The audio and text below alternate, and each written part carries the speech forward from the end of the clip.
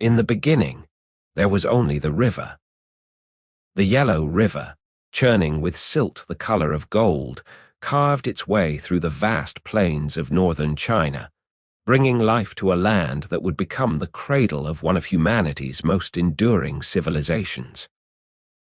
Long before empires rose and fell, before the Great Wall stretched across mountains and deserts, before emperors claimed the mandate of heaven, there were people who learned to bend the earth to their will, to plant millet in the fertile soil, to shape clay into vessels that would outlast their makers.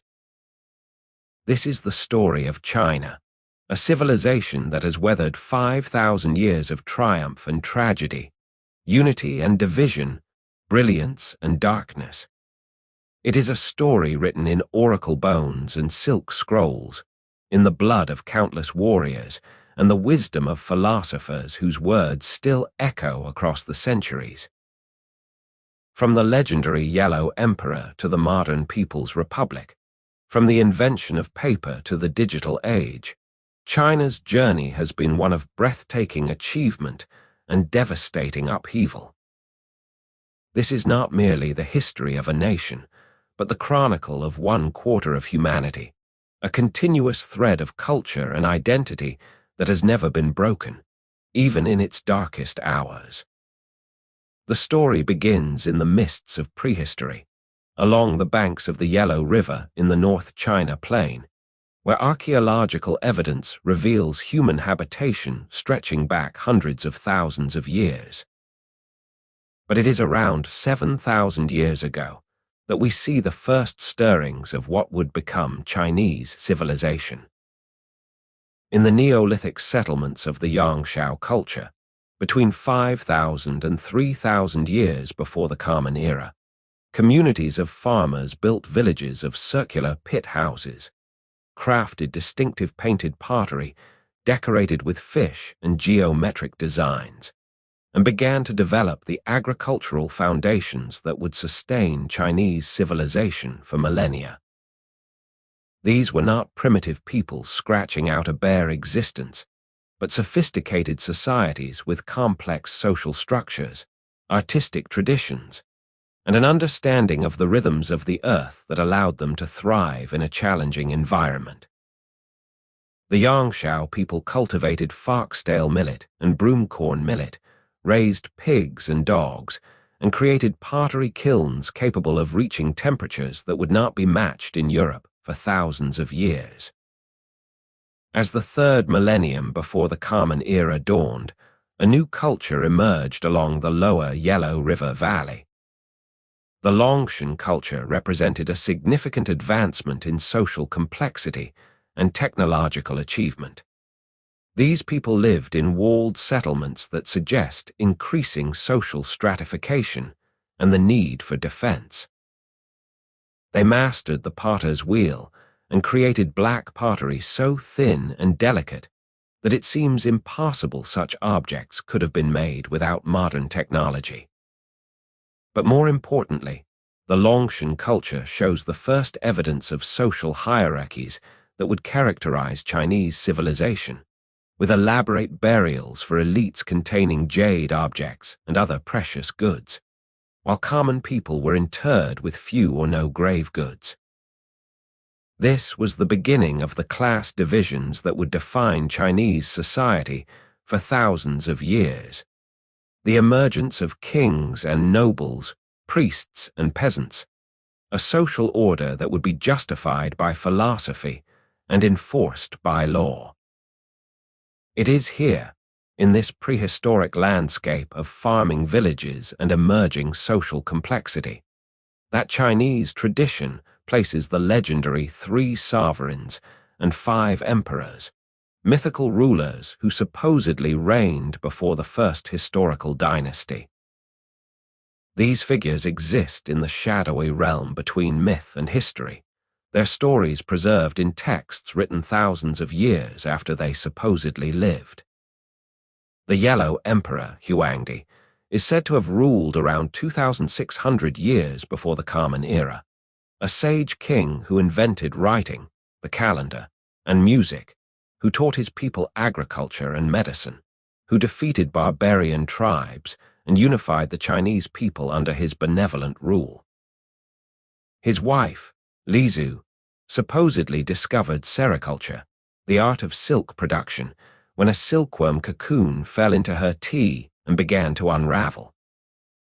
Another legendary emperor, Yao, is remembered for his virtue and wisdom, for passing over his own son to choose the most worthy successor, establishing a principle of meritocracy that would influence Chinese political thought for millennia. His successor, Shan, was said to be a peasant whose filial piety and moral character elevated him to the throne. And then came Yu the Great, who spent 13 years controlling the floods of the Yellow River, channeling the waters into the sea and making the land safe for agriculture. As a reward for his efforts, he was chosen as emperor, but unlike his predecessors, he passed the throne to his own son, establishing the principle of hereditary succession and founding the Xie dynasty. The Xie dynasty, according to traditional Chinese historiography, ruled from approximately 2070 BCE to 1600 BCE, making it the first dynasty in Chinese history. For centuries, modern scholars dismissed the Xie as purely legendary, a creation myth designed to give China's civilization an appropriately ancient pedigree. But archaeological discoveries in the 20th century have suggested that the Xie may have been real. The Erlitou culture, which flourished in the Yellow River Valley during the period when the Xie supposedly ruled, shows evidence of a sophisticated urban civilization with bronze metallurgy, large palatial structures, and clear signs of centralized political authority. Whether or not Erlitou was indeed the Xie dynasty remains a matter of scholarly debate, but what is clear is that, by the early 2nd millennium BCE, a complex state-level society had emerged in the Yellow River Valley, one with the technological and organizational capacity to mobilize labor on a massive scale, to produce bronze vessels of extraordinary artistry, and to maintain control over a substantial territory. The Xie, if it existed, was eventually overthrown by the Shang dynasty, and here we move from the realm of legend into verified history. The Shang dynasty ruled from approximately 1600 BCE to 1046 BCE, and unlike the shadowy Xie, the Shang left behind abundant archaeological evidence of their existence. The Shang capital at Anyang in Henan province has yielded thousands of oracle bones, pieces of ox scapulae and turtle plastrons that were used in divination rituals. Diviners would carve questions onto these bones, then apply heat until they cracked, interpreting the patterns to determine the will of the ancestors and gods. These oracle bones, inscribed with the earliest known form of Chinese writing, provide us with invaluable information about Shang society, politics, and religious beliefs. They record the names of kings, the dates of battles and sacrifices, questions about harvests and hunts, and the constant anxiety of rulers seeking to maintain harmony between the human and spirit worlds. The Shang were masters of bronze casting, creating vessels of such technical sophistication and artistic beauty that they remain unsurpassed even today. These were not merely decorative objects, but sacred implements used in elaborate rituals to honor ancestors and communicate with the divine.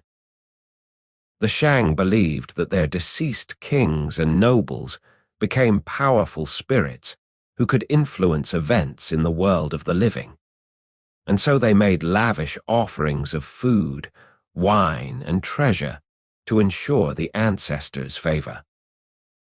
The bronze vessels used in these ceremonies were covered with intricate designs of dragons and tigers, touty masks with staring eyes and fierce fangs, and geometric patterns that seem to pulse with otherworldly energy. To create these masterpieces, Shang craftsmen used the piece mold casting technique, a method far more complex than the lost wax process used in other ancient civilizations. Multiple clay molds were carefully assembled around a ceramic core.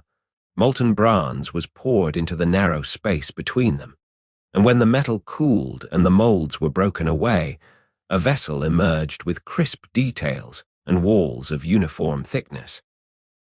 The technical mastery required for this process is staggering, and the fact that the Shang accomplished it 3,000 years ago speaks to the sophistication of their civilization. But the Shang were not merely artists and ritualists. They were warriors who expanded their territory through conquest and maintained control through force and fear.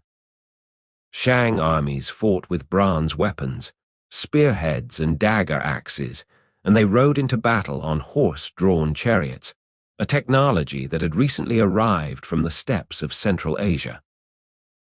The Shang kings led their forces on campaigns against neighboring peoples, capturing prisoners who were brought back to the capital for sacrifice. Archaeological excavations at Anyang have uncovered mass graves containing the remains of hundreds of individuals who were killed in elaborate ceremonies, some beheaded, others buried alive, still others dismembered, their bodies arranged in precise patterns that suggest ritual significance. These human sacrifices were not acts of cruelty for its own sake but religious obligations, offerings to the ancestors and gods upon whom Shang power depended. When a king died, he was buried in an enormous tomb filled with bronze vessels, jade ornaments, weapons, and the remains of dozens of retainers and servants who were killed to accompany him into the afterlife. These royal tombs required the labor of thousands of workers and consumed vast quantities of precious materials, a testament to the Shang king's absolute power over life and death. The Shang dynasty reached its height in the 13th and 12th centuries BCE under a succession of powerful kings who ruled from their magnificent capital at Anyang. But like all dynasties, the Shang eventually declined. The last Shang king, Daizin, is remembered in Chinese tradition as a tyrant of legendary cruelty and decadence. According to later accounts, he ignored the counsel of wise ministers, indulged in wine and sensual pleasures, and invented terrible punishments for those who displeased him. He is said to have created a lake of wine surrounded by a forest of meat, where he and his favorite concubine, Daji, engaged in orgies that lasted for days. When loyal officials protested his behavior, he had them tortured and killed. One story claims he roasted his uncle alive on a bronze pillar heated by fire. Whether these accounts are historically accurate or represent propaganda by the dynasty that overthrew the Shang is impossible to say with certainty, but they established a pattern in Chinese historiography. The belief that dynasties fall not because of economic or military factors, but because of moral failure at the top. While the Shang kings descended into decadence and tyranny, a rival power was rising in the West. The Zhou people had long been vassals of the Shang, controlling territory in the Wai River Valley in what is now Shaanxi province. They had adopted Shang culture and technology while maintaining their own distinct identity and traditions. Under the leadership of King Wen and his son King Wu, the Zhou began to challenge Shang supremacy. King Wen carefully built alliances with other Shang vassals who were dissatisfied with Dai Xin's rule, creating a coalition that would be strong enough to challenge the dynasty. When King Wen died, his son King Wu completed his father's work. In 1046 BCE, at the Battle of Mui, the Zhou army met the forces of King Daixin. According to the historical records, Daixin's soldiers, many of whom were slaves and prisoners forced into service, had no loyalty to their king. When the battle began, they turned on their Shang commanders and joined the Zhou forces. King Daixin fled to his palace and burned himself to death rather than face capture. The Shang dynasty was finished, and the Zhou dynasty had begun. The Zhou conquest was more than a mere change of rulers. It represented a fundamental shift in Chinese political philosophy that would influence governance for the next 3,000 years. The Zhou needed to justify their overthrow of the Shang dynasty, to explain why they, who had been vassals, now deserved to rule. Their answer was the concept of the mandate of heaven, one of the most important ideas in Chinese political thought. According to this doctrine, heaven, the supreme deity, granted the right to rule to virtuous kings who governed with wisdom and compassion. As long as a dynasty ruled justly, protected the people, and maintained harmony between heaven and earth, it retained the mandate of heaven. But if a king became tyrannical, corrupt, or incompetent, if he brought suffering to his people through war, famine, or natural disasters, this was a sign that heaven had withdrawn its mandate. Rebellion against such a king was not only justified but morally necessary, a sacred duty to restore the cosmic order.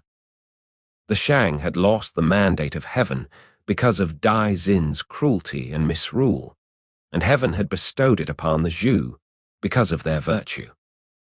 This was a revolutionary idea because it meant that political legitimacy was not based on military might or hereditary right alone, but on moral conduct.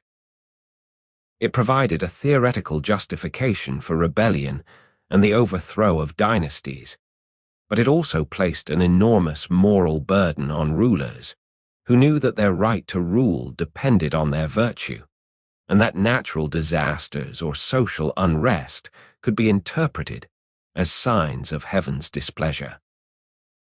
The early Zhou dynasty, particularly the reigns of King Wen, King Wu, and the Duke of Zhou, who served as regent for King Wu's young son, came to be seen as a golden age in Chinese thought, a time when sage kings ruled with perfect virtue and the people lived in harmony. The Duke of Zhou, in particular, became a model of the loyal minister, a man who could have seized power for himself, but instead faithfully served his nephew, and then voluntarily returned power when the young king came of age. Confucius, who lived 500 years later, looked back to the early Zhou as an ideal society and dreamed of restoring its principles. But the Zhou faced a practical problem. They had conquered a vast territory, far larger than they could directly administer with the limited bureaucratic tools available to them. Their solution was to create a feudal system in which the Zhou king granted land to relatives and loyal supporters, who became regional lords with authority over their domains. These lords owed allegiance to the Zhou king, providing military service and tribute in exchange for their titles and territories. The lords, in turn, granted smaller fiefs to their own followers, creating a hierarchy of obligation and loyalty that extended from the king down to the lowest ranks of the nobility. This system, known as Fengjian, allowed the Zhou to maintain at least nominal control over a large area, but it also contained the seeds of the dynasty's eventual fragmentation. As generations passed, and the personal connections between the Zhou royal house and the regional lords weakened, as the lords became more powerful and the kings became weaker, the feudal system began to break down. The lords increasingly acted as independent rulers, fighting among themselves for territory and power, while paying only lip service to the authority of the Zhou king. For the first 3 centuries of Zhou rule, from 1046 to 771 BCE, the dynasty maintained relative stability and unity. This period, known as the Western Zhou, saw the Zhou capital established at how near modern Xin. The Zhou kings presided over a sophisticated court culture that produced magnificent bronzes, decorated with lengthy inscriptions recording royal decrees, appointments, and rewards. These bronze inscriptions are crucial historical sources, providing contemporary evidence of Zhou political and social institutions. The Zhou also developed a rich tradition of poetry and music. The classic of poetry, or Shijing, one of the oldest collections of Chinese verse, contains more than 300 poems from the Zhou period, including folk songs, aristocratic hymns, and dynastic praise poems that reveal the values and concerns of Zhou society. These poems speak of courtship and marriage, agricultural labor and military service, loyalty to lords and ancestors, and the proper conduct of ritual. They paint a picture of a hierarchical society bound by duty and tradition, where everyone from the king to the humblest peasant had a proper place and proper role to fulfill. But in 771 BCE, disaster struck the Western Zhou. The story, as preserved in historical records, involves King Yu, a weak and foolish ruler who became infatuated with a concubine named Baosi. The king was so besotted that he did anything to make her smile, but Baosi was melancholy by nature and rarely showed pleasure. One day, the king hit upon an idea. He lit the beacon fires that were used to summon the feudal lords and their armies in case of barbarian attack. The lords rushed to the capital with their forces, only to find no enemy, just the king and his concubine laughing at them. Baosi, seeing the confusion of the mighty lords, finally smiled. The king was delighted and repeated this trick several times. But when barbarian tribes actually did attack the capital, the king lit the beacon fires and no one came. The lords, tired of being deceived, ignored the summons. The barbarians sacked the capital, killed King Yu, and carried off the treasures of the dynasty. The Zhou royal house was forced to flee eastward to a new capital at Luoyang, beginning the period known as the Eastern Zhou. The move to Luoyang marked a fundamental shift in Chinese history. The Zhou kings never recovered from this disaster. Although they continued to be recognized as the nominal rulers of China and performed the vital religious rituals that maintained harmony between heaven and earth, they had lost all real political and military power. The feudal lords paid them respect, but ignored their commands. China entered a long period of political fragmentation that would last for more than 500 years. But it was also a time of extraordinary intellectual and cultural achievement, an age of philosophers and poets, strategists and scientists, whose ideas would shape Chinese civilization forever.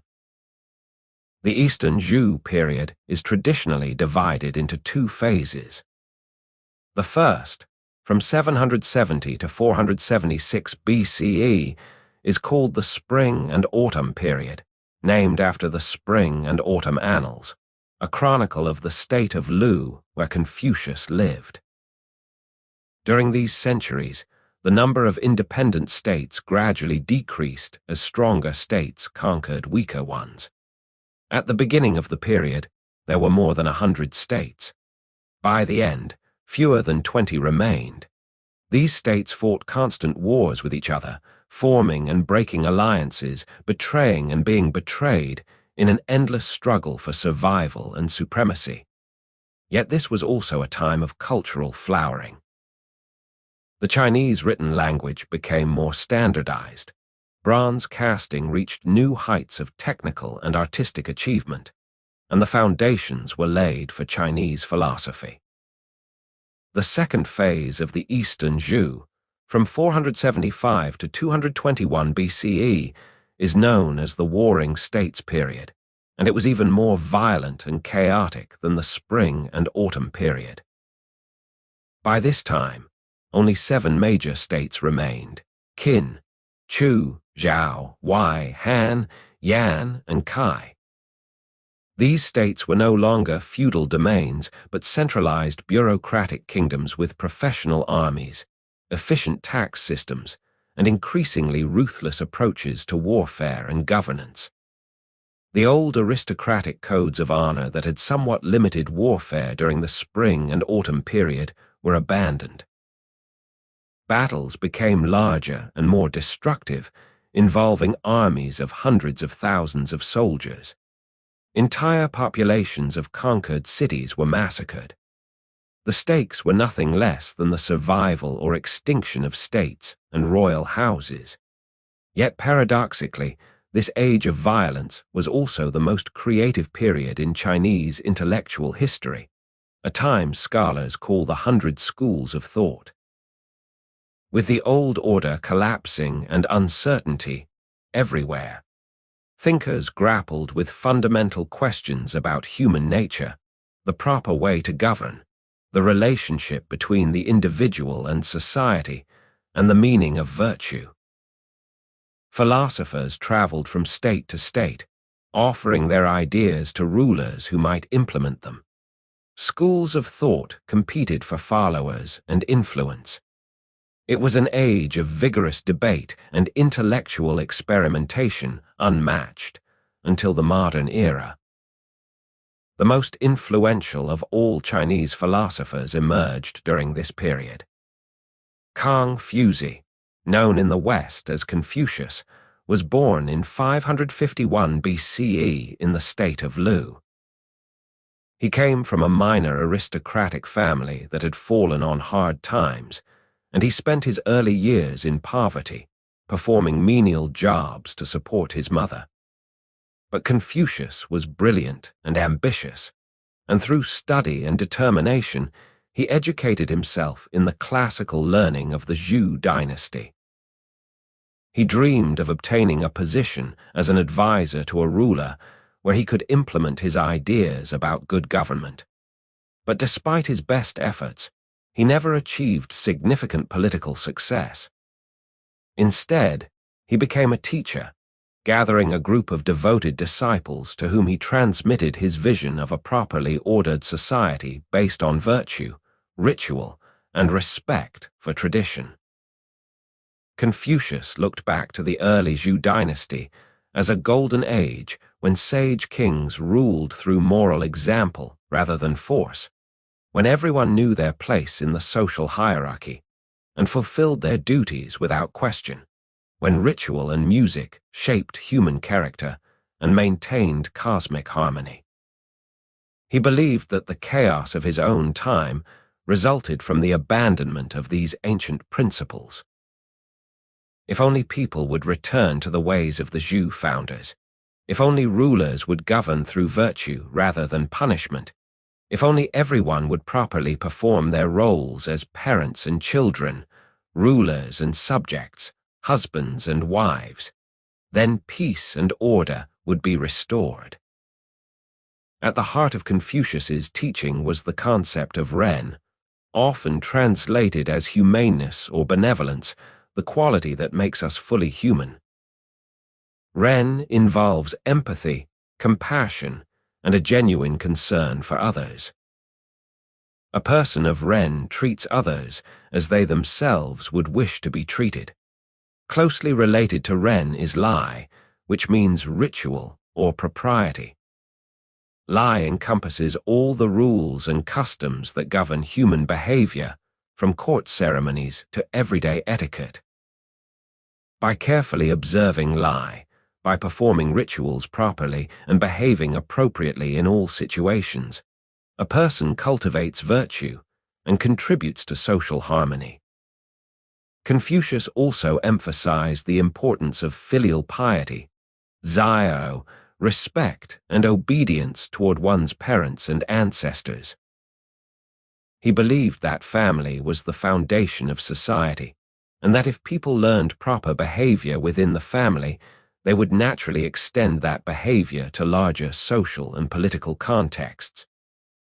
A good son would become a good subject. A good father would become a good ruler. The family was not just a social unit, but a moral training ground where fundamental virtues were learned and practiced. Confucius taught that education and self-cultivation were essential for moral development. Anyone, regardless of birth, could become a superior person, a junzi, through study and effort. This was a revolutionary idea in a society where status was determined by heredity. Confucius believed in a meritocracy where the most virtuous and capable people, not merely those of noble birth, should hold positions of authority. He envisioned a class of scholar officials who would serve as advisors to rulers, guiding them toward virtuous government. During his lifetime, Confucius was respected as a teacher, but was not particularly influential politically. After his death in 479 BCE, however, his disciples compiled his sayings into a book called the Analects, which became one of the foundational texts of Chinese civilization. Over the following centuries, Confucianism would be refined and elaborated by later thinkers, particularly Mencius and Zunzi, and it would eventually become the official ideology of the Chinese state, shaping education, government, and social values for more than 2,000 years. But Confucius was far from the only important thinker of this period. Around the same time, Confucius was teaching in Lu.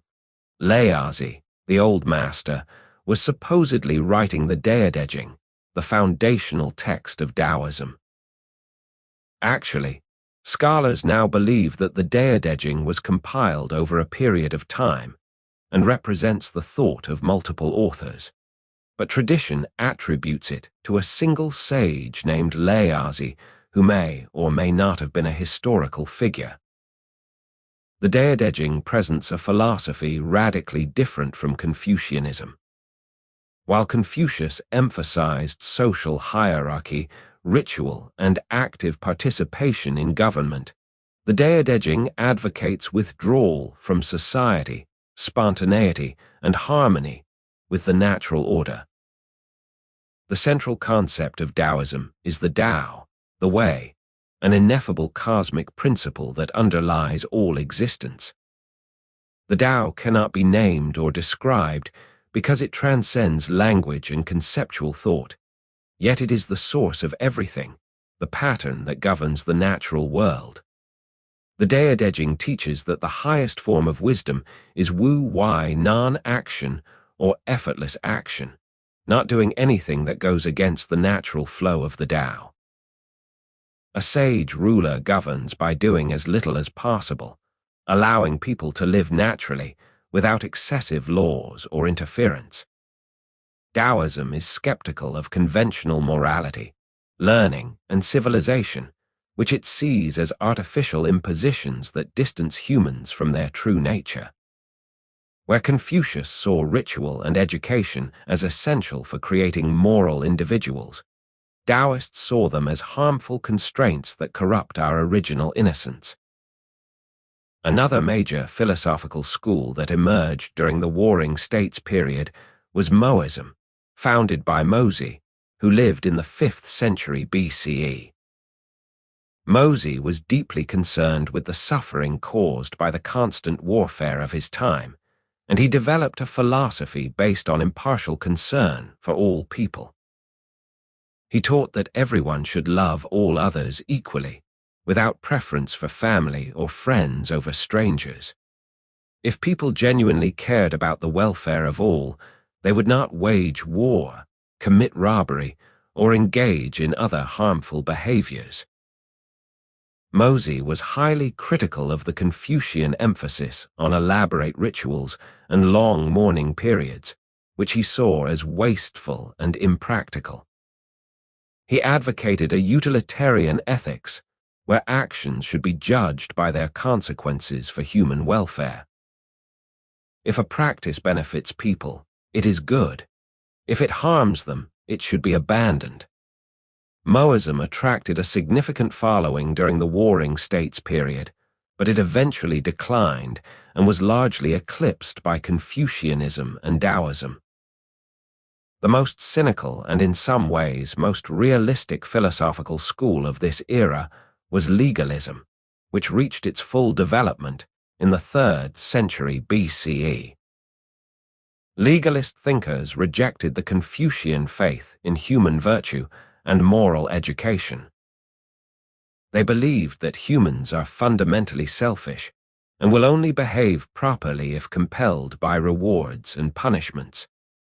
A state should not rely on moral persuasion, but on strict laws that are clearly defined and impartially enforced. Everyone, from the highest noble to the lowest peasant, must be subject to the law. Punishment should be severe to deter wrongdoing, and no one should be exempt because of status or connections. Legalists also advocated a strong, centralized government with power concentrated in the hands of the ruler, who should maintain control through a combination of law, statecraft, and careful management of ministers and officials. Han Feizi, the most important legalist philosopher, taught that a ruler should be distant and inscrutable, revealing nothing of his thoughts or intentions, using rewards and punishments to manipulate his subjects like a puppeteer pulling strings. This was a dark vision of governance, one that saw human relationships purely in terms of power and self-interest. But it was also brutally effective, and it would be legalism that ultimately unified China.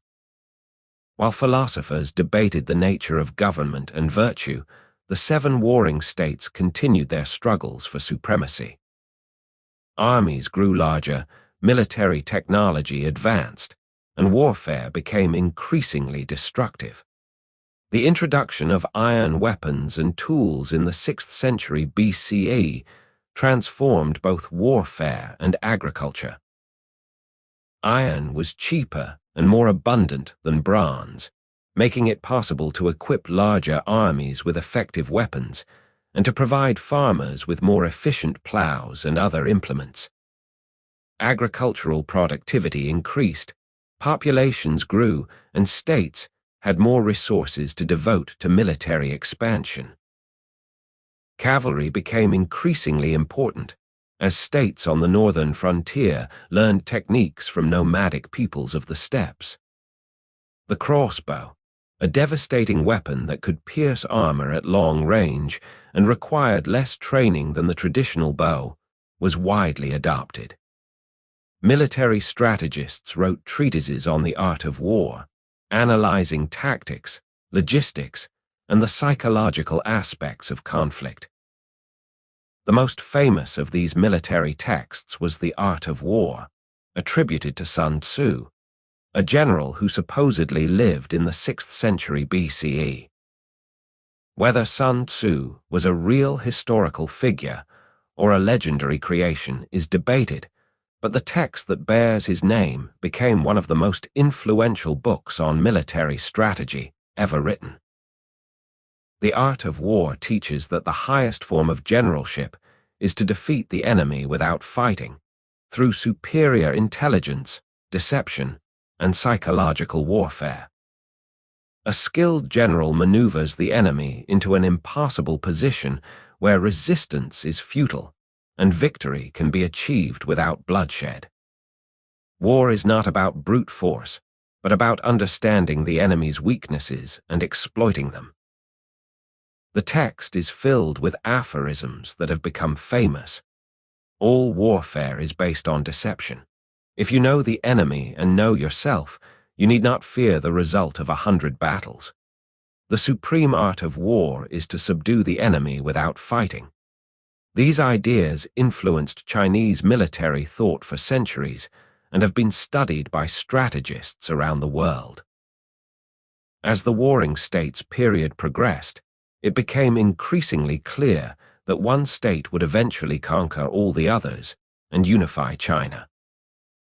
By the 3rd century BCE, the most powerful and most feared of the 7 states was Qin, located in the Wei River Valley in the northwest. Qin had been considered a semi-barbarous frontier state, less cultured than the central states, but tough and militaristic. In the 4th century BCE, Qin underwent a radical transformation under the guidance of a legalist reformer named Shang Yang. Shang Yang reorganized Qin society along legalist principles, creating a state machine focused entirely on agriculture and warfare. He abolished the old aristocratic privileges and divided the population into units responsible for each other's behavior. If one person in a unit committed a crime and was not reported, the entire unit would be punished. He established a system of ranks and rewards based entirely on military achievement. A peasant who killed an enemy soldier in battle would be granted a noble title and land. Even members of the royal family could not claim privilege without military accomplishments. He standardized weights and measures, reformed the legal code, and made it publicly available so everyone would know the laws. He encouraged agricultural production and discouraged commerce and intellectual pursuits, which he saw as unproductive. His reforms were harsh and unpopular, and many Qin people hated him, but they made Qin incredibly powerful. When Shang Yang's patron died and he lost political protection, his enemies had him executed by tearing his body apart with chariots, but his reforms remained in place. Throughout the 3rd century BCE, Qin systematically conquered the other warring states. Qin armies were disciplined, well-organized, and utterly ruthless. When they captured a city, they often massacred the entire population as a warning to other states. In 260 BCE, after a battle with the state of Zhao, the Qin general Bai Kai ordered the execution of 400,000 captured soldiers, an act of such staggering brutality that it shocked even the hardened people of that violent age. Whether the number is accurate or exaggerated propaganda is impossible to determine, but the story illustrates the terror that Qin inspired. One by one, the other states fell. Han was conquered in 230 BCE, Zhao in 228, Wei in 225, Chu in 223, Yan in 222, and finally Kai in 221 BCE. For the first time in more than 500 years, China was united under a single ruler. The king of Qin, Ying Zheng, declared that the title of king was no longer sufficient for one who had accomplished what no one before him had achieved. He took a new title, Qin Shi Huangdi, the first emperor of Qin, and he would be remembered as one of the most important and controversial figures in Chinese history. Qin Shi Huangdi was a man of extraordinary vision and ruthless determination. He was only 13 years old when he became king of Qin in 246 BCE. But by the time he completed the unification of China at the age of 38, he had already demonstrated a capacity for decisive action and an unwillingness to be bound by tradition. The first emperor set out to transform China from a collection of former enemy states into a unified empire, and he pursued this goal with a fanaticism that was both impressive and terrifying.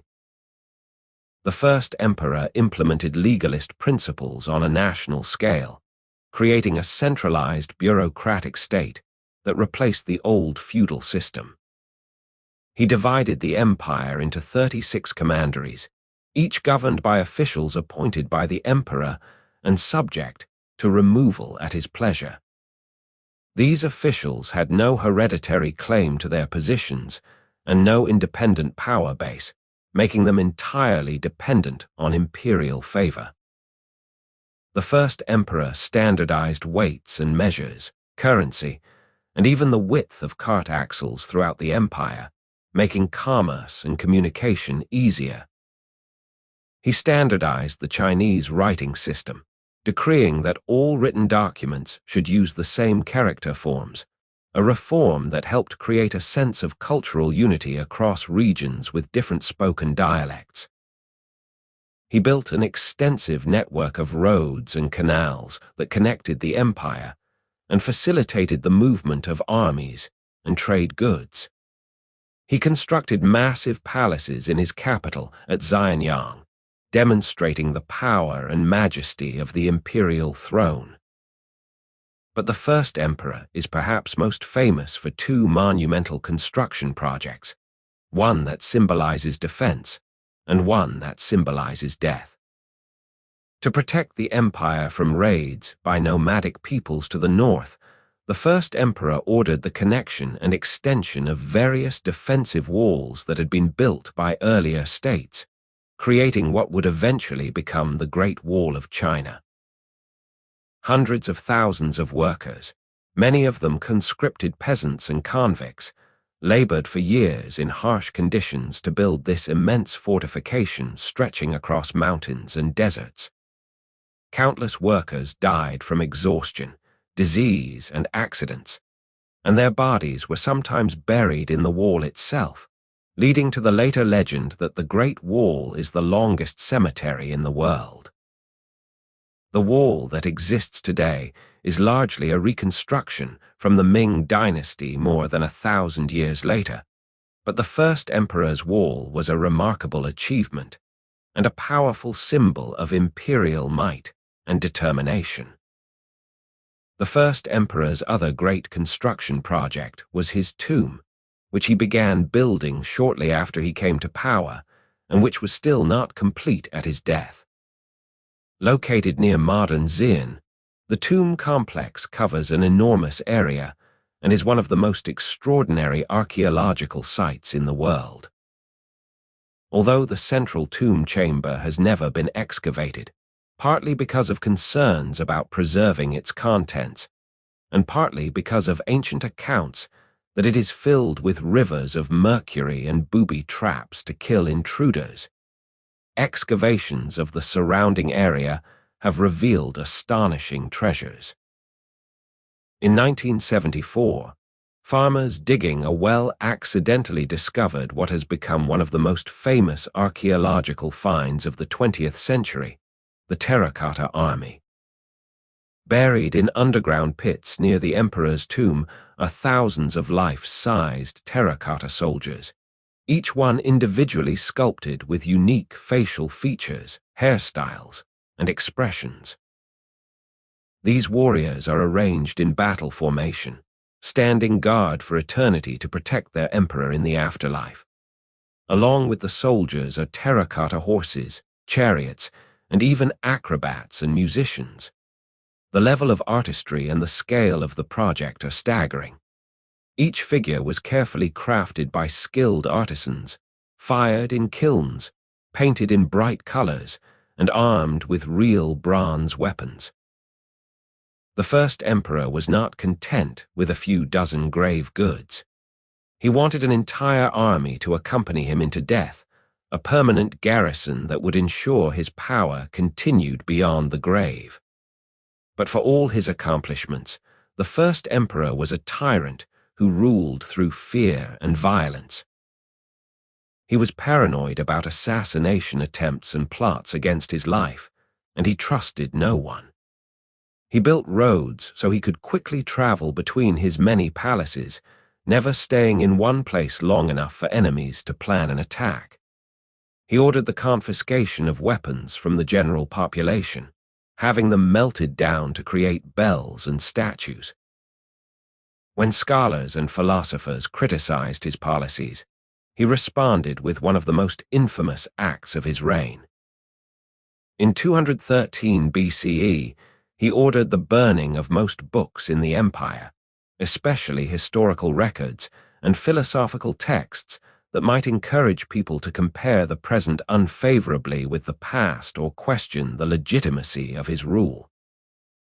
Only books on practical subjects like agriculture, medicine, and divination were spared.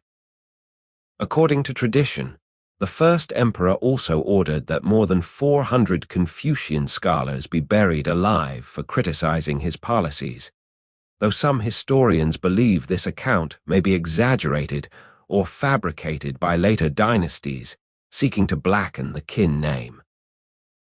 The first emperor's reign was characterized by enormous public works projects that drained the treasury and exhausted the population. The Great Wall, the roads, the palaces, the tomb, all required massive amounts of labor, and much of this labor was forced.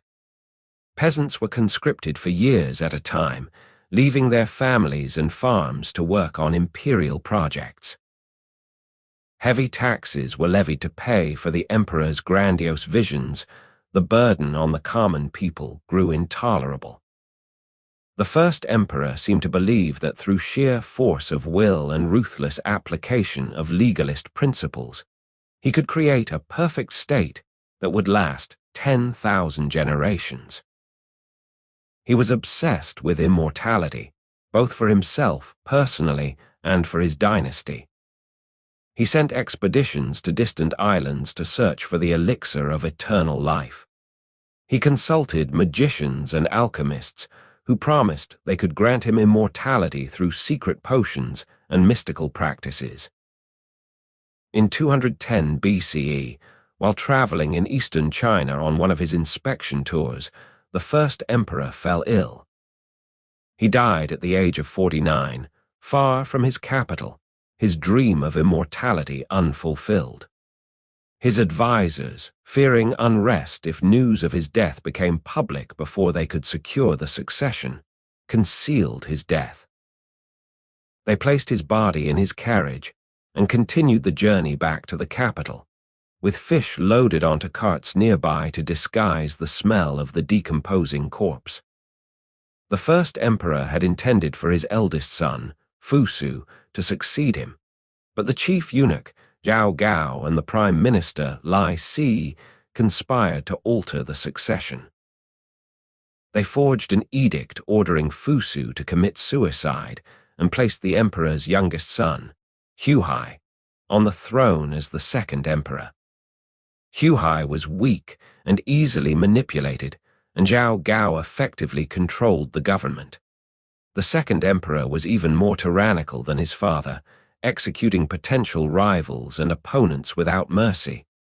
But the empire was already on the brink of collapse.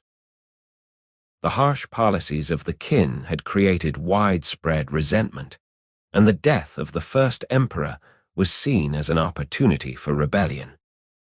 In 209 BCE, a group of conscript laborers who were being marched to work on the Great Wall realized they were going to be late to their assigned post. Under Qin law, being late was punishable by death. Since they were going to die anyway, they decided they might as well rebel. This minor incident sparked a conflagration that swept across China. Rebel armies sprang up throughout the empire, led by former nobles of the conquered states, ambitious generals, and peasant leaders. The most important of these rebel leaders was Xiang Yu, a nobleman from the former state of Chu, who was a brilliant military commander, and Liu Bang, a peasant-born village official who had little military experience but possessed great charisma and political skill. For several years, these rebel forces fought against Qin armies and against each other in a complex civil war. Xiang Yu won a decisive victory against Qin forces at the Battle of Julu in 207 BCE, destroying the main Qin army and establishing himself as the most powerful military leader in China. Meanwhile, Liu Bang led a smaller force that managed to capture the Qin capital at Xianyang. The second emperor had already been forced to commit suicide by Zhao Gao, who was himself then assassinated, and the third emperor surrendered to Liu Bang. The Qin dynasty, which was supposed to last 10,000 generations, had collapsed after only 15 years, the shortest major dynasty in Chinese history. Liu Bang, showing mercy and political wisdom, did not massacre the surrendering Qin officials and soldiers, but treated them humanely, and abolished the harshest Qin laws, winning the gratitude of the people. But the fall of Qin did not end the conflict. Xiang Yu and Liu Bang, who had been allies against Qin, now became rivals for control of China. Xiang Yu was the more powerful of the two militarily, and he initially established himself as the hegemon of China, dividing territories among various generals and nobles, taking for himself the title of hegemon king of Western Chu. But his arrogance and cruelty alienated potential supporters. After capturing Xianyang, he ordered the city burned and the Qin imperial family massacred. He executed surrendered generals who displeased him. He ruled through fear rather than winning hearts and minds. Liu Bang, by contrast, was generous to defeated enemies, appointed capable advisors regardless of their backgrounds, and presented himself as a humble servant of the people despite his ambitions. He slowly built a coalition of support while Xiang Yu's base eroded. The struggle between Xiang Yu and Liu Bang lasted for 4 years and became one of the most famous episodes in Chinese history, celebrated in poetry, opera, and storytelling for centuries. The two men represented contrasting approaches to leadership and power. Xiang Yu was the aristocratic warrior, immensely brave and skilled in battle, but politically naive and temperamentally unsuited for the patient work of building a stable government. Liu Bang was the pragmatic peasant leader who understood that victory comes not just from military might, but from winning the support of the people and building effective institutions. In the end, it was Liu Bang's approach that prevailed. At the Battle of Gaixia in 202 BCE, Liu Bang's forces surrounded Xiang Yu's army. According to legend, Liu Bang ordered his soldiers to sing songs from Xiang Yu's home region of Chu throughout the night, making Xiang Yu believe that his homeland had already been conquered and his cause was lost. Demoralized and defeated, Xiang Yu and a small band of loyal followers attempted to break through the encirclement. Xiang Yu fought his way to the bank of the Wu River, where a ferryman offered to take him across to safety. But Xiang Yu, ashamed at his defeat and unwilling to return to his homeland as a failure, refused. Instead, he fought on until he was surrounded, and then he took his own life, slitting his own throat rather than face capture. He was 30 years old. With Xiang Yu dead, Liu Bang was the undisputed master of China. In 202 BCE, he proclaimed himself emperor and established the Han Dynasty, taking the temple name Geazu, meaning high progenitor. The Han Dynasty would rule China, with one brief interruption, for more than 400 years, from 206 BCE to 220 CE, making it one of the longest dynasties in Chinese history. It was during the Han Dynasty that the Chinese developed a strong sense of ethnic and cultural identity, to the extent that even today, the majority ethnic group in China refers to itself as the Han people, and the Chinese writing system is called Han characters. The Han Dynasty was a time of territorial expansion, economic prosperity, technological innovation, and cultural flowering. It established many of the political and social institutions that would characterize Imperial China for the next 2,000 years. Emperor Geazi faced the challenge of creating a stable government that would avoid the mistakes of both the Zhou and the Qin dynasties.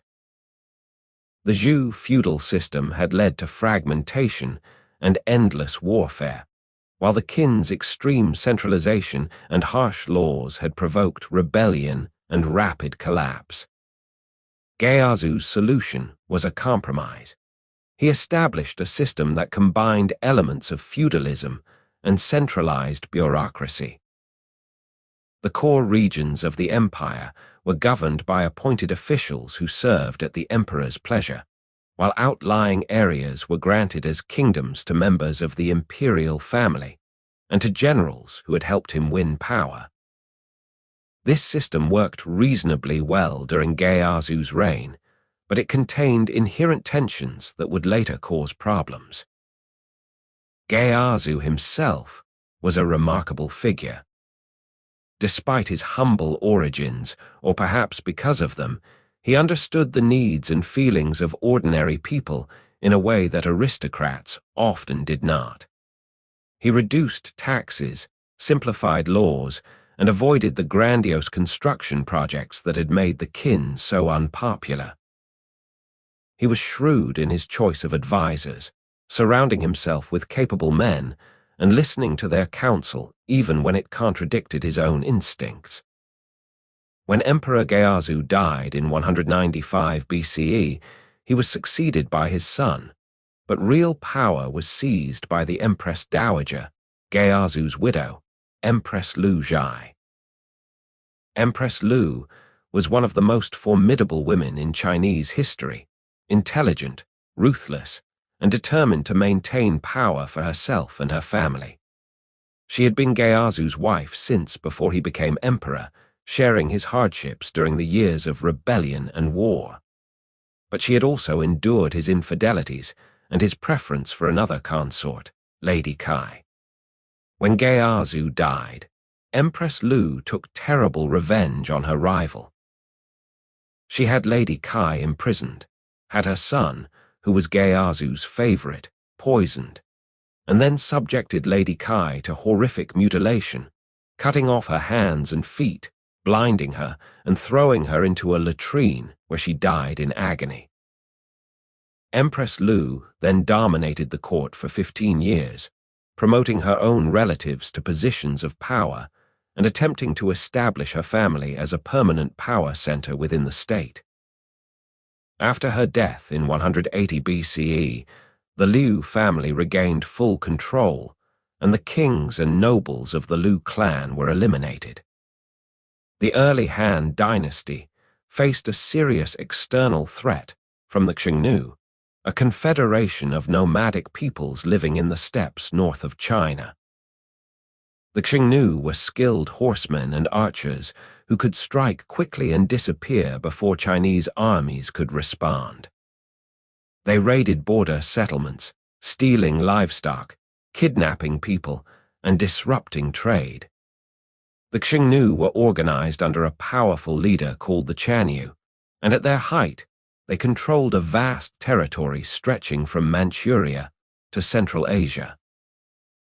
The early Han emperors lacked the military strength to defeat the Qing, so they pursued a policy of appeasement called Hekin, or peace through kinship. Chinese princesses were sent to marry Qing leaders, creating family ties that supposedly ensured peace.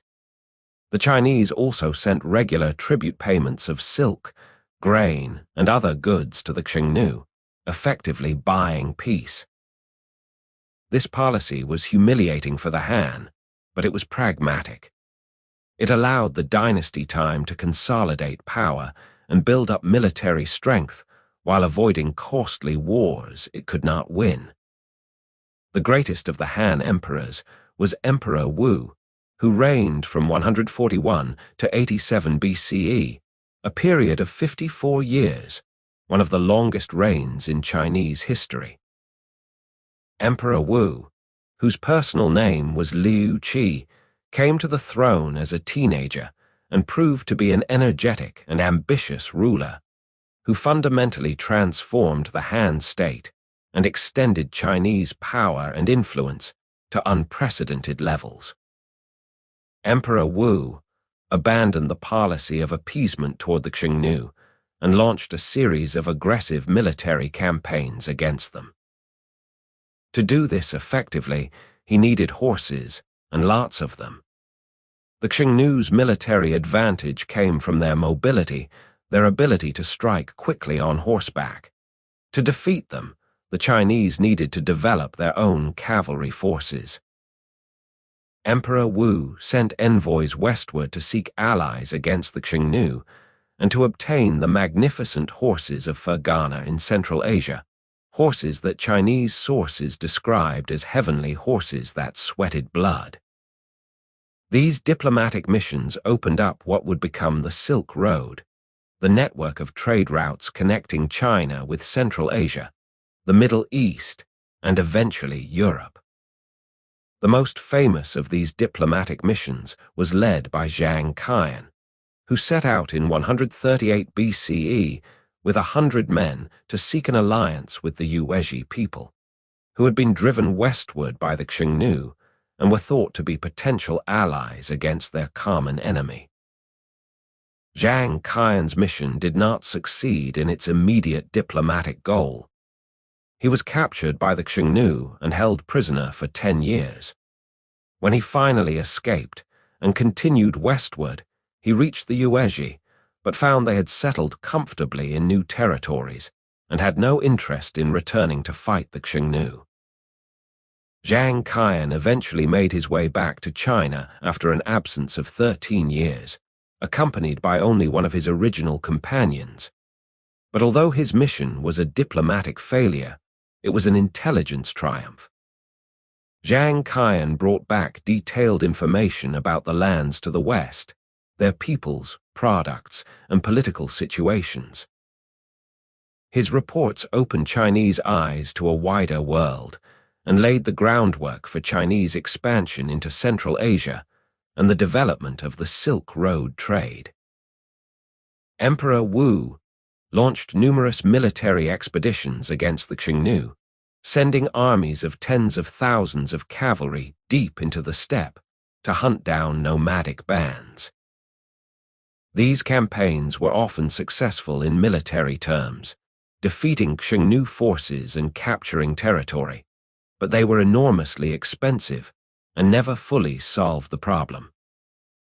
The Xiongnu were too mobile, and the steppe too vast to be conquered and held in the same way that agricultural territories could be occupied. Nevertheless, Emperor Wu's aggressive policies did weaken the Xiongnu and forced them to move northward, reducing the threat to Chinese borders. He also extended Chinese control over the Gansu Corridor and the Tarim Basin in what is now Xinjiang, establishing garrisons and military colonies that protected the Silk Road routes and extended Chinese influence into Central Asia for the first time. Emperor Wu also expanded Chinese territory to the south and southwest, conquering areas that are now Fujian, Guangdong, Guangxi, and Vietnam. He sent armies across the sea to conquer parts of the Korean peninsula, establishing commanderies that brought these regions under Chinese administration. At its height, the Han Empire was one of the largest and most powerful states in the world, comparable in size and population to the Roman Empire that was flourishing at the same time on the other side of Eurasia. The two empires never directly encountered each other, though Roman and Chinese goods reached each other's markets through the intermediaries of the Silk Road. Roman writers mention the Seers, the Silk people, far to the east, and Chinese sources refer to Dakin, a powerful state in the far west, but neither civilization had accurate information about the other. Emperor Wu's military campaigns and expansionist policies required enormous resources, and he implemented a series of economic reforms to fund them. He established state monopolies on salt and iron, two essential commodities, ensuring that the profits went to the government rather than private merchants. He debased the currency to increase the money supply and introduced new taxes. He confiscated the estates of nobles who were accused of crimes, real or fabricated, to replenish the treasury. These policies were effective in raising revenue, but they also created hardships for the population and contributed to growing discontent. Emperor Wu was aware that military force alone could not hold his vast empire together. He also needed ideological unity, a shared set of values and beliefs that would bind his diverse subjects into a single civilization. He found that ideology in Confucianism. During the early Han Dynasty, there was no single dominant philosophical school. The imperial court included Confucians, Taoists, legalists, and followers of other traditions, all competing for influence. But Emperor Wu, guided by a Confucian scholar named Deng Zhangshu, decided to make Confucianism the official state ideology. In 136 BCE, he established the Imperial University to train officials in Confucian classics. He decreed that candidates for government positions should be educated in Confucian texts and should demonstrate knowledge of Confucian principles. This was a momentous decision that would shape Chinese civilization for 2,000 years. Confucianism, with its emphasis on hierarchy, duty, ritual, and moral cultivation, provided an excellent ideological foundation for an imperial state. It taught that the emperor was the son of heaven, standing at the apex of a hierarchical social order in which everyone had a proper place and proper duties. It emphasized loyalty to superiors, respect for authority, and the importance of maintaining harmony through correct behavior. At the same time, Confucianism also imposed moral obligations on rulers, teaching that emperors must govern virtuously and care for their subjects, and that the people had the right to rebel against tyrants who lost the mandate of heaven. This created a balance, justifying imperial authority while also limiting it through moral constraints. The establishment of Confucianism as state ideology led to the creation of a class of scholar officials, men who had spent years studying the Confucian classics and who staffed the imperial bureaucracy. These scholar officials saw themselves not merely as servants of the emperor, but as guardians of Confucian values, responsible for ensuring that government policies conformed to moral principles. They developed a strong sense of corporate identity and a belief that they, rather than military men or merchants, should be the ruling elite of Chinese society. The examination system that would later be used to select these officials was not yet fully developed during the Han Dynasty, but the foundations were being laid for what would become one of the most distinctive features of Chinese civilization. Emperor Wu died in 87 BCE after a reign that had transformed China from a regional power to an empire of world historical significance. But his aggressive policies had exhausted the treasury and the population. His successors faced the challenge of consolidating his conquests while dealing with economic problems and social unrest. The later Han Dynasty, from Emperor Wu's death to the usurpation of Wang Mang in 9 CE, was a period of relative stability punctuated by court intrigues and power struggles between different factions. The imperial family, the consort families who gained power through marriages to emperors, and the eunuchs who served in the inner palace all competed for influence. Young emperors often came to the throne as children and were dominated by regents, usually either their mothers or powerful officials. In 9 CE, A remarkable figure named Wang Mang seized the throne and attempted one of the most ambitious social and economic reforms in Chinese history. Wang Mang had risen to power as a regent for a child emperor, and he had initially earned praise for his Confucian virtue and modest behavior. But in 9 CE, claiming that he had received the mandate of heaven, he declared the end of the Han Dynasty and established his own Xin Dynasty, meaning new dynasty. Wang Mang was a sincere Confucian idealist who believed he could create a perfect society by implementing the principles found in ancient texts. He nationalized land and attempted to redistribute it more equitably. He abolished slavery. He established price controls to prevent merchants from exploiting consumers. He reformed the currency multiple times in an attempt to stabilize the economy. He changed government institutions and titles to match what he believed had existed in ancient times. His intentions may have been good, but his reforms were impractical and poorly implemented.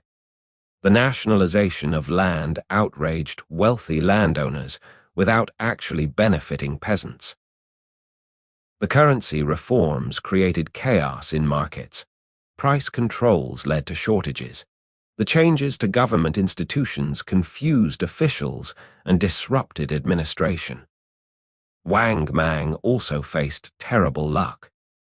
During his reign, the Yellow River changed course, flooding vast areas and displacing millions of people. This natural disaster, combined with the economic disruption caused by his reforms, led to widespread famine and unrest.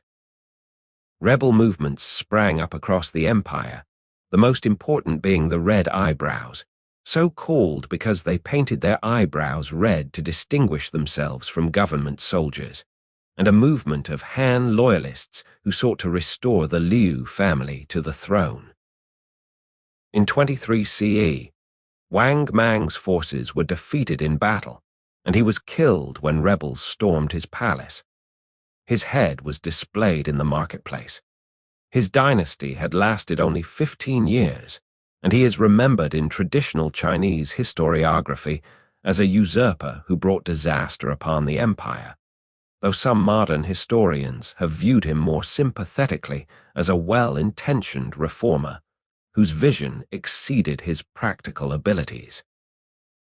After years of civil war, a member of the Liu family named Liu Zhu, who had proven himself as a military commander, reunited the empire and re-established the Han Dynasty in 25 CE, becoming Emperor Guangwu. This begins the period known as the Eastern Han, or later Han Dynasty, because the capital was moved eastward from Chang'an to Luoyang. The Eastern Han Dynasty would last until 220 CE, a period of nearly 200 years. Emperor Guangwu was an effective and relatively benevolent ruler who reduced taxes, restored stability, and avoided the excessive military campaigns that had exhausted the empire during Emperor Wu's reign. The early Eastern Han was a time of recovery and consolidation. The Eastern Han Dynasty made significant achievements in technology, science, and culture. Paper was invented during this period, though its origins remain somewhat obscure.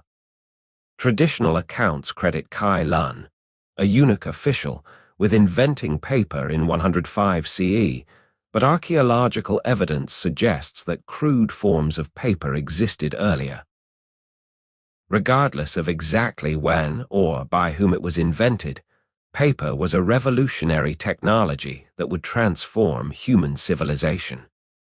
It was cheaper and more convenient than bamboo strips or silk, the previous writing materials, making books more affordable and literacy more widespread. Chinese paper-making technology would eventually spread along the Silk Road to the Islamic world, and then to Europe, having an incalculable impact on human history. The Eastern Han also saw advances in astronomy, mathematics, and medicine. Zhang Heng, one of the greatest scientists of ancient China, invented a seismograph that could detect earthquakes hundreds of miles away, an armillary sphere for observing the heavens, and calculated an accurate value for pi. Han Dynasty physicians compiled medical texts that systematized knowledge about diseases, drugs, and treatments, laying the foundations for traditional Chinese medicine. But the Eastern Han also developed serious structural problems that would eventually lead to its collapse. The most important of these was the growth of large estates owned by powerful families. Over time, wealthy landowners acquired more and more land, either by purchase or by foreclosing on debts owed by struggling peasants. Peasants who lost their land often became tenants working for large landowners, or they abandoned farming altogether and became bandits or vagrants. This process of land concentration reduced the number of independent farmers who paid taxes and served in the army, weakening the fiscal and military foundations of the state. The powerful families who owned these estates often had connections to the imperial court through marriage or official service, and they used their influence to avoid paying taxes or to interfere with local government. They became a state within the state, powerful enough to defy imperial authority in their own regions. Another serious problem was the political dysfunction at the imperial court. Many Eastern Han emperors came to the throne as children and died young, leading to a situation where the empire was often ruled by regents rather than by the emperor himself. Power shifted between three groups: the imperial clan, the consort families who gained power when their daughters married emperors and bore sons who became heirs, and the eunuchs who served in the inner palace and had direct access to the emperor. These three groups engaged in vicious power struggles, using murder, conspiracy, and political purges to eliminate rivals. In 166 CE, and again in 169 CE, eunuch factions orchestrated the arrest and execution of hundreds of Confucian officials who had criticized eunuch power, events known as the partisan prohibitions. The conflict between eunuchs and Confucian scholar officials poisoned the political atmosphere and paralyzed the government's ability to address the empire's mounting problems. In 184 CE, these accumulated problems exploded into the Yellow Turban Rebellion, one of the largest peasant uprisings in Chinese history. The Yellow Turbans were followers of a religious movement called the Way of Great Peace, which combined Taoist beliefs with faith healing and millenarian prophecies. The movement's leader, Zhang Ju, claimed that the Han Dynasty had lost the mandate of heaven, and that a new era of great peace was about to begin. He organized his followers into a vast secret society that spread across northern and central China. In 184 CE, hundreds of thousands of Yellow Turban followers rose in rebellion simultaneously across multiple provinces, overwhelming local government forces. The rebels wore yellow headbands, symbolizing the earth element that they believed would replace the Han Dynasty's fire element according to the theory of the 5 phases. The Han government, caught by surprise, struggled to respond. The regular army had been neglected, and the government lacked the resources to put down such a widespread rebellion. The Han court was forced to rely on regional commanders and powerful local families to raise their own armies to fight the rebels. This was effective in the short term. The rebellion's main leaders were killed within a year, and most of the rebel armies were defeated or dispersed, though some yellow turban bands continued to operate for decades. But the long-term consequences were disastrous for the Han Dynasty. The regional commanders who had raised armies to fight the rebels now had their own military forces and were effectively independent warlords. The central government, already weak, lost control over the provinces. China was sliding toward fragmentation and civil war. In 189 CE, the situation worsened dramatically when a new emperor, a boy of 13, came to the throne. The regent, General He Jin, attempted to break eunuch power by summoning a powerful warlord named Dong Zhuo to bring his army to the capital. But before Dong Zhuo arrived, the eunuchs learned of the plot and murdered He Jin. When Dong Zhuo entered the capital with his army, he massacred the eunuchs, more than 2,000 of them, hunting them down through the palace and the city without mercy. Dong Zhuo then seized control of the government, deposed the young emperor, and installed a child puppet on the throne. He ruled as a brutal dictator, executing officials who opposed him and allowing his soldiers to loot and terrorize the capital. A coalition of regional warlords formed to oppose Dong Zhuo, and China descended into a chaotic civil war that would last for decades. In 190 CE, Dong Zhuo was assassinated by one of his own officers in a conspiracy organized by a court official, but this did not end the chaos. Instead, it intensified. The warlords who had united against Dong Zhuo now fought each other for supremacy. China fragmented into dozens of independent territories, each controlled by a warlord with his own army. The Han Emperor remained on the throne, but he was a powerless figurehead, passed from one warlord to another like a trophy. The period from 184 to 220 CE is known as the end of the Han Dynasty. But it was also the beginning of one of the most famous and romanticized periods in Chinese history, the era of the Three Kingdoms.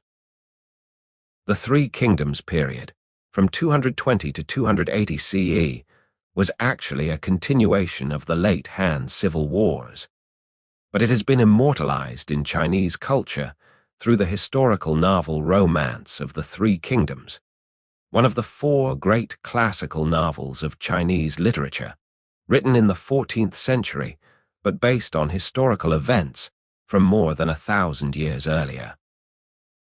The novel, though highly fictionalized, made the characters and events of this period part of the Chinese cultural consciousness, known to every educated person and celebrated in opera, art, and popular culture. The Three Kingdoms were Wei in the north, Shu Han in the southwest, and Wu in the south. Each was founded by warlords who had emerged victorious from the late Han struggles and who claimed to be the legitimate successor to the Han Dynasty. The most powerful of the Three Kingdoms was Wei, which controlled northern China, the traditional heartland of Chinese civilization. Wei was founded by Cao Cao, one of the most capable and controversial figures in Chinese history. Cao Cao rose from minor official to become the dominant power in northern China through a combination of military skill, political acumen, and utter ruthlessness. He was a brilliant general who won numerous victories against rival warlords. He was an able administrator who implemented policies that restored order and increased agricultural production in the territories he controlled. He was also a talented poet whose verses are still read today. But he was also brutal in his methods, willing to massacre entire cities to intimidate opponents, to eliminate potential rivals through assassination or false accusations, and to manipulate the Han Emperor for his own purposes. In traditional Chinese historiography, heavily influenced by Confucian values and the Romance of the Three Kingdoms novel, Cao Cao is often portrayed as a villain, a cunning and treacherous usurper who betrayed the Han dynasty. But modern historians have a more nuanced view, seeing him as a pragmatic leader who brought order to northern China during a time of chaos. Cao Cao never formally claimed the imperial throne himself, maintaining the fiction that he served the Han emperor, but everyone understood where real power lay. When he died in 220 CE, his son Cao Pi decided to end the pretense. He forced the last Han emperor to abdicate and proclaimed himself the first emperor of the Wei dynasty. The Han dynasty, which had ruled China for more than 400 years, was officially over. But two other warlords refused to recognize the legitimacy of Wei and established their own kingdoms, each claiming to be the true successors of the Han. In the southwest, in the mountainous region of Sichuan, a warlord named Liu Bei had established a power base. Liu Bei claimed descent from the Han Imperial family, though the connection was distant, and some historians doubt its authenticity. What mattered was that Liu Bei positioned himself as a defender of the Han dynasty, a loyal subject fighting to restore the Liu family to the throne. Liu Bei was portrayed in the Romance of the Three Kingdoms as the heroic protagonist, a man of perfect virtue and benevolence, though the historical reality was more complex. He was undoubtedly charismatic and skilled at winning the loyalty of followers, but he was also an opportunistic warlord like his rivals. When Cao Pi proclaimed the Wei dynasty, Liu Bei declared himself Emperor of Shu Han, claiming to be the legitimate continuation of the Han dynasty. The Shu Han kingdom controlled Sichuan and parts of the southwest, defensible territory, protected by mountains but relatively isolated, and with a smaller population than the north.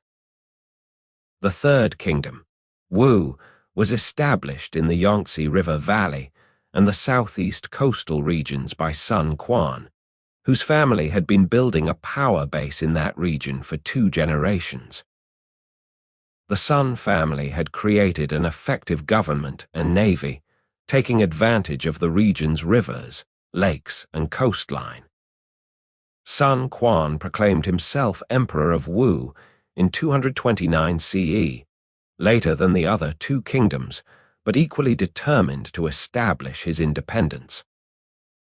The Wu kingdom controlled wealthy and productive territories, and its naval superiority made it difficult for northern armies to conquer. These 3 kingdoms were locked in a complex strategic situation. Wei was the strongest, with the largest population and most resources, but it could not easily conquer the other 2 kingdoms. Shu Han was protected by mountains and difficult terrain. Wu was protected by the Yangtze River and its naval superiority. For 60 years, the 3 kingdoms fought intermittent wars, formed and broke alliances, and maneuvered for advantage, but none could achieve decisive victory. The period was marked by brilliant military campaigns, dramatic betrayals, and the rise of legendary figures who became heroes of Chinese culture. One of the most famous figures of this era was Zhu Liang, the chief strategist and chancellor of Shu Han. Zhu Liang, also known by his courtesy name Ming, has become almost a mythical figure in Chinese culture, the epitome of wisdom, loyalty, and strategic brilliance. According to the Romance of the Three Kingdoms, Liu Bei visited Zhu Liang's humble cottage 3 times to persuade him to become his advisor, and Zhu Liang repaid this respect with absolute loyalty and service. Historical sources confirm that Zhu Liang was indeed a brilliant strategist and administrator, who essentially governed Shu Han after Liu Bei's death, serving Liu Bei's son as regent and military commander. Zhuge Liang launched multiple campaigns to conquer Wei, dreaming of reuniting China under the Han banner. But despite his brilliance, he could not overcome the fundamental disadvantage of Shu Han's smaller resource base. He died in 234 CE during his fifth northern campaign, still trying to achieve the impossible dream of restoring the Han. His death was a devastating blow to Shu Han, which would never again be as powerful or effective. The Three Kingdoms period was also notable for the role of military strategy and tactical innovation. This was an era when generals studied the art of war and other military classics, when battles were won through cleverness and deception as much as through superior numbers. The most famous battle of the period was the Battle of Red Cliffs in 208 CE, where a coalition of Liu Bei and Sun Quan's forces defeated a much larger army led by Cao Cao, preventing him from conquering the south. According to both historical records and the fictional romance of the Three Kingdoms, the southern forces used fire ships, vessels loaded with flammable materials and set ablaze, which were sent drifting into Cao Cao's fleet, which was anchored close together and vulnerable to fire. The resulting conflagration destroyed much of Cao Cao's navy and forced him to retreat, establishing the division of China into three regions that would last for decades. But the Three Kingdoms period was not merely endless warfare. It was also a time of cultural and intellectual development. The chaos and suffering of constant war led thinkers to grapple with questions of loyalty, duty, fate, and human nature. Buddhism, which had entered China from India during the Han Dynasty but had remained a relatively minor religion, began to gain wider acceptance during this period. The instability and suffering of the times made Buddhism's message of transcending worldly attachments and escaping the cycle of rebirth, appealing to people seeking meaning amid chaos. Buddhist monks translated Sanskrit texts into Chinese, established monasteries, and gradually adapted Indian Buddhism to Chinese culture, beginning a process that would eventually make Buddhism one of the three great teachings of China alongside Confucianism and Taoism. The stalemate among the Three Kingdoms gradually shifted in favor of Wei, which had the advantages of population, resources, and position in the traditional heartland of Chinese civilization. In 263 CE, Wei armies conquered Shu Han, ending the kingdom that had positioned itself as the defender of Han legitimacy. But Wei itself was about to fall to internal rebellion. A powerful general named Sima Yi had gradually accumulated power within Wei, eliminating rivals and positioning his family to dominate the government. After Sima Yi's death, his sons continued this process.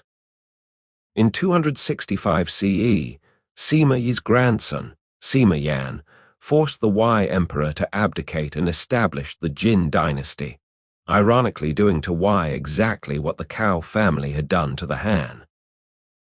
The Jin dynasty set about completing the reunification of China.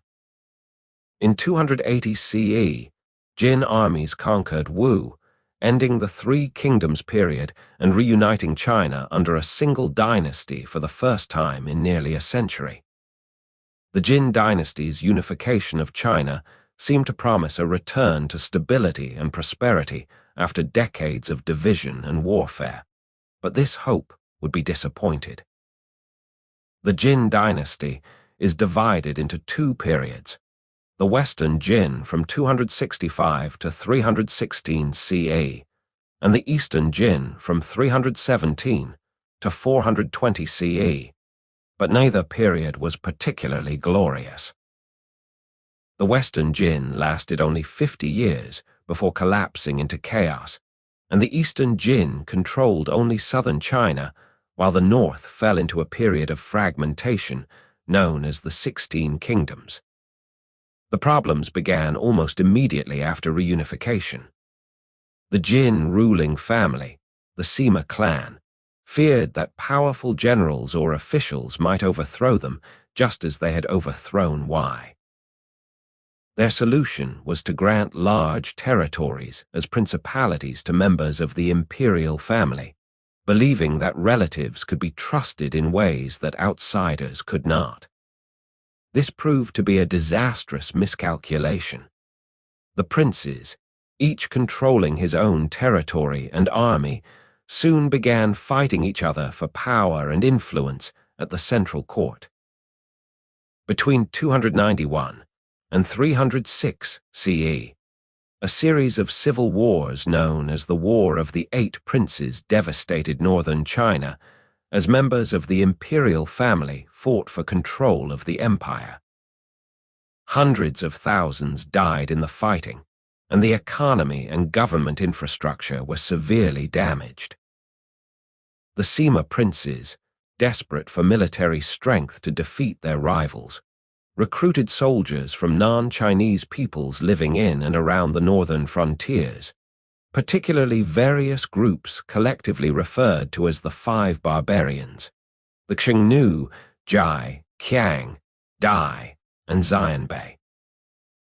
These peoples had been gradually moving into northern China for generations, sometimes as invaders but more often as settlers, refugees, or mercenaries.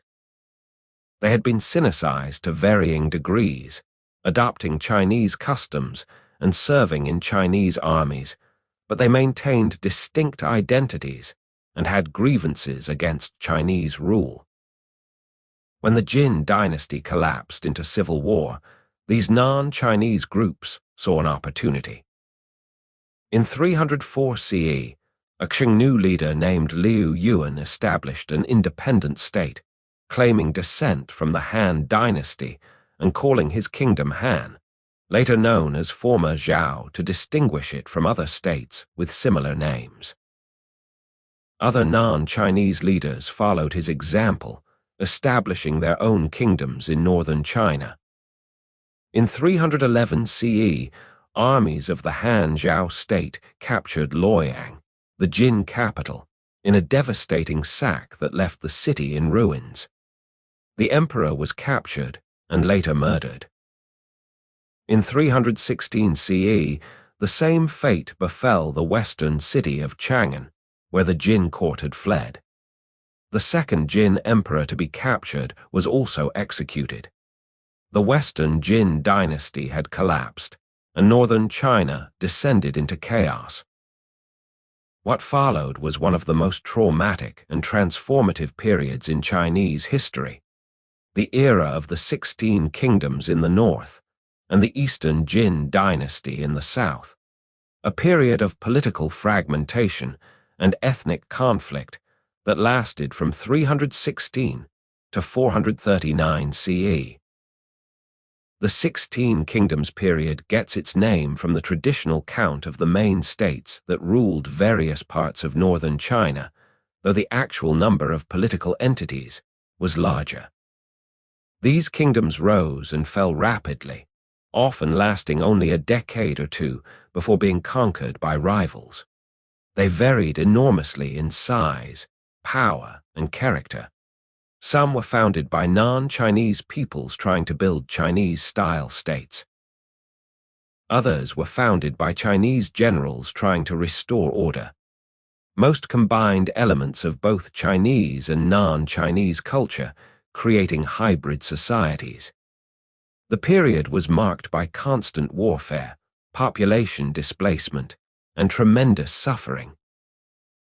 Cities were repeatedly sacked, populations massacred, and productive land turned into wasteland by marauding armies.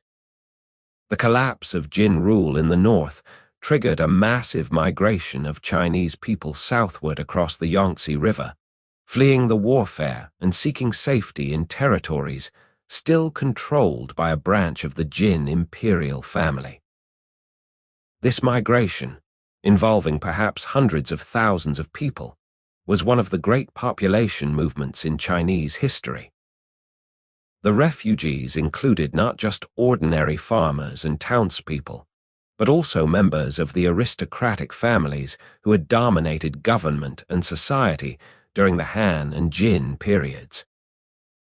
These great families brought with them their libraries, their cultural traditions, and their claims to status and authority. They established themselves in the south, where they dominated the Eastern Jin dynasty and its successor states, maintaining their aristocratic privileges and looking down upon the native southern population as culturally inferior. The establishment of the Eastern Jin dynasty in 317 CE meant that China was now divided into two distinct regions with very different characteristics. The north was dominated by a succession of kingdoms founded by non-Chinese peoples, though these kingdoms increasingly adopted Chinese institutions, writing, and culture. The south was controlled by ethnically Chinese dynasties dominated by aristocratic refugee families from the north. Though these dynasties struggled with internal conflicts between the northern refugees and southern natives, and between different aristocratic factions competing for power. This north-south division would continue in various forms for nearly 3 centuries, profoundly shaping the development of Chinese civilization. In the south, the Eastern Jin dynasty survived until 420 CE, but it was always politically weak. Real power lay with aristocratic families and military commanders rather than with the emperor. The Jin was followed by a succession of short-lived dynasties collectively known as the Southern Dynasties. The Song from 420 to 479 CE, not to be confused with the later and more famous Song dynasty. The Kai from 479 to 502 CE. The Liang from 502 to 557 CE, and the Chen from 557 to 589 CE. These dynasties rose and fell as military strongmen seized power, established new dynasties, and were in turn overthrown by new strongmen.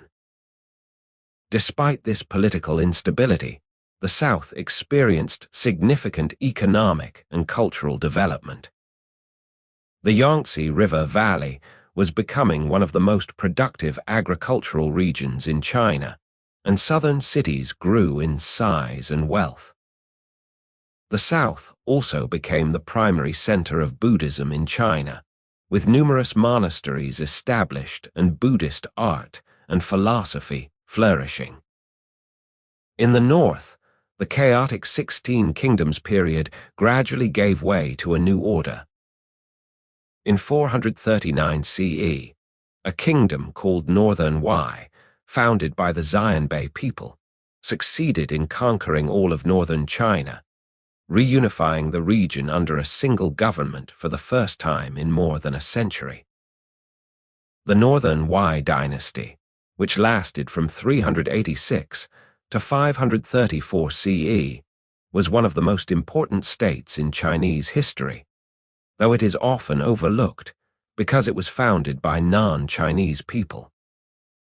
The Northern Wei rulers faced a fundamental challenge: how to govern a large, predominantly Chinese population when they themselves were members of a minority ethnic group with different customs and traditions. Different Northern Wei rulers pursued different strategies. Some, particularly the early rulers, maintained Xianbei identity and customs, keeping their people separate from the Chinese population and relying on military might to maintain control. Others, particularly Emperor Xiaoping, who ruled from 471 to 499 CE, pursued aggressive Sinicization, attempting to merge Xianbei and Chinese cultures. Emperor Xiaoping implemented sweeping reforms designed to transform the Xianbei into Chinese.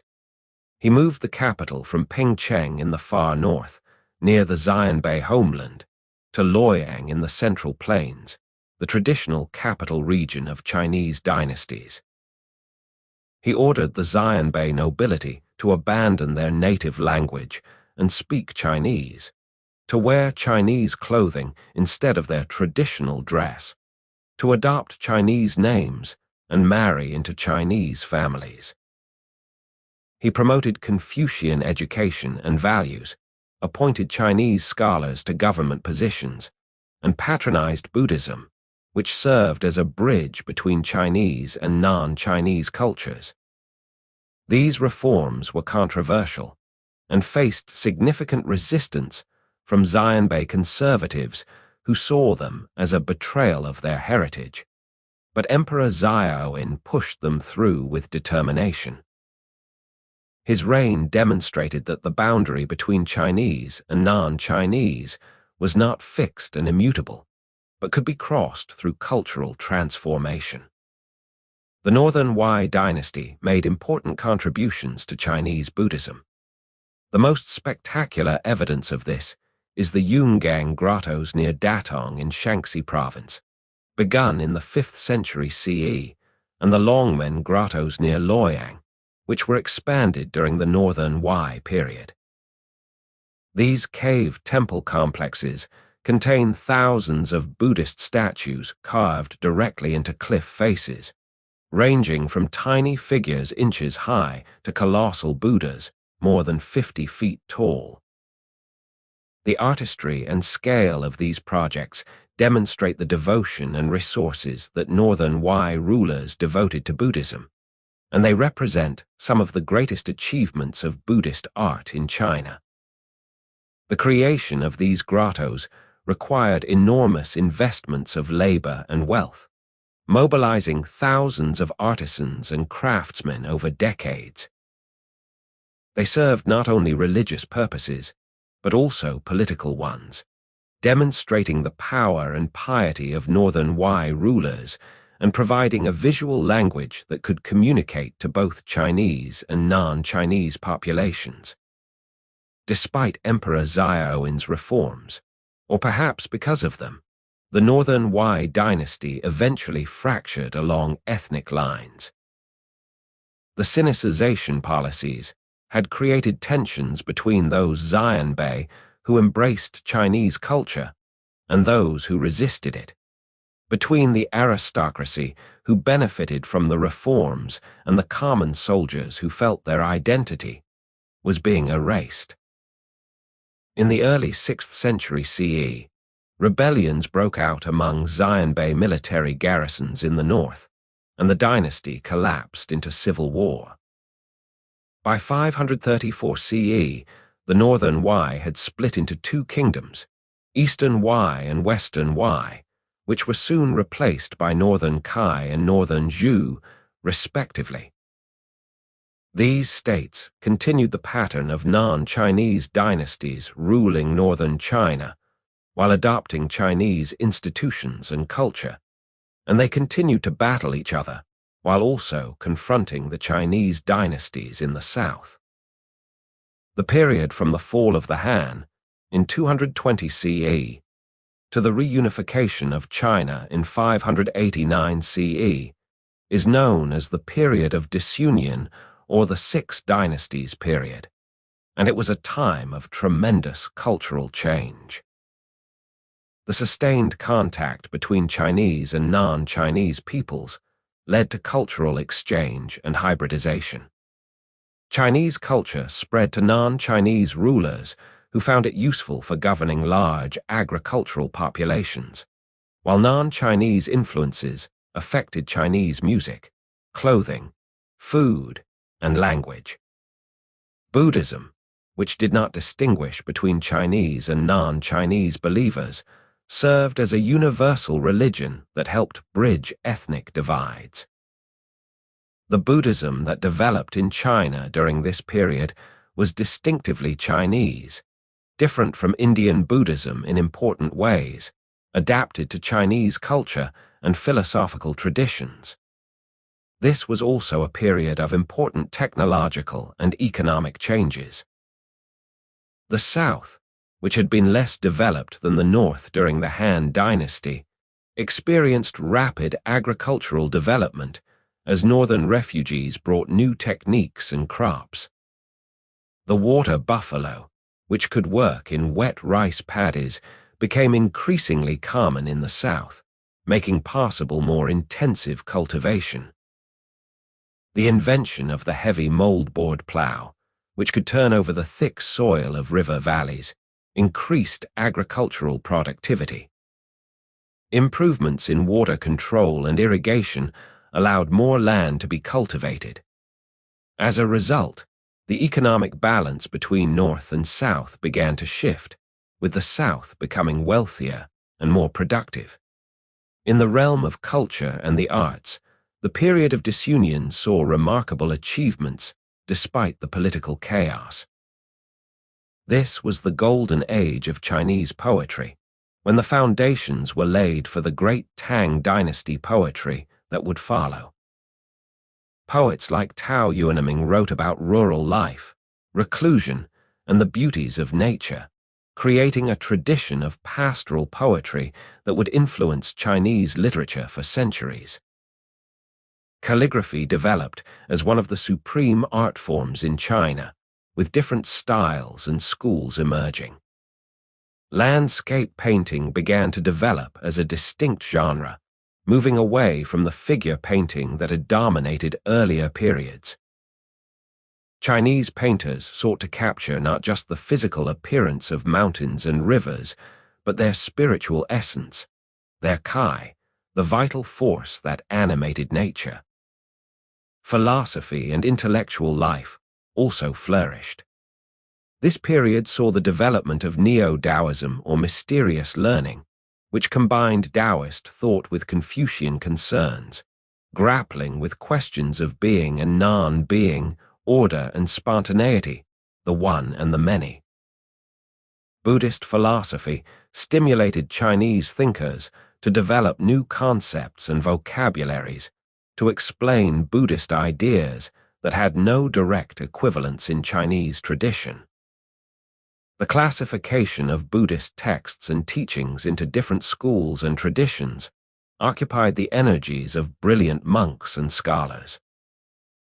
Major Chinese schools of Buddhism emerged during this period, including the Tiantai school, which organized all Buddhist teachings into a comprehensive system, and the Pure Land school, which taught that through faith in the Buddha Amitabha, even ordinary people could be reborn in the Pure Land paradise and achieve enlightenment. By the middle of the 6th century CE, China had been divided for more than 300 years, longer than the United States has currently existed as a nation. Entire generations had lived and died knowing only division. Yet the memory of Han Dynasty unity remained powerful in Chinese culture, and both northern and southern dynasties claimed to be the legitimate rulers of all China, temporarily prevented from exercising that rule by illegitimate rivals. The idea that China should be unified under a single government, that division was an abnormal and undesirable state of affairs, remained central to Chinese political thought. This belief in the necessity and inevitability of unity would be vindicated in the late 6th century, when a new dynasty arose that would finally reunify China. That dynasty was the Sui, founded by Yang Jian, a general who had risen to power in the northern Zhou dynasty. Yang Jian came from a family of mixed Chinese and non-Chinese ancestry, typical of the northern aristocracy that had emerged during the period of disunion. Through a combination of political maneuvering and military force, he seized control of the northern Zhou in 581 CE and proclaimed himself Emperor Wen of Sui. He then set about preparing to conquer the south and reunify China. The southern dynasties, weakened by internal conflicts and lacking the military strength of the north, could not effectively resist. In 589 CE, Sui armies crossed the Yangtze River and conquered the Qing dynasty, ending more than 3 centuries of division. China was once again united under a single dynasty. The Sui dynasty would last only from 581 to 618 CE, a brief period of just 37 years, but it was one of the most consequential dynasties in Chinese history. The Sui reunification of China established precedents and institutions that would shape Chinese civilization for the next 1,000 years. Emperor Wen was a capable and hard-working ruler who reformed the government, standardized laws, and worked to reconcile the different cultures and traditions that had developed in North and South during the centuries of division. He promoted Buddhism, which transcended regional identities, while also supporting Confucianism as the basis for government. He reformed the examination system for selecting officials, making it more open to men of talent regardless of aristocratic connections, though in practice aristocratic families still dominated government. He ordered the compilation of a comprehensive legal code that would serve as a model for later dynasties. He built granaries throughout the empire to store grain for times of famine, demonstrating the Confucian principle that government should care for the people's welfare. Emperor Wen's greatest achievement was probably the construction of the Grand Canal, though it would be his son who expanded it to its full extent. The Grand Canal was one of the greatest engineering projects in Chinese history, a massive waterway system that connected the Yangtze River Valley in the south with the Yellow River Valley in the north, allowing grain and other goods to be transported efficiently across China. The canal was built by corvée labor, with hundreds of thousands of workers conscripted for the project. The canal not only facilitated commerce, but also helped bind North and South together politically and economically. It made it possible for northern capitals to be supplied with southern grain, and it ensured that the increasingly wealthy and productive South would contribute to supporting the imperial government. The Grand Canal remained a vital transportation artery for more than 1,000 years, and portions of it are still in use today. When Emperor Wen died in 604 CE, possibly murdered by his son, he was succeeded by Yang Guang, who became Emperor Yang. Emperor Yang was one of the most controversial figures in Chinese history, traditionally portrayed as a tyrant whose excessive ambitions and cruelty led to the rapid collapse of the Sui dynasty. There is considerable truth to this characterization, though some modern historians argue that he was also a capable ruler whose vision exceeded the resources available to him. Emperor Yang expanded the Grand Canal system, extending it further north and south, but the cost in labor and lives was enormous. He built extravagant palaces and pleasure gardens at tremendous expense. He led costly military campaigns against the Korean kingdoms, attempting to bring them under Chinese control. These campaigns were military disasters. Sui armies suffered devastating defeats, and hundreds of thousands of soldiers died in the Korean campaigns, killed in battle or lost to disease and starvation. The combination of massive construction projects and failed military campaigns exhausted the empire's resources and drove the population to desperation. Conscript laborers and soldiers were torn from their homes and families, forced to work and fight in distant places under brutal conditions. Taxes and corvée labor demands became unbearable. Starting in 611 CE, rebellions broke out across the empire. Bandit armies and rebel leaders emerged in every region. The Sui government lost control of the provinces as local commanders and aristocrats raised their own armies to either suppress rebels or join them. By 617 CE, the dynasty was clearly collapsing. Emperor Yang, isolated in his palaces, refused to acknowledge the severity of the crisis. In 618 CE, he was assassinated by members of his own guard, and the Sui dynasty was finished. The fall of the Sui plunged China into civil war as various rebel leaders, generals, and aristocrats fought for supremacy. But this civil war would be much shorter than the prolonged chaos that had followed the fall of the Han. Within a few years, one family had emerged victorious and established a new dynasty that would preside over one of the greatest golden ages in Chinese history. That family was the Lai family, and the dynasty they founded was the Tang. The Tang dynasty, which ruled China from 618 to 907 CE, is remembered as one of the greatest periods in Chinese history, a time when Chinese power, wealth, and culture reached heights that amazed the world. The Tang capital at Chang'an became the largest and most cosmopolitan city on earth, a metropolis of more than 1 million people where merchants from Persia, Arabs from the Abbasid Caliphate, monks from India, and envoys from Korea and Japan mingled in bustling markets.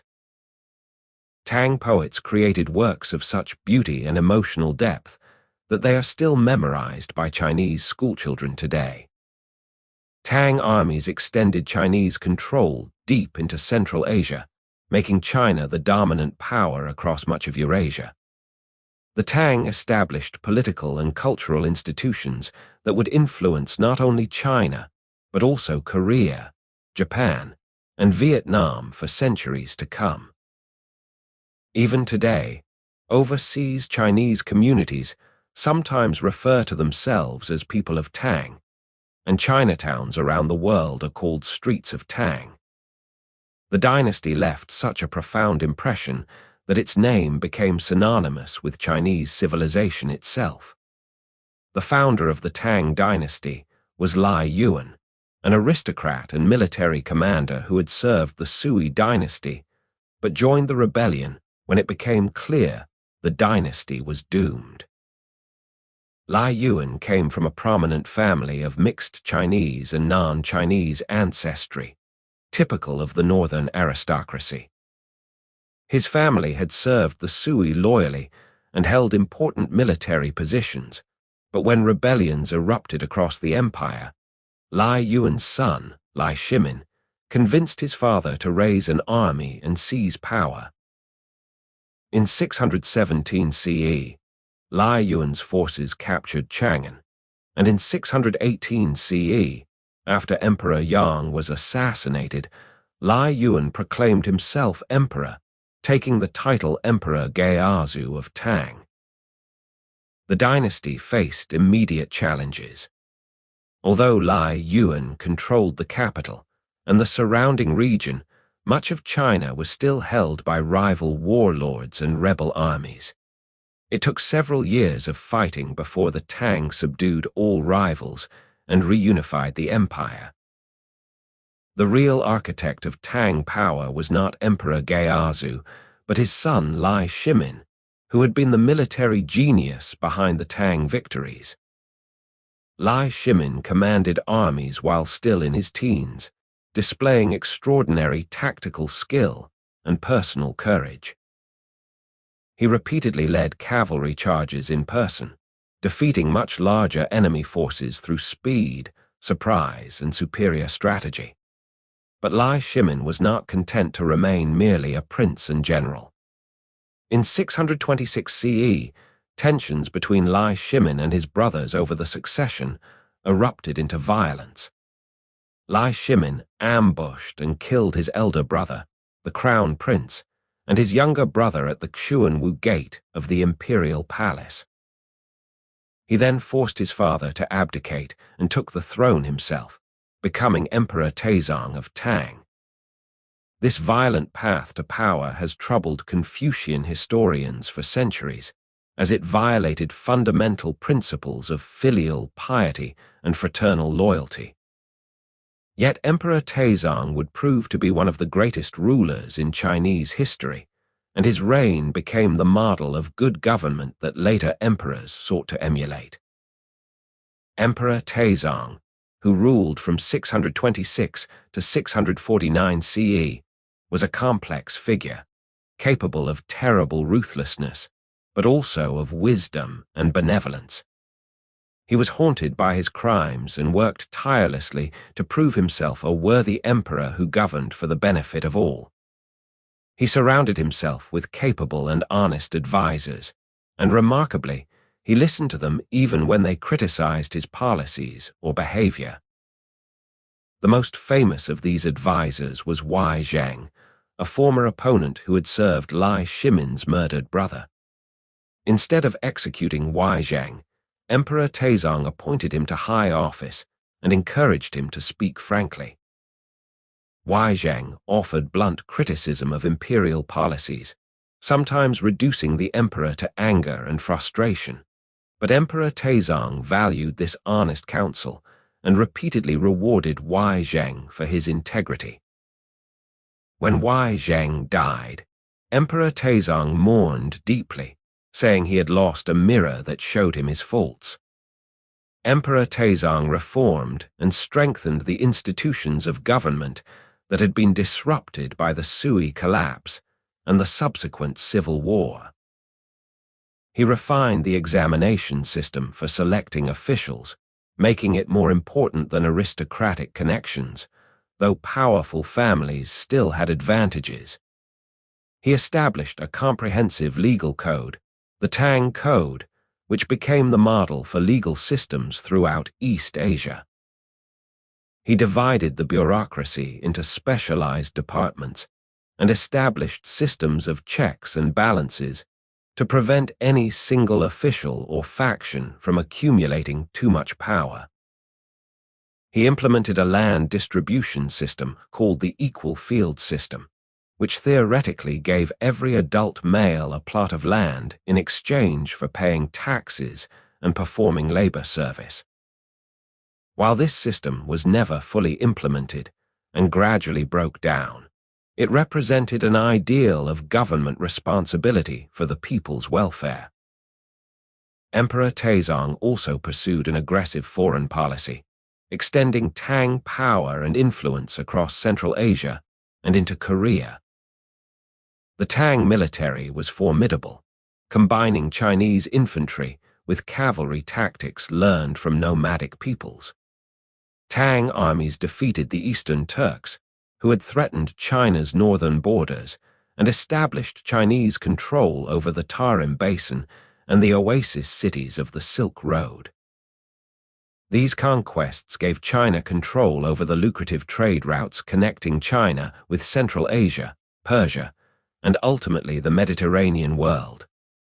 Silk, porcelain, and tea flowed westward, while gold, silver, glassware, and exotic goods came eastward. Buddhist pilgrims traveled along these routes, bringing back sacred texts and new teachings from India. The most famous of these pilgrims was Xuanzang, a Buddhist monk who left China in 629 CE to travel to India and obtain authentic Buddhist scriptures. Xuanzang's journey took 17 years.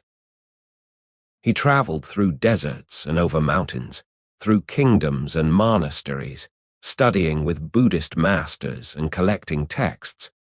When he returned to China in 645 CE, he was greeted as a hero. Emperor Taizong personally received him and asked him to write an account of his travels. Xuanzang spent the rest of his life translating the Sanskrit texts he had brought back into Chinese, making crucial Buddhist teachings available to Chinese readers. His travelogue, the Great Tang Records on the Western Regions, is an invaluable historical source for the geography, culture, and politics of Central Asia and India in the 7th century. Xuanzang's journey also became the basis for one of the most beloved works of Chinese literature, the novel Journey to the West, written in the 16th century, which transformed the historical pilgrimage into a fantastical adventure story featuring the monkey Qing and other supernatural characters. When Emperor Taizong died in 649 CE, he was succeeded by his son, who became Emperor Gaozong. Emperor Gaozong was a less impressive ruler than his father, often sickly and lacking his father's decisiveness and energy. But his reign is notable for the rise of one of the most extraordinary figures in Chinese history, Empress Wu Zetian. Wu Zetian entered the imperial palace as a low-ranking concubine of Emperor Taizong when she was only 14 years old. When Emperor Taizong died, according to custom, his childless concubines were sent to Buddhist nunneries to spend the rest of their lives. But Wu Zetian had already attracted the attention of the crown prince, who became Emperor Gaozong. He brought her back to the palace, initially as his own concubine. Through intelligence, ruthlessness, and political skill, Wu Zetian rose from concubine to empress, eliminating rivals through false accusations, executions, and possibly murder. When Emperor Gaozong suffered strokes that left him partially incapacitated, Empress Wu effectively ruled in his name. After Emperor Gaozong's death in 683 CE, Empress Wu placed two of her sons on the throne in succession, but she was the real power behind the throne. Finally, in 690 CE, she took the unprecedented step of declaring herself emperor, not empress, of a new dynasty, the Zhou. Wu Zetian was the only woman in Chinese history to officially claim the title of emperor and rule in her own name. Her reign was controversial and remains so. Traditional Confucian historians, deeply opposed to the idea of female rule, portrayed her as a monstrous tyrant who murdered her own children, executed loyal officials, and ruled through terror. Modern historians have a more balanced view. Wu Zetian was certainly ruthless and eliminated opponents without mercy, but male emperors did the same and were not condemned to the same degree. She was also an effective administrator who promoted capable officials based on merit, expanded the examination system to reduce the power of aristocratic families, and maintained the prosperity and stability of the empire. Wu Zetian was a devoted patron of Buddhism and used Buddhist ideology to justify her rule, presenting herself as a bodhisattva and commissioning the creation of texts that supported the legitimacy of female rulership. She ordered the construction of massive Buddhist statues and temples, including the completion of the Longmen grottos. The largest statue at Longmen, the Vairocana Buddha, is said to have been modeled on Wu Zetian herself, a towering figure of serene power looking down upon the world. Wu Zetian ruled until 705 CE, when she was more than 80 years old. A palace coup forced her to abdicate in favor of her son, who became Emperor Zhongzong and restored the Tang dynasty name. Wu Zetian died a few months later. Despite the attempts of Confucian historians to blacken her name, she remains a fascinating and divisive figure, proof that in exceptional circumstances, even the rigid gender hierarchies of traditional Chinese society could be transcended. The Tang dynasty reached its absolute height during the reign of Emperor Xuanzang, who ruled from 712 to 756 CE. The first half of his reign, known as the Yuan era, is remembered as a golden age when China was at the peak of its power, wealth, and cultural achievement. Emperor Xuanzang was himself a talented musician, and patron of the arts. He established the Pear Garden Academy to train musicians and performers, and he encouraged poetry, painting, and scholarship. The Tang capital of Chang'an during this period was the largest city in the world, with a population exceeding 1 million within the city walls and surrounding areas. The city was laid out in a precise rectangular grid, with broad avenues, magnificent palaces, bustling markets, and numerous Buddhist and Taoist temples.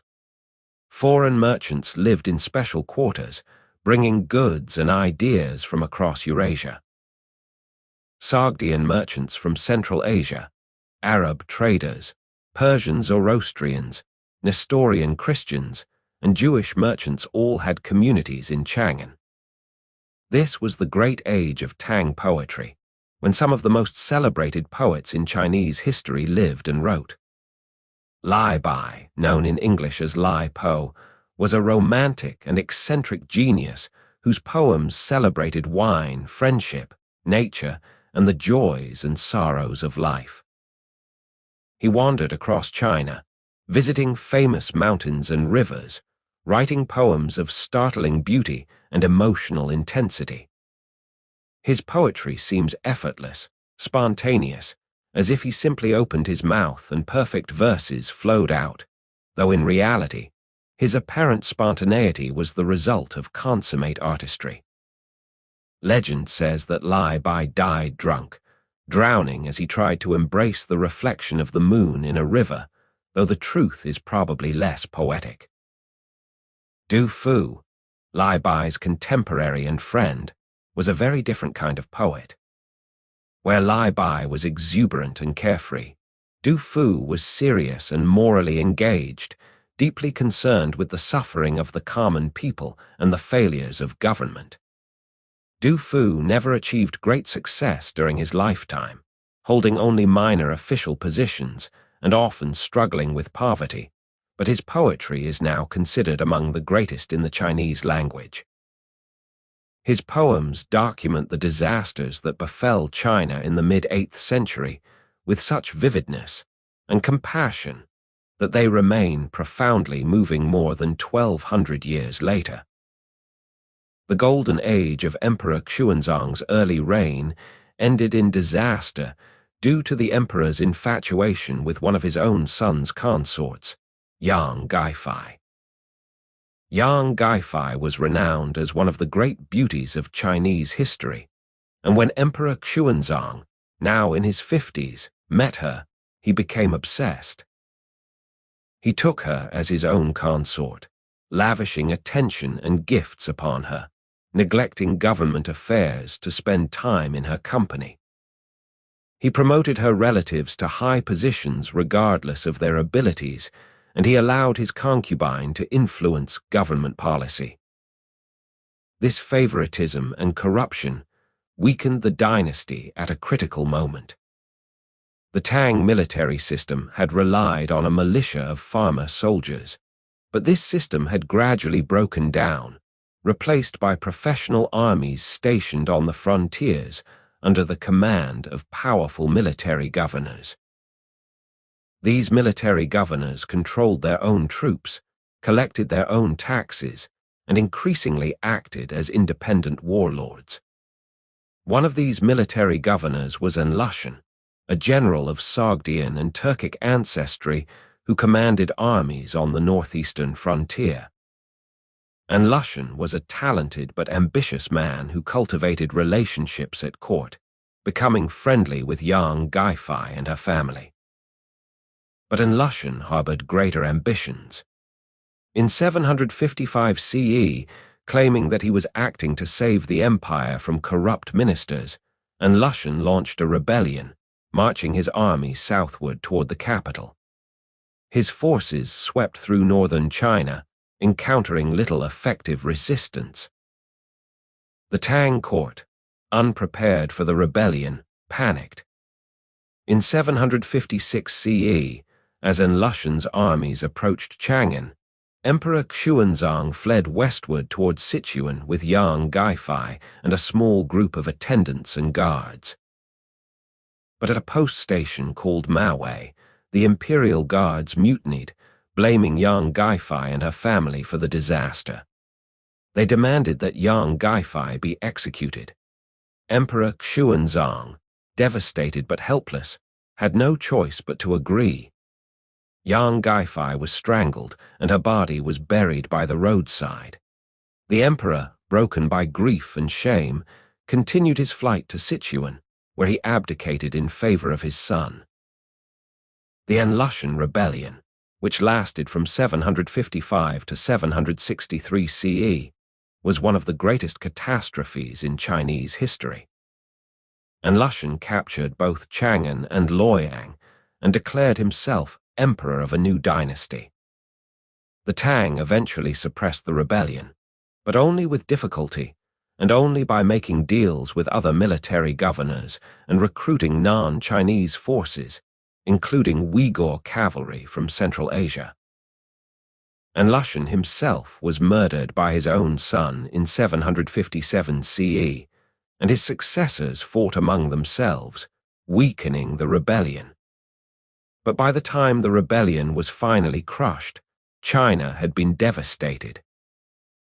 Estimates of the death toll vary wildly, with some sources suggesting that tens of millions died, though these figures are almost certainly exaggerated. Even allowing for exaggeration, the rebellion clearly caused immense suffering. Cities were sacked, populations massacred, and productive farmland laid waste. The census figures dropped dramatically, suggesting either massive mortality or the complete breakdown of government record-keeping, or both.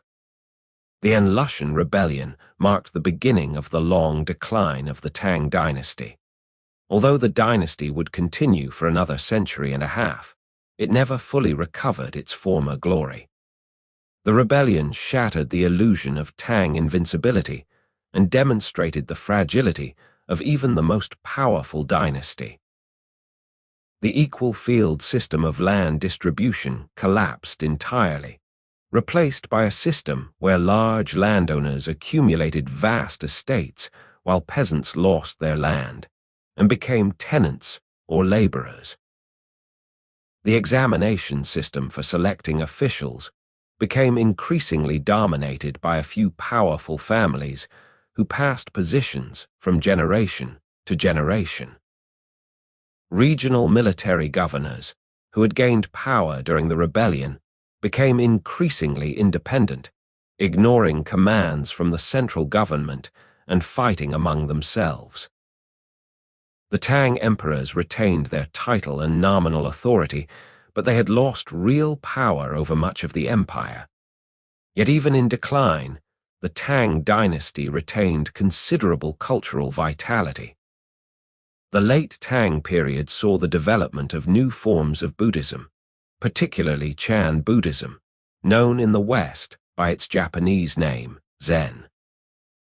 Chan Buddhism emphasized meditation and direct experience over scholarly study of scriptures, teaching that enlightenment could come suddenly, in a flash of insight, rather than through gradual accumulation of knowledge.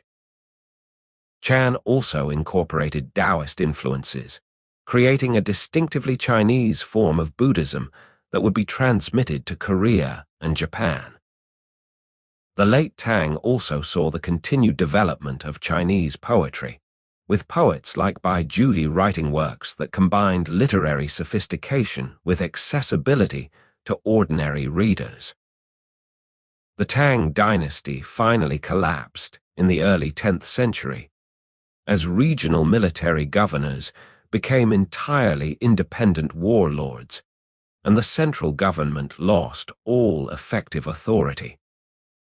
Peasant rebellions, particularly the massive Huang Kao rebellion from 875 to 884 CE, devastated much of China and fatally weakened imperial authority.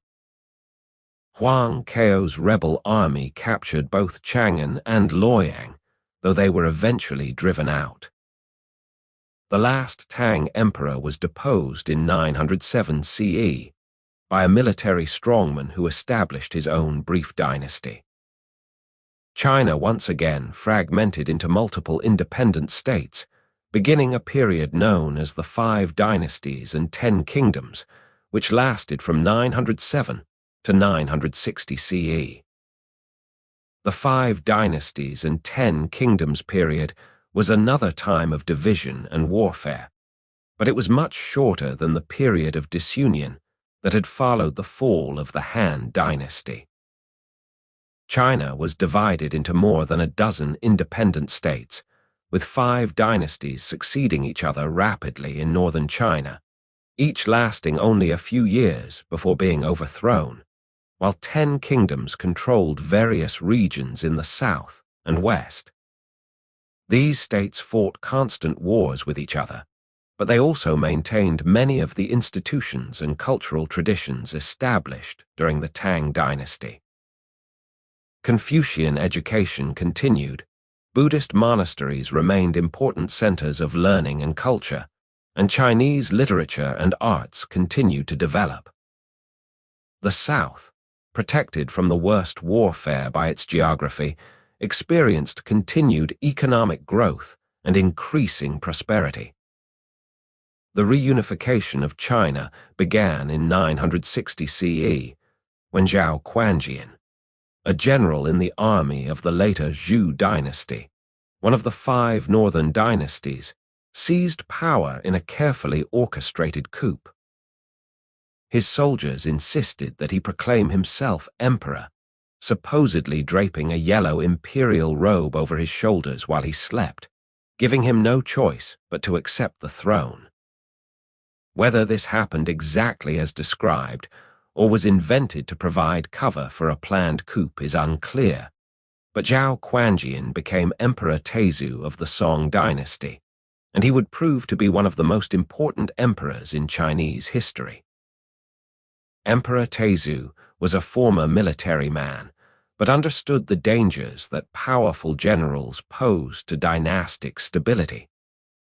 He implemented policies designed to ensure that the military would never again threaten civilian government. He convinced his most powerful generals to retire in exchange for generous pensions and honors, peacefully removing potential rivals. He established a system where military commanders were rotated frequently and kept under close supervision by civilian officials. He expanded the examination system and recruited large numbers of scholar officials to staff the bureaucracy, creating a government dominated by educated civilians rather than military men. Emperor Taizu and his successors gradually reunified China through a combination of military conquest and diplomatic pressure. By 979 CE, the Song dynasty had defeated or absorbed most of the independent kingdoms, reunifying China after 70 years of division. However, the Song never fully controlled all the territory that the Tang dynasty had ruled. The northern regions beyond the Great Wall remained under the control of the Liao dynasty, founded by the Khitan people, and the northwestern regions were controlled by the Western Xia dynasty, founded by the Tangut people. The Song dynasty, despite its wealth and cultural sophistication, would always be militarily weaker than these northern neighbors, eventually paying them tribute in exchange for peace. The Song dynasty, which lasted from 960 to 1279 CE, is divided into 2 periods: the Northern Song from 960 to 1127 CE, when the capital was at Kaifeng in the north, and the Southern Song from 1127 to 1279 CE, when the dynasty was forced south and established a new capital at Hangzhou. The Song dynasty is often considered the peak of Chinese civilization in terms of economic development, technological innovation, and cultural achievement, even though it was militarily weak and eventually conquered by the Mongols. The Song economy experienced what some historians have called a commercial revolution. Agricultural productivity increased dramatically due to the introduction of new rice varieties from Southeast Asia that could produce 2 harvests per year, the expansion of irrigation systems, and the increasing use of human and animal fertilizers. Population growth accelerated, possibly exceeding 100 million people by the end of the Northern Song, making China by far the most populous country in the world. Cities grew to unprecedented sizes, with the capital Kaifeng reaching a population of perhaps 1 million, and numerous other cities growing to hundreds of thousands of inhabitants. These cities were vibrant commercial centers with bustling markets, shops, restaurants, and entertainment districts. Unlike the controlled market system of earlier dynasties, where trade was restricted to specific times and places, Song cities had markets that operated day and night, with shops opening onto busy streets. Trade and commerce flourished during the Song dynasty. Merchants, who had been looked down upon in Confucian ideology as unproductive parasites, gained wealth and some degree of social acceptance. Guilds organized craftsmen and merchants, protecting their interests and maintaining quality standards. Banking and credit systems developed, allowing merchants to conduct business without transporting large amounts of copper coins. The Song government issued the world's first paper money, initially as promissory notes that could be redeemed for coins, but eventually as government-backed currency. This was a remarkable innovation that facilitated commerce, though it also led to inflation when the government printed too much money to pay its expenses. The Song dynasty saw extraordinary technological innovation. Chinese inventors developed or perfected numerous technologies that would eventually spread to other parts of the world. Movable type printing, invented in the 11th century by Bai Sheng, made books cheaper and more widely available, though it never fully replaced woodblock printing in China due to the large number of Chinese characters. The magnetic compass, which had been used for divination, was adapted for maritime navigation, allowing Chinese ships to sail more safely and accurately. Gunpowder, which had been invented during the Tang dynasty for use in fireworks and alchemy, was weaponized during the Song period. The earliest gunpowder weapons were fire lances, bamboo tubes filled with gunpowder and projectiles that could spray fire and shrapnel at enemies. Later developments included bombs, grenades, and early cannons. These weapons gave Chinese armies an advantage against nomadic cavalry, though they did not prevent eventual conquest by the Mongols, who adopted and improved upon these technologies. The Song dynasty was also a golden age of Chinese philosophy, art, and literature. This was the period when Neo-Confucianism developed, a philosophical movement that revitalized Confucian thought by incorporating elements of Buddhism and Taoism, while maintaining Confucian values and social concerns. The great Neo-Confucian philosophers, particularly Zhu Zai in the 12th century, created a comprehensive philosophical system that addressed metaphysical questions about the nature of reality, the relationship between principle and material force, and the path to moral self-cultivation. Neo-Confucianism became the orthodox ideology of the Chinese state and remained so until the 20th century, shaping education, government, and social values for nearly 800 years. Song dynasty painting reached extraordinary heights, particularly landscape painting. Song painters developed techniques for depicting mountains, rivers, and atmospheric effects with subtle gradations of ink wash. Their paintings conveyed not just the physical appearance of nature, but its spiritual essence, creating works that invited contemplation and meditation. The great Song landscape painters like Fan Quan, Guo Zai, and Lai Tang created masterpieces that are still studied and admired today. Painting became closely associated with poetry and calligraphy as the three perfections, arts that cultivated scholars should master. Many Song scholar officials were accomplished painters who created works for their own pleasure and for exchange with friends, rather than for commercial sale. The Song dynasty's cultural and economic achievements were remarkable, but its military weakness was a constant problem that would ultimately prove fatal. The Song military relied on large infantry armies equipped with crossbows and later gunpowder weapons, but these forces were often poorly led and lacked the mobility and shock power of the nomadic cavalry armies they faced. The Song tried to compensate for military weakness through diplomacy and tribute payments. They paid enormous annual subsidies to the Liao dynasty in the north and later to the Jin dynasty, which was founded by the Jurchen people and conquered the Liao in the early 12th century. These payments purchased peace, but also demonstrated Song weakness and drained the treasury. In 1126 CE, the Song dynasty made a disastrous strategic decision. They allied with the rising Jurchen Jin dynasty to attack their mutual enemy, the Liao dynasty. The alliance succeeded in destroying the Liao, but the Song gained little from it, while the Jin became even more powerful. The Jin, having defeated the Liao, turned their attention to the Song.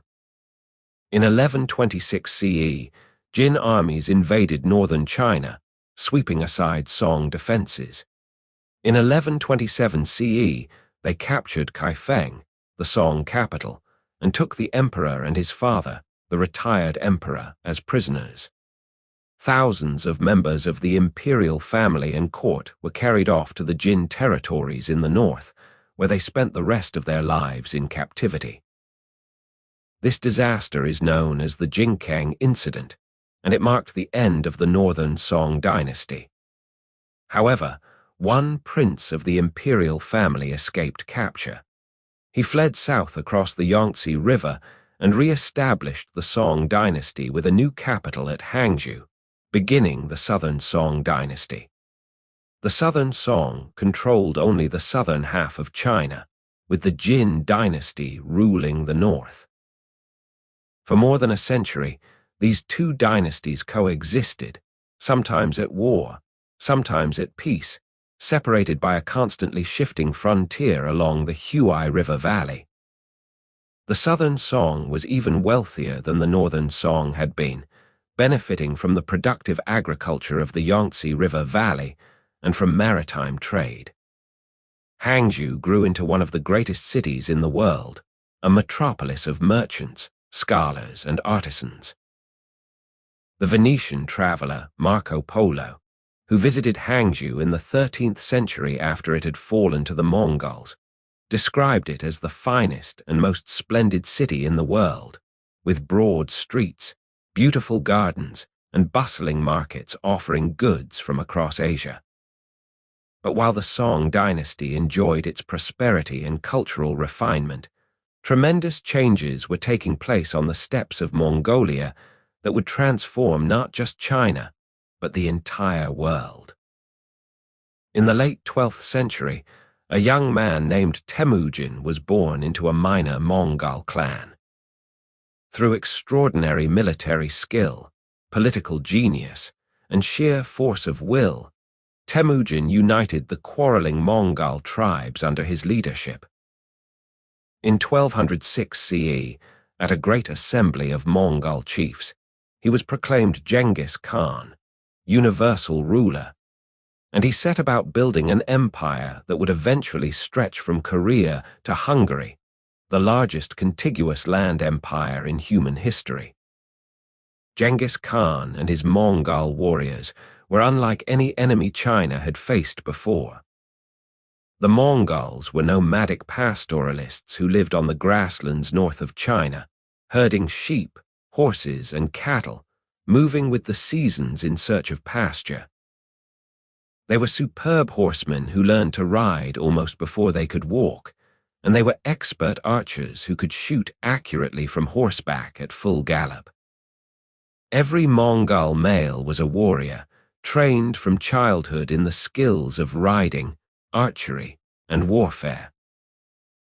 They could survive on minimal supplies, drinking mare's milk and eating dried meat, capable of traveling vast distances at speeds that seemed impossible to their enemies. They were organized into decimal units of tens, hundreds, and thousands, with discipline and coordination that rivaled the best professional armies in the world. Under Genghis Khan's leadership, the Mongols combined their traditional military skills with sophisticated strategy, siege warfare techniques learned from Chinese engineers, and a ruthless approach to war that used terror as a weapon. Genghis Khan first turned his attention to the Qing dynasty in northern China. In 1211 CE, Mongol forces began raiding across the frontier, and by 1215 CE, they had launched a full-scale invasion. The Qing armies, though large and equipped with advanced weapons including gunpowder devices, could not effectively counter the Mongol cavalry's speed and mobility. The Mongols avoided direct assaults on heavily fortified cities when possible, instead riding around them to devastate the countryside, destroying crops and massacring populations. When they did besiege cities, they used captured Chinese engineers to build siege engines and employed psychological warfare, offering generous terms to cities that surrendered immediately while completely annihilating those that resisted, killing every inhabitant as a warning to others. By 1215 CE, the Mongols had conquered much of northern China, and the Qing dynasty had been reduced to a rump state, clinging to survival. Genghis Khan then turned westward, leading his armies on an extraordinary campaign that conquered the Khwarezmian Empire in Central Asia and Persia, reaching as far as Russia and Eastern Europe. He died in 1227 CE during a campaign against the Western Zhou dynasty, but his sons and grandsons continued his conquests. The Mongol Empire was divided among Genghis Khan's descendants, with different branches of the family ruling different regions. The eastern portion, including China, fell to Genghis Khan's grandson Kublai Khan, who became the Great Khan and set about completing the conquest of China. The Qing dynasty, already weakened by decades of Mongol attacks, finally collapsed in 1234 CE when Mongol and Song forces captured its capital. The Song dynasty had foolishly allied with the Mongols against the Qing, hoping to recover the northern territories they had lost a century earlier. But as with their earlier alliance with the Qing against the Liao, this proved to be a catastrophic mistake. The Mongols had no intention of returning northern China to the Song. Instead, having eliminated the Qing, they turned their full attention to conquering the Song dynasty itself. The conquest of the southern Song proved far more difficult than the conquest of the north. The Song territories were protected by great rivers, particularly the Yangtze, which made cavalry operations difficult. The Song had a powerful navy and controlled the waterways. The population was dense, the cities were well fortified, and the people were prosperous enough to provide substantial resources for defense. For more than 4 decades, from 1235 to 1279 CE, the Mongols fought to conquer the southern Song. They learned to conduct riverine warfare, building their own fleets with the help of Chinese defectors and captured shipbuilders.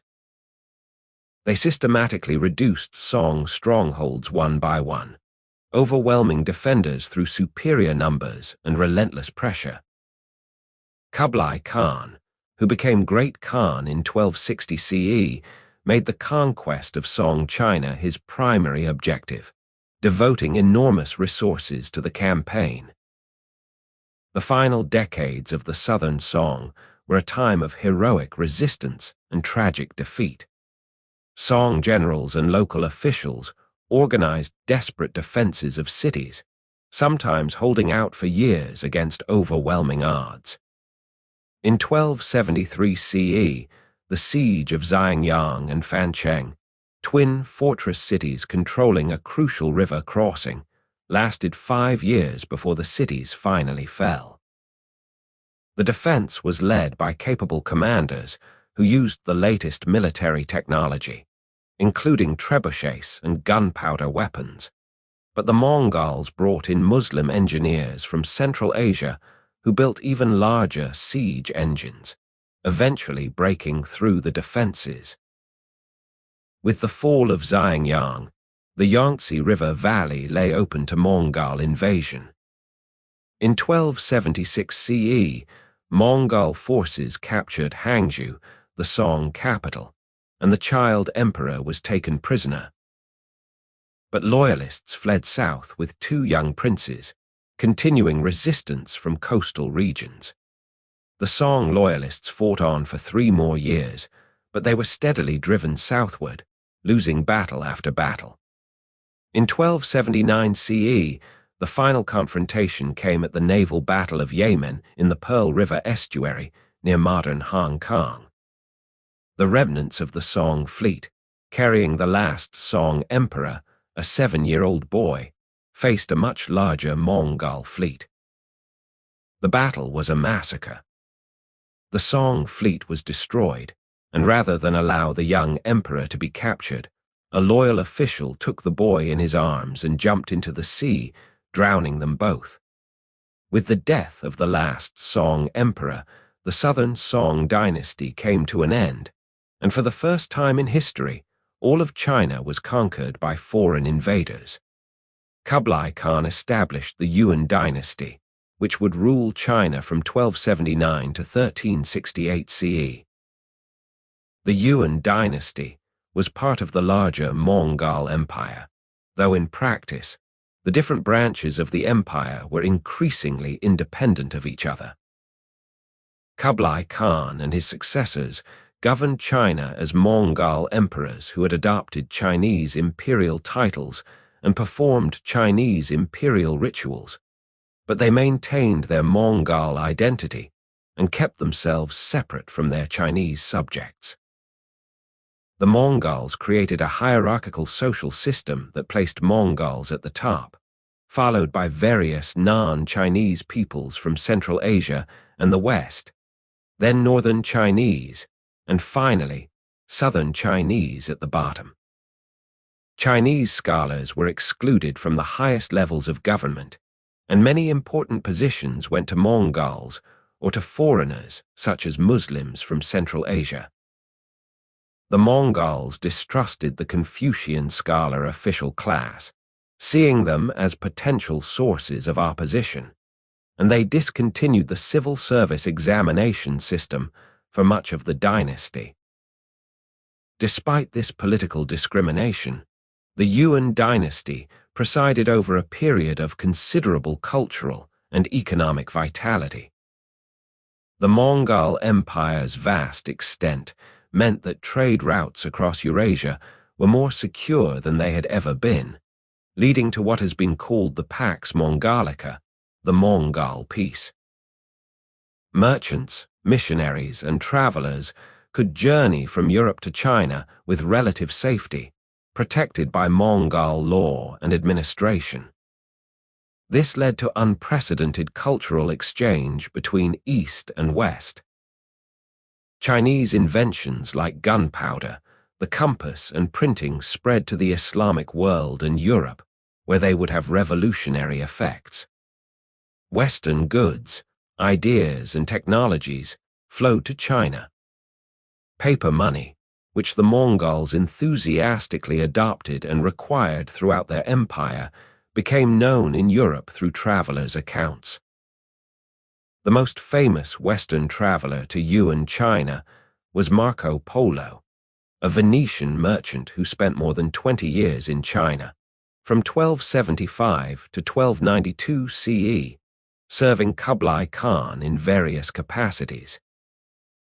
Marco Polo's account of his travels, dictated after his return to Italy, became one of the most widely read books in medieval Europe, introducing Europeans to the wonders of China, its vast cities, its paper money, its coal-burning furnaces, its sophisticated administration. While some scholars have questioned whether Marco Polo actually visited all the places he claimed, there is no doubt that his account, whether entirely first-hand or compiled from multiple sources, opened European eyes to the existence of a vast, wealthy, and sophisticated civilization in the Far East. Kublai Khan was an able and energetic ruler who genuinely tried to govern China well, though always from a Mongol perspective. He moved the capital from Karakoram in Mongolia to Beijing, which he called Dadu, the great capital, establishing Beijing as China's capital for the first time, a status it has retained, with brief interruptions, to the present day. He promoted agricultural development, repaired and extended the Grand Canal to ensure that grain from the south could reach the capital, and patronized arts and scholarship. He was particularly interested in Buddhism, meeting with Buddhist teachers from Tibet, and becoming a patron of Tibetan Buddhism, which would henceforth have a special relationship with Mongol rulers. Kublai Khan also attempted military expansion beyond China, launching invasions of Japan, Vietnam, and Java. These campaigns were failures. 2 attempted invasions of Japan, in 1274 and 1281 CE, were turned back by fierce Japanese resistance, and by typhoons that destroyed much of the Mongol fleet, storms that the Japanese called kamikaze, divine winds, sent by the gods to protect Japan. The campaigns in Southeast Asia also ended in defeat or inconclusive results, demonstrating the limits of Mongol power. After Kublai Khan's death in 1294 CE, the Yuan dynasty declined rapidly. His successors lacked his ability and vision, and the Mongol ruling class became increasingly divided by factional struggles. The Mongols had difficulty adapting to ruling a large, settled, agricultural society so different from their nomadic homeland. Many Mongols became absorbed in Chinese culture and lost the military skills that had made them invincible. Others clung stubbornly to Mongol ways and alienated their Chinese subjects. The Yuan government suffered from financial problems, partly due to excessive spending on military campaigns and public works, partly due to corruption, and partly due to the inflationary effects of printing too much paper money. Natural disasters, including floods and famines, struck China repeatedly during the 14th century, and the government's response was often inadequate. The combination of natural disasters, economic problems, and ethnic tensions created widespread discontent among the Chinese population. In 1351 CE, that discontent exploded into the Red Turban Rebellion, a massive uprising that combined anti-Mongol sentiment with millenarian Buddhist beliefs. The Red Turbans believed that the Maitreya Buddha, the future Buddha, would soon appear and usher in a new age, and they saw the overthrow of the Mongols as a necessary step in bringing about this cosmic transformation. The rebellion spread rapidly across southern and central China, with rebel armies capturing cities and establishing their own governments. The Yuan dynasty, weakened by internal conflicts and lacking competent leadership, could not effectively suppress the rebellions. Different rebel groups fought against the Mongols and against each other, and China descended into a period of multi-sided civil war. From this, chaos emerged a most unlikely figure who would found one of the greatest dynasties in Chinese history. Zhu Yuanzhang was born in 1328 CE to a desperately poor peasant family in Anhui province. His childhood was marked by poverty and tragedy. When he was 16, a combination of drought, locusts, and disease killed his parents and most of his siblings. Zhu became a beggar, wandering from place to place seeking food. He eventually joined a Buddhist monastery, not out of religious devotion, but because monasteries provided food and shelter. When the Red Turban Rebellion broke out, the monastery was destroyed, and Zhu joined one of the rebel armies. He proved to be a brilliant military commander with an uncanny ability to judge people and situations. He rose rapidly through the ranks, winning battles and attracting capable followers. Zhu was ruthless, but also intelligent and pragmatic, understanding that military victory alone was not enough, that he needed to win the support of the population and establish effective governance in the territories he controlled. By 1360 CE, Zhu Yuanzhang had become one of the most powerful rebel leaders, controlling a substantial territory in the Yangtze River Valley. Over the next 8 years, he systematically defeated his rivals, eliminating other rebel leaders through military conquest and political maneuvering. In 1368 CE, his armies captured Beijing, forcing the Yuan emperor to flee back to Mongolia. Zhu Yuanzhang proclaimed himself emperor of the Ming dynasty, taking the reign title Hongwu, meaning vast military power.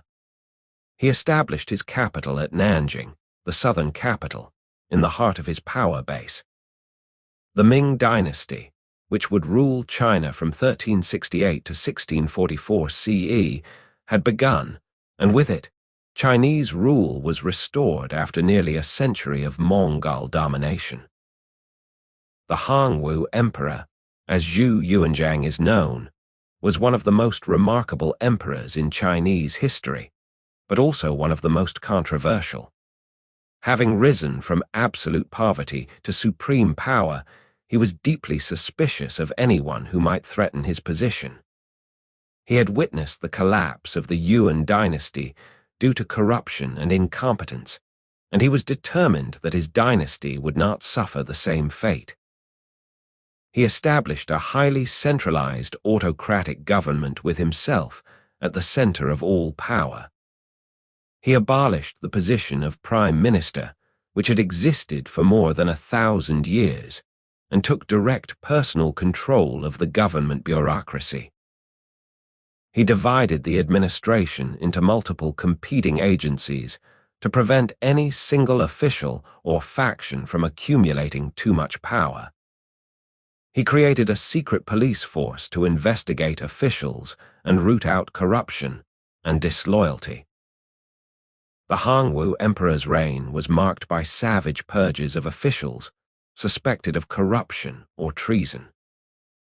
In the 1380s and 90s, he ordered the execution of tens of thousands of officials and their families in a series of purges that traumatized the bureaucracy. The most infamous was the Hu Huaiyang affair in 1380 CE, when the emperor accused his prime minister Hu Huaiyang of treason and had him executed along with thousands of people connected to him. Whether there was actually a conspiracy, or whether the emperor fabricated charges to eliminate potential threats remains debated by historians. What is clear is that the Hongwu emperor ruled through fear, and officials lived in constant terror of making mistakes that might result in execution. At the same time, the emperor genuinely cared about the welfare of common people and implemented policies designed to improve their lives. He reduced taxes, promoted agriculture, organized the population into mutual responsibility groups, and tried to prevent the corruption and oppression that had made ordinary people's lives miserable under previous dynasties. The Hongwu emperor also attempted to create a society that conformed to his vision of proper Confucian values. He issued moral edicts that were to be read aloud in villages throughout the empire, instructing people on correct behavior, filial piety, respect for authority, and mutual assistance. He tried to freeze society in place, prohibiting people from changing occupations or moving to different locations without permission, hoping to create a stable agricultural society of self-sufficient village communities. These efforts were largely unsuccessful in the long run, as social and economic forces proved stronger than imperial decrees, but they reflected the emperor's dream of creating a perfect Confucian society. When the Hongwu emperor died in 1398 CE, he was succeeded by his grandson, a young man who proved to be a weak and indecisive ruler. One of the Hongwu emperor's sons, Zhu Dai, who had been granted a princely territory in the north with his capital at Beijing, refused to accept the legitimacy of his nephew's succession. In 1399 CE, Zhu Dai rebelled against the emperor, launching a civil war that lasted 4 years. In 1402 CE, Zhu Dai's armies captured Nanjing, and the young emperor disappeared, possibly killed in the palace fire, possibly escaped in disguise, his fate remaining one of Chinese history's mysteries. Zhu Dai proclaimed himself emperor, taking the reign title Yongle, meaning perpetual happiness. The Yongle emperor moved the capital from Nanjing to Beijing, transforming the city into one of the most magnificent capitals in the world, with massive palace complexes, temples, and defensive walls. The Yongle emperor was one of the most ambitious and energetic rulers in Chinese history. He launched military campaigns to the north against the Mongols, personally leading armies deep into the steppes. He sent expeditions to Vietnam, temporarily bringing that region back under Chinese control. He ordered the compilation of the Yongle Encyclopedia, an enormous compendium of knowledge that, when completed, comprised more than 11,000 volumes, one of the largest encyclopedias ever created. But the Yongle emperor's most famous achievement was sponsoring the maritime expeditions of Zheng He, one of the most extraordinary episodes in Chinese and world history. Zheng He was a Muslim eunuch who had entered the service of the Yongle emperor and risen to a position of great trust and authority. Between 1405 and 1433 CE, Zheng He commanded 7 massive maritime expeditions that sailed from China to Southeast Asia, India, the Persian Gulf, and the east coast of Africa. These were not small exploratory voyages, but enormous fleets carrying tens of thousands of sailors and soldiers on hundreds of ships.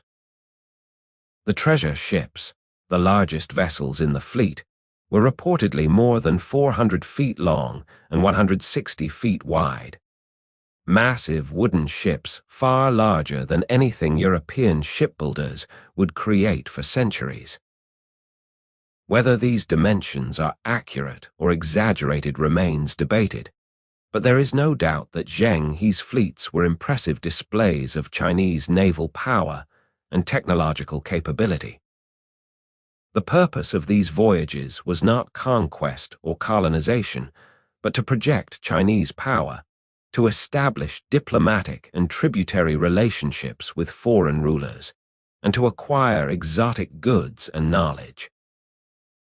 Zheng He's fleets visited more than 30 countries and regions, from Java to Zanzibar, delivering gifts from the Chinese emperor and receiving tribute and gifts in return. They brought back exotic animals like giraffes and zebras, precious stones, spices, and diplomatic missions from foreign rulers. They intervened in local conflicts, sometimes using military force to support rulers friendly to China. The voyages demonstrated that China had the capability to become a maritime power dominating the Indian Ocean, but this was not to be.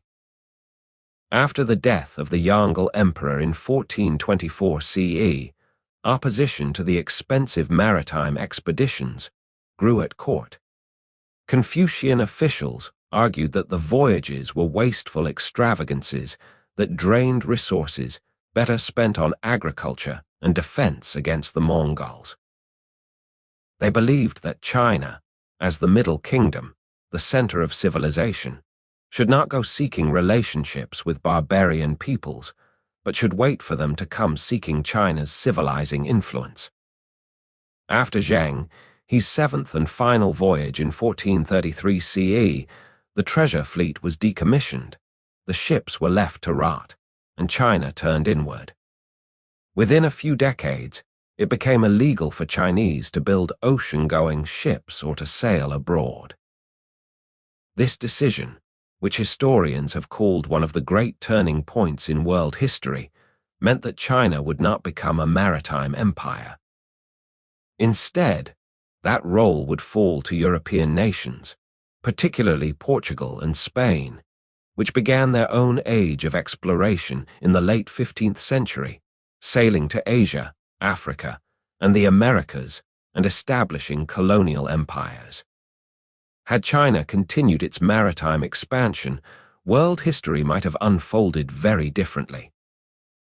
The middle and late Ming dynasty, from the mid-15th to the early 17th century, was a period of relative stability and prosperity interrupted by occasional crises.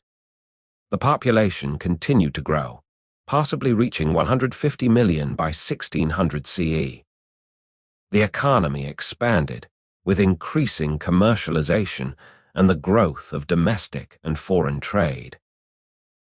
Despite the official prohibition on foreign trade, smuggling and piracy flourished along the coast, and silver from the Americas, brought by European traders, flooded into China, monetizing the economy and stimulating commerce. New crops from the Americas, including maize, sweet potatoes, and peanuts, were introduced to China and gradually became important food sources, particularly in marginal lands unsuitable for rice or wheat cultivation. These new crops supported population growth in previously sparsely populated regions. Ming culture flourished, producing achievements in art, literature, and philosophy. The Ming period saw the creation of the great classical novels of Chinese literature, including Journey to the West, a fantastical adventure story based on the historical pilgrimage of the monk Xuanzang, Water Margin, a tale of outlaw heroes fighting against corrupt officials, and the early versions of Romance of the Three Kingdoms and Dream of the Red Chamber. These novels were written in vernacular Chinese rather than classical literary Chinese, making them accessible to a wider readership. They were printed and sold commercially, reflecting the growth of literacy and a reading public beyond the narrow circle of scholars. Ming porcelain, particularly the blue and white ware produced at the Imperial kilns at Jingdezhen, became prized throughout the world and was exported in huge quantities to Asia, the Middle East, and Europe. The Ming emperors also undertook massive construction projects, including the Forbidden City in Beijing, the Imperial Palace complex that remains one of the most magnificent architectural achievements in Chinese history, and extensive reconstruction of the Great Wall, creating much of the wall that exists today. Yet beneath this prosperity, serious problems were developing that would eventually destroy the dynasty. The imperial system itself was becoming increasingly dysfunctional. Many Ming emperors were weak, disinterested in government, or dominated by palace eunuchs who wielded enormous informal power. The most notorious example was the Wanli Emperor, who reigned from 1572 to 1620 CE, one of the longest reigns in Chinese history, but who largely withdrew from active governance in the later part of his reign, refusing to meet with officials or make decisions on important matters. The bureaucracy became paralyzed, unable to function without imperial direction.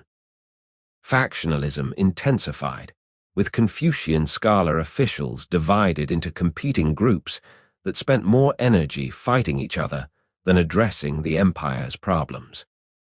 The most powerful faction was the Donglin Academy, a group of scholars who criticized court corruption and advocated moral reform, but they made many enemies and were eventually purged in the 1620s. The Ming military system, which had been based on hereditary military families who received land in exchange for providing soldiers, had largely broken down. The military families found ways to avoid service, and the quality of soldiers declined. The Ming increasingly relied on hiring mercenaries or pressing unwilling conscripts into service. Border defenses weakened at precisely the time when threats were increasing. In the north, Mongol tribes remained a persistent threat, occasionally raiding deep into Chinese territory. In the northeast, a new power was rising among the Jurchen people, who would soon threaten the very survival of the Ming dynasty. The Jurchen had been subjects of the Ming dynasty, organized into loosely controlled tribes beyond the Great Wall in what is now northeastern China. In the late 16th century, a brilliant leader named Narhasai began uniting the Jurchen tribes under his rule. Narhasai created a sophisticated military and administrative system called the Eight Banners, organizing the population into hereditary military units that combined fighting power with civil administration. In 1616 CE, Narhasai proclaimed himself Khan and established the later Jin dynasty, deliberately recalling the earlier Jin dynasty that had conquered northern China in the 12th century. The Ming, distracted by internal problems and complacent about barbarian threats, did not take this development seriously enough. By the time they recognized the danger, it was too late. Narhasai and his son Hong Taiji waged a brilliant campaign against the Ming, using a combination of military force and political subversion. They defeated Ming armies in battle, capturing important fortresses and territory. They recruited Chinese generals and officials who defected to the Jurchen side, bringing knowledge of Chinese military technology and administrative practices. In 1636 CE, Hong Taiji changed the name of his people from Jurchen to Manchu and changed his dynasty's name from Jin to Qing, meaning pure. The Qing dynasty, while still based in Manchuria and not yet ruling China proper, was positioning itself as a legitimate successor to Chinese dynasties, claiming the mandate of heaven. While the Ming dynasty faced external threats from the Manchus, it was also weakening from within. Decades of administrative dysfunction, fiscal crisis, and corruption had eroded the government's capacity. Natural disasters, particularly droughts and floods in northern China, caused widespread famine. Desperate peasants turned to banditry and rebellion. In the 1620s and 30s, numerous rebel movements sprang up, some small and quickly suppressed, others growing into massive uprisings that threatened the dynasty's survival. The most important rebel leader was Lai Zicheng, a former postal worker who became a bandit and then the leader of a massive peasant army. Lai Zicheng's forces grew as they attracted desperate peasants deserters from the Ming army, and opportunistic leaders seeking power. By the early 1640s, Lai Zicheng controlled large parts of northern China and was marching on Beijing. The last Ming emperor, the Changzhen Emperor, who reigned from 1627 to 1644 CE, was a conscientious and hard-working ruler who genuinely tried to save the dynasty, but he faced an impossible situation. The treasury was empty, the army was ineffective, officials were either incompetent or disloyal, and enemies threatened from both inside and outside. In April 1644 CE, Lai Zicheng's rebel army breached the walls of Beijing. As rebel forces entered the city, the Changzhen Emperor climbed Coal Hill behind the Forbidden City, wrote a final message blaming himself for the dynasty's fall and begging that the rebels not harm the common people, and hanged himself from a tree. The Ming dynasty was finished, having ruled China for 276 years. But Lai Zicheng would not be the founder of a new dynasty. His peasant army, undisciplined and more interested in looting than governing, quickly alienated the population of Beijing.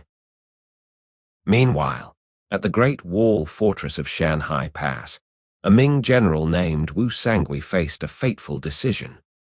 Wu Sangui commanded the most powerful remaining Ming army, and he had to choose between fighting the rebels who had killed his emperor or the Manchus who threatened from the north. Wu Sangui made a choice that would determine China's future for the next 2.5 centuries. He invited the Manchus to enter China and help him defeat the rebels. In June 1644 CE, Manchu forces passed through Shanhai Pass, which Wu Sangui opened for them, and marched on Beijing. Lai Zicheng's forces, unprepared for battle against the disciplined Manchu army, were defeated. Lai Zicheng fled, and he disappeared from history shortly afterward, probably killed by local militia. The Manchus occupied Beijing, and the Qing dynasty claimed the mandate of heaven. The Manchu conquest of China was swift in some regions and prolonged in others. The capture of Beijing in 1644 CE gave the Qing dynasty control of the north, but southern China remained unconquered. Ming loyalists established several resistance governments in the south, placing various princes of the imperial family on the throne and attempting to organize effective resistance.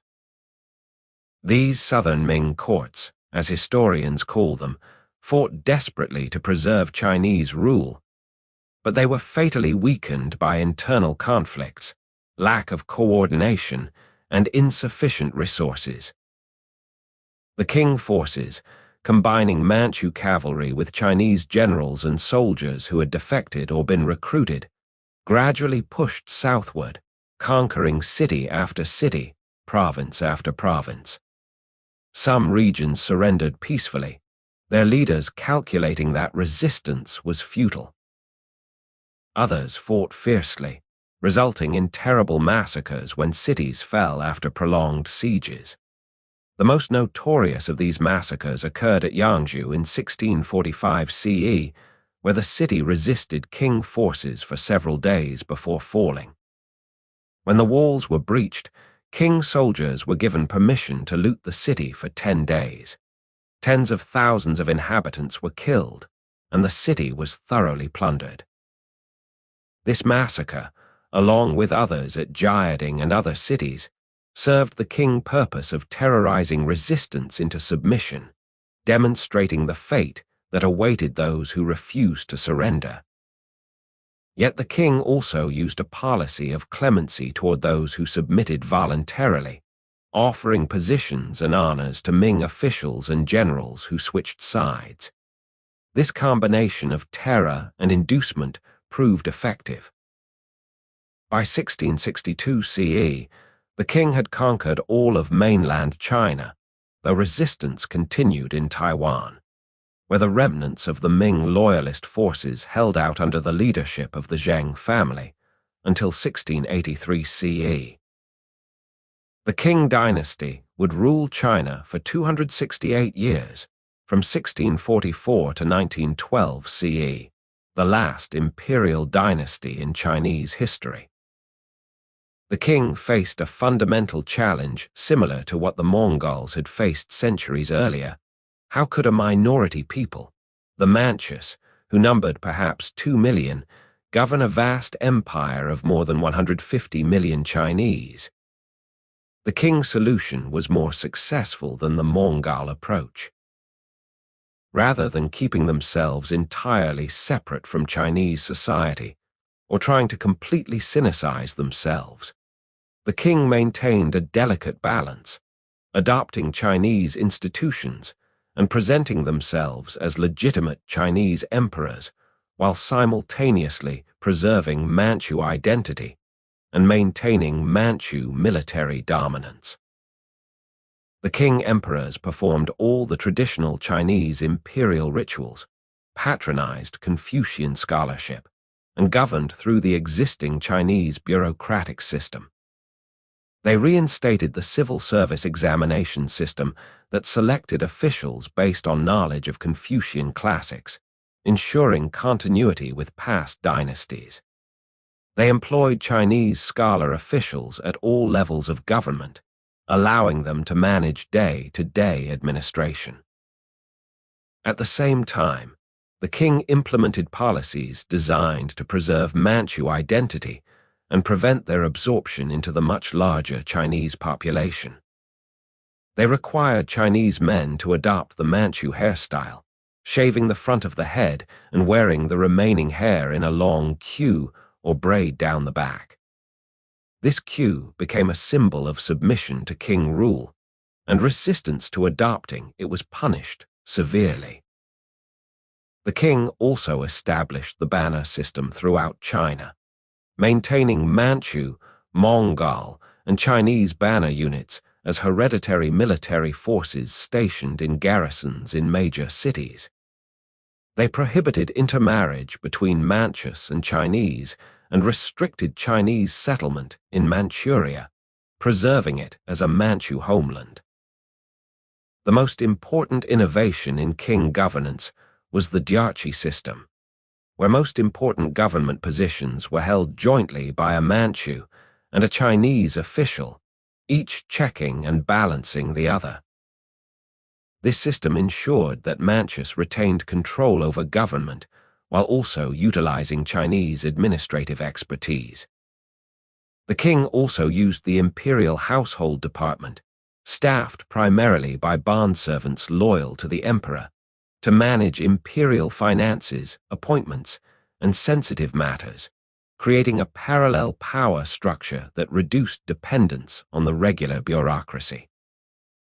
The early Qing emperors were remarkably capable rulers who worked tirelessly to consolidate their control and legitimize their dynasty. The Shunzhai emperor, who reigned from 1644 to 1661 CE, was only 6 years old when he became emperor, and his reign was dominated by regents, but it established the Qing presence in China. His successor, the Kangxi emperor, who reigned from 1661 to 1722 CE, one of the longest reigns in Chinese history, was one of the most capable emperors of any dynasty. Kangxi came to the throne at age 7, but by his early teens, he had outmaneuvered the regents who controlled the government and assumed personal rule. He was intelligent, hardworking, and genuinely curious about the world. He studied not only traditional Chinese classics, but also mathematics, astronomy, and Western sciences, learning from Jesuit missionaries who were present at the court. The Kangxi emperor faced serious military challenges in his early reign. The Three Feudatories' Rebellion, which lasted from 1673 to 1681 CE, was the most dangerous crisis the Qing dynasty faced after the conquest. 3 former Ming generals who had helped the king conquer southern China had been granted vast territories in the south as semi-autonomous feudatories, essentially independent kingdoms within the empire. When the Kangxi emperor attempted to reduce their power, they rebelled, and much of southern China rose in support. For 8 years, the outcome was uncertain, but the Kangxi emperor's determination and effective military leadership eventually prevailed. The rebellion was crushed, the feudatories were eliminated, and king control over southern China was finally secured. The Kangxi emperor also led campaigns against Mongol tribes in the north and west, extending king control over Mongolia and securing the borders. He personally led armies on campaign, demonstrating that he was not merely a scholar emperor, but also a warrior capable of commanding troops.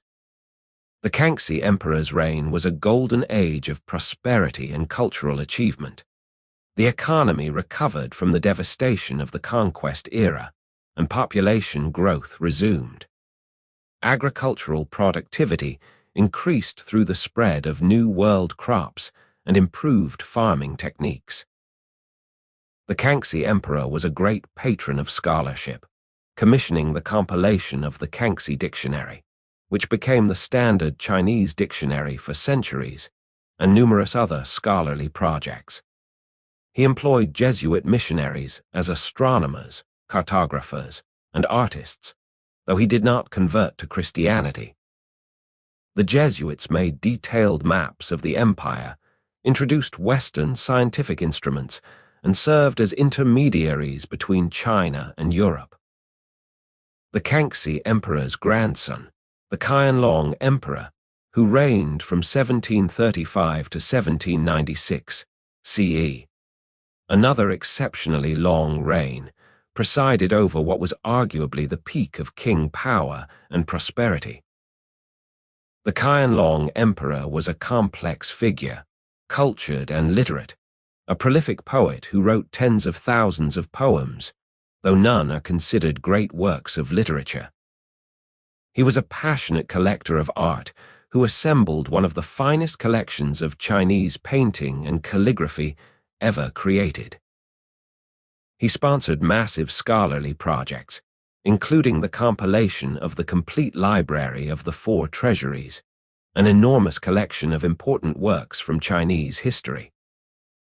This project involved copying thousands of texts and employed more than 3,000 scholars over 15 years.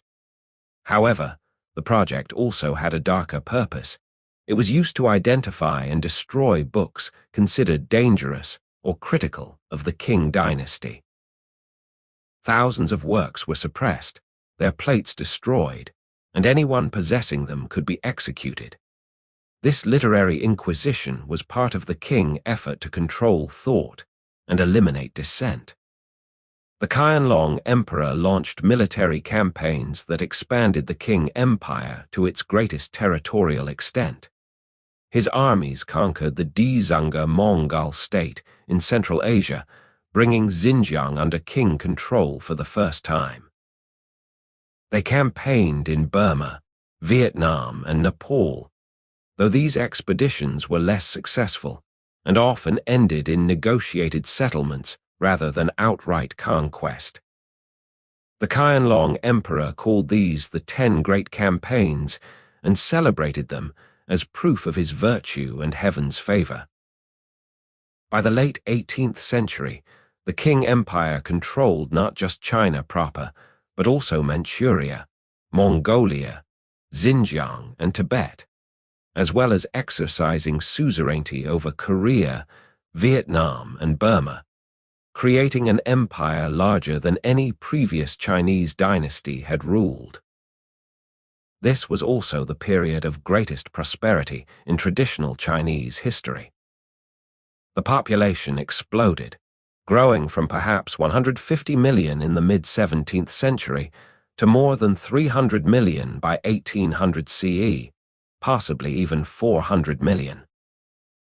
This demographic explosion was made possible by agricultural expansion into previously uncultivated lands, the introduction of new world crops that could grow in marginal soils, improved water control and irrigation, and relative peace and stability. Commerce flourished, with domestic and foreign trade reaching unprecedented levels. Chinese tea, silk, and porcelain were in enormous demand in Europe, and vast quantities were exported. European merchants, particularly the British East India Company, established trading posts on the Chinese coast, though the Qing government strictly limited and controlled foreign trade, confining it to the single port of Canton and requiring that all transactions go through licensed Chinese merchants called the Kohang. Yet even at its height, the Qing Empire contained the seeds of its eventual decline. The very success of the dynasty created problems that would prove difficult to solve. The massive population growth put increasing pressure on land and resources. The amount of cultivable land could not expand fast enough to keep pace with population growth, and farms became smaller as they were divided among more and more sons. Landless peasants and unemployed laborers increased in number, creating a mobile, desperate population prone to banditry and rebellion. The bureaucracy, which had been adequate for governing a smaller population, became overwhelmed. The number of officials grew very slowly compared to population growth, meaning that each official was responsible for far more people. Local government became increasingly ineffective, unable to collect taxes efficiently, maintain infrastructure, or prevent corruption and abuse. The Qianlong Emperor's military campaigns, though glorified as victories, were enormously expensive and drained the treasury. To pay for them, the government had to increase taxes and cut corners on other expenditures. Infrastructure maintenance was deferred, flood control projects were neglected, and granaries that stored grain for famine relief were emptied. Corruption became increasingly prevalent as officials at all levels skimmed money from the inadequate budgets. The emperor himself, despite his image as a cultured scholar, lived in tremendous luxury, building magnificent palaces and gardens and going on expensive tours of the south. His favorite minister, Hessian, was one of the most corrupt officials in Chinese history, accumulating a fortune estimated at more than 1 billion ounces of silver through embezzlement and extortion. The Qianlong Emperor, perhaps aware of Hessian's corruption, but valuing his administrative efficiency and personal loyalty, protected him. Only after the Qianlong Emperor's death in 1799 CE was Hessian arrested and forced to commit suicide, his property confiscated. By the late 18th century, social unrest was increasing. Secret societies and religious movements attracted followers among the discontented peasantry.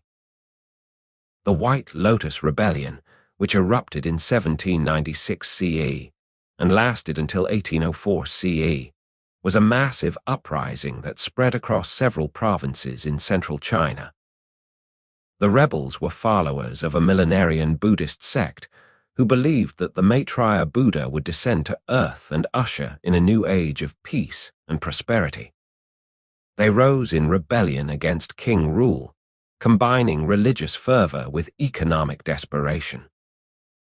The Qing government eventually suppressed the rebellion, but it took 8 years and enormous resources. The campaign revealed that the Qing military, particularly the banner forces that had been the dynasty's military foundation, had become weak and ineffective. The bannermen, who lived on government stipends and had hereditary military obligations, had become urbanized and soft, losing the martial skills of their ancestors. The government had to rely increasingly on local militia and mercenary forces, which were more effective fighters, but also less reliable and potentially threatening to central authority. As the 19th century began, the Qing dynasty faced mounting challenges from both internal weaknesses and external pressures. The most significant external pressure came from the West, particularly from Great Britain, which was rapidly industrializing and building a global empire. British merchants were frustrated by the restrictions the Qing government placed on trade.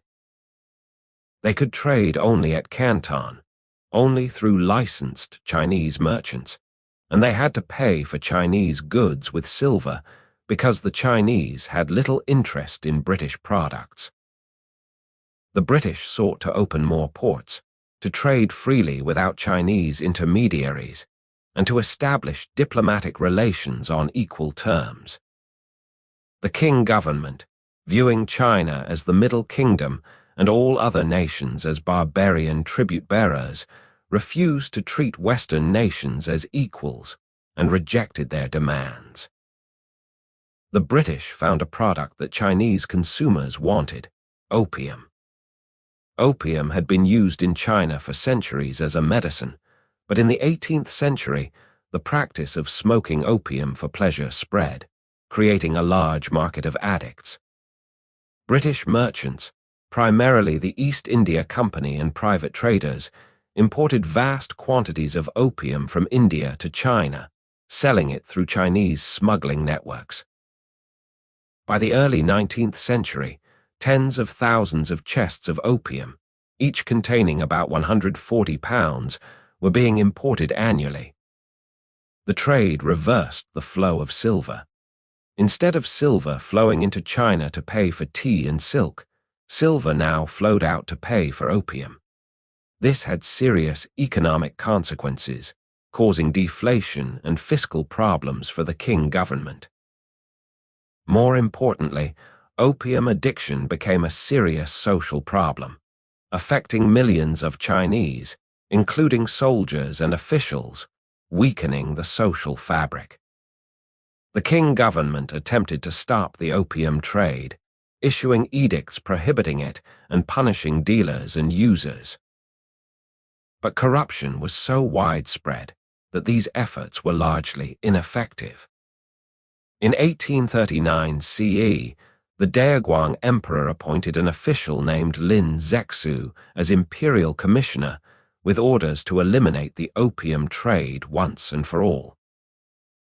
Lin Zexu was an honest and capable official who took his mission seriously.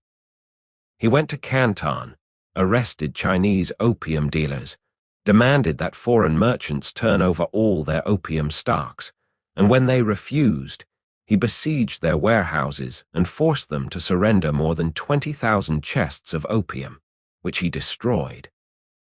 Lin Zexu then wrote a letter to Queen Victoria, appealing to her moral sense and asking her to stop the opium trade.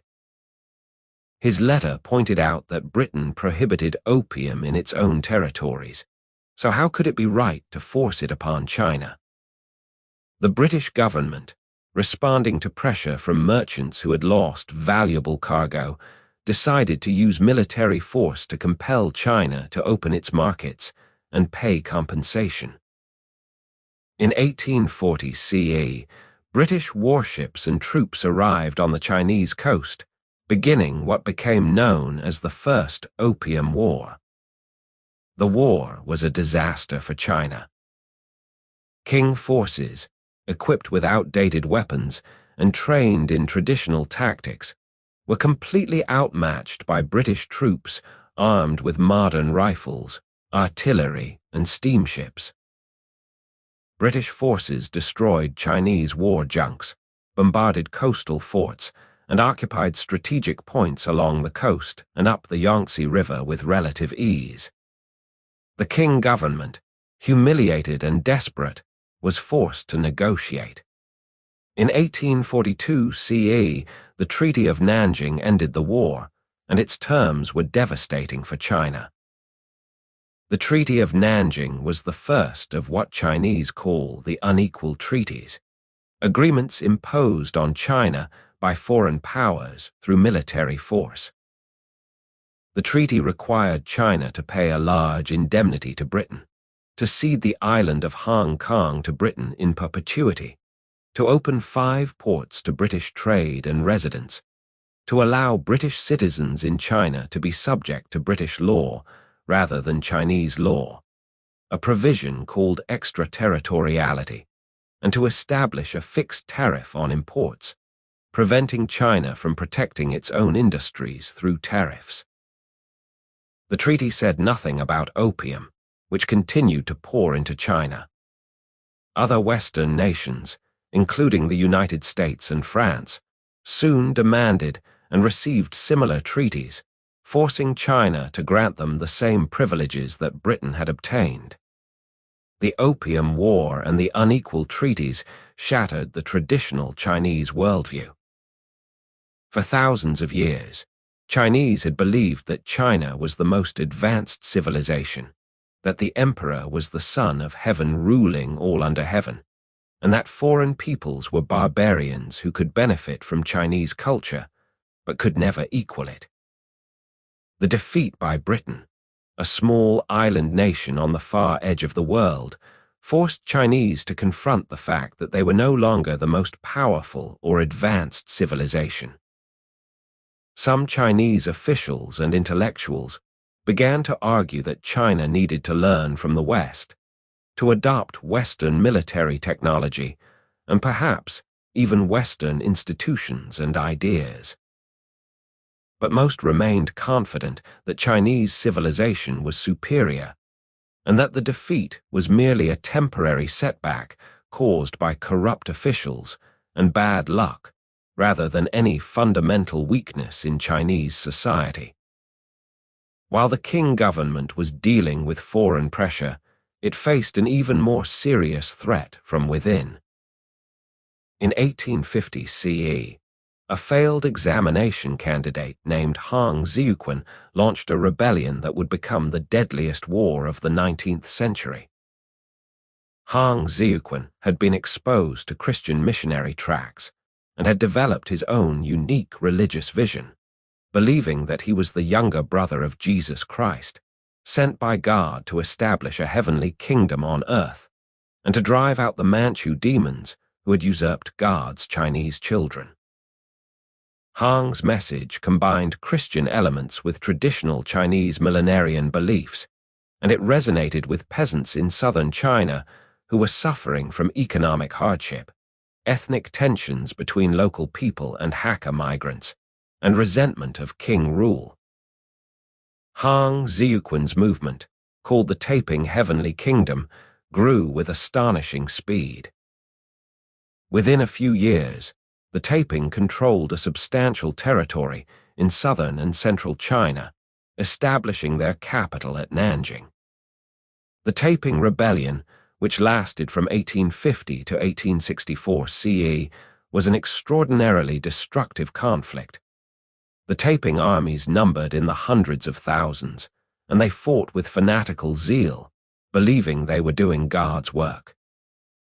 They implemented radical social policies in the territories they controlled, including land redistribution, prohibition of opium and alcohol, foot binding and prostitution, and theoretical gender equality, though these policies were often more theoretical than practical. The Taiping also destroyed Buddhist and Taoist temples, seeing them as demonic, and they killed Confucian scholars, viewing Confucianism as a corrupt ideology that supported the Manchu regime. The Qing government initially could not effectively respond to the rebellion. The banner forces were useless, and the regular army was little better. The dynasty was saved by Chinese scholar officials who organized local militia forces to fight the Taiping. The most important of these was Zheng Guofan, who created the Hunan army, and Lai Hongzhang, who created the Anhui army. These armies were not traditional government forces, but personal armies loyal to their commanders, funded through local taxes, and officered by men chosen for competence rather than hereditary status. They were more effective than banner forces because they had better morale, better leadership, and better motivation. With the help of these regional armies, and with some assistance from Western military advisors and modern weapons, the king gradually pushed back the Taiping. In 1864 CE, Qing forces recaptured Nanjing, and Han Ziyuquan either committed suicide or died of illness. The rebellion was over, but the cost had been staggering. Estimates of the death toll range from 20 million to 70 million, though reliable figures are impossible to obtain. Entire regions were depopulated, cities destroyed, and the economy devastated. The Taiping Rebellion had profound long-term consequences for China. It demonstrated that the Qing government could not defend itself without relying on regional armies led by Chinese officials, marking the beginning of a shift in power from the central government to regional leaders. It also forced Chinese elites to confront the fact that traditional methods were insufficient to deal with modern challenges. The success of Western weapons and Western military advisors in helping suppress the Taiping convinced some officials that China needed to adopt Western technology, leading to what became known as the self-strengthening movement. The self-strengthening movement, which lasted roughly from the 1860s to the 1890s, was an attempt to modernize China by adopting Western military technology while preserving Chinese cultural values and social systems.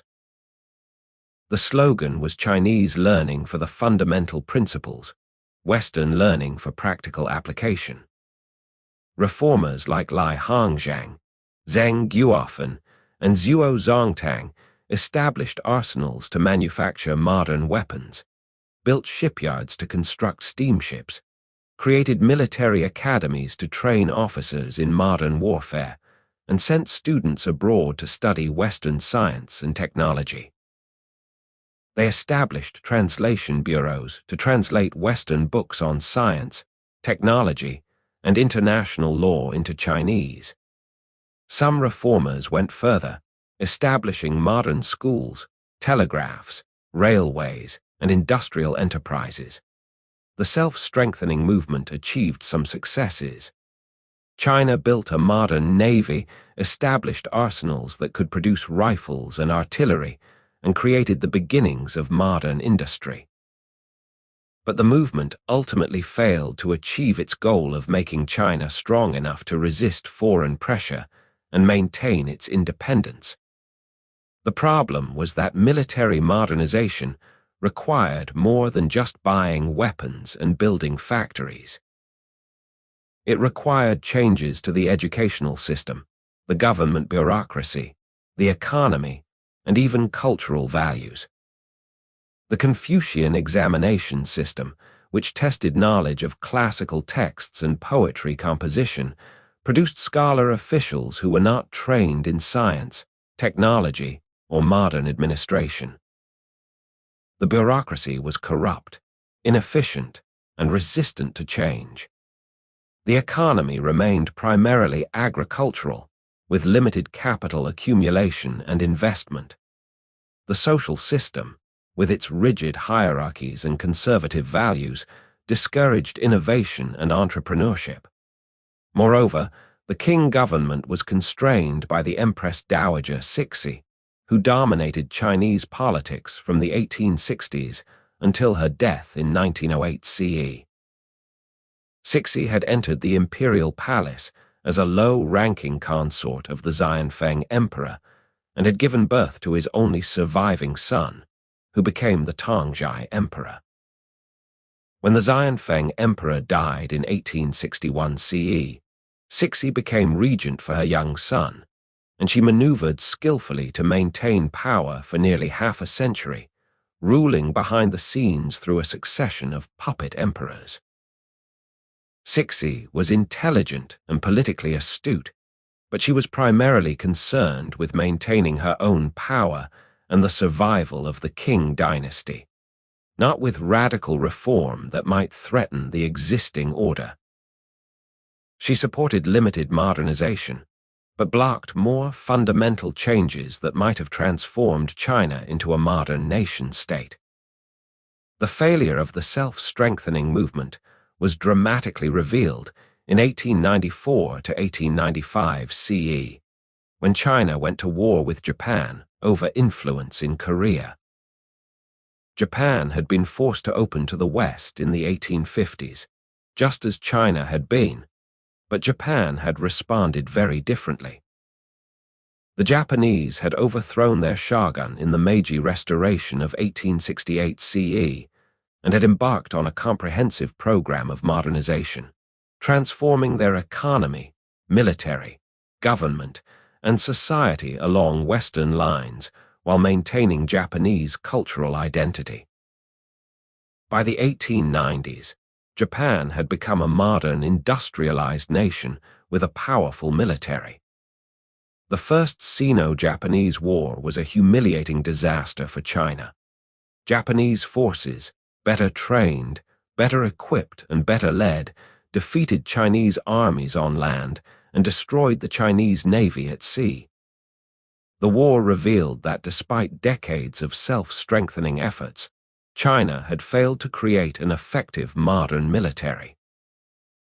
The Treaty of Shimonoseki, which ended the war, forced China to recognize Korean independence, cede Taiwan and the Pescadores Islands to Japan, pay an enormous indemnity, and open more ports to Japanese trade.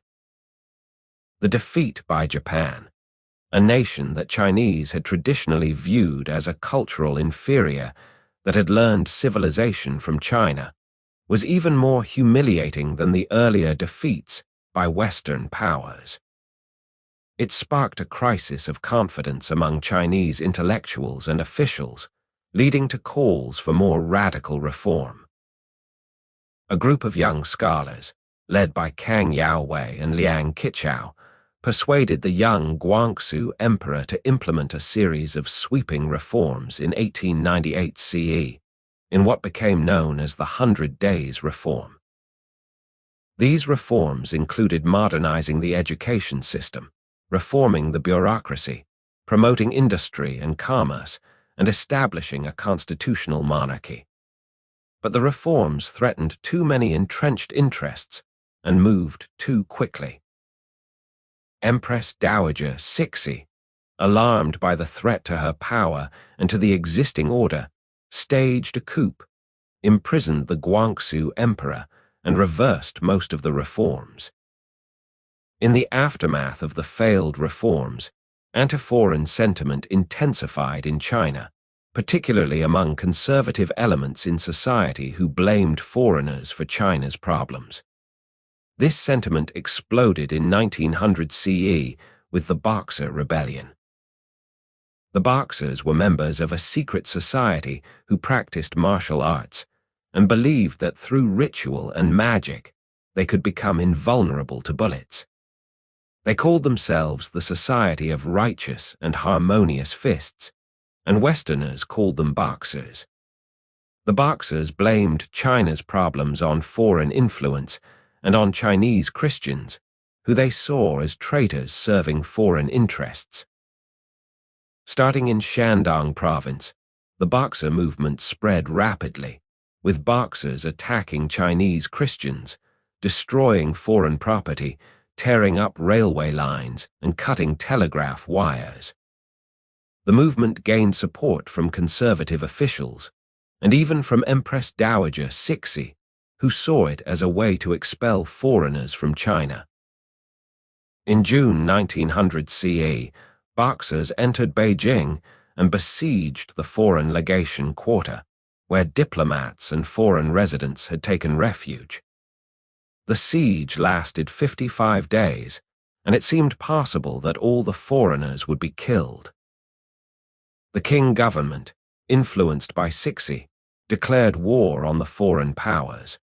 But the foreign powers organized a relief expedition, an international force including Japanese, Russian, British, American, French, German, Italian, and Austrian troops. This eight-nation alliance marched on Beijing, defeated Qing and Boxer forces, and relieved the siege. Empress Dowager Cixi and the emperor fled the capital, disguised as peasants.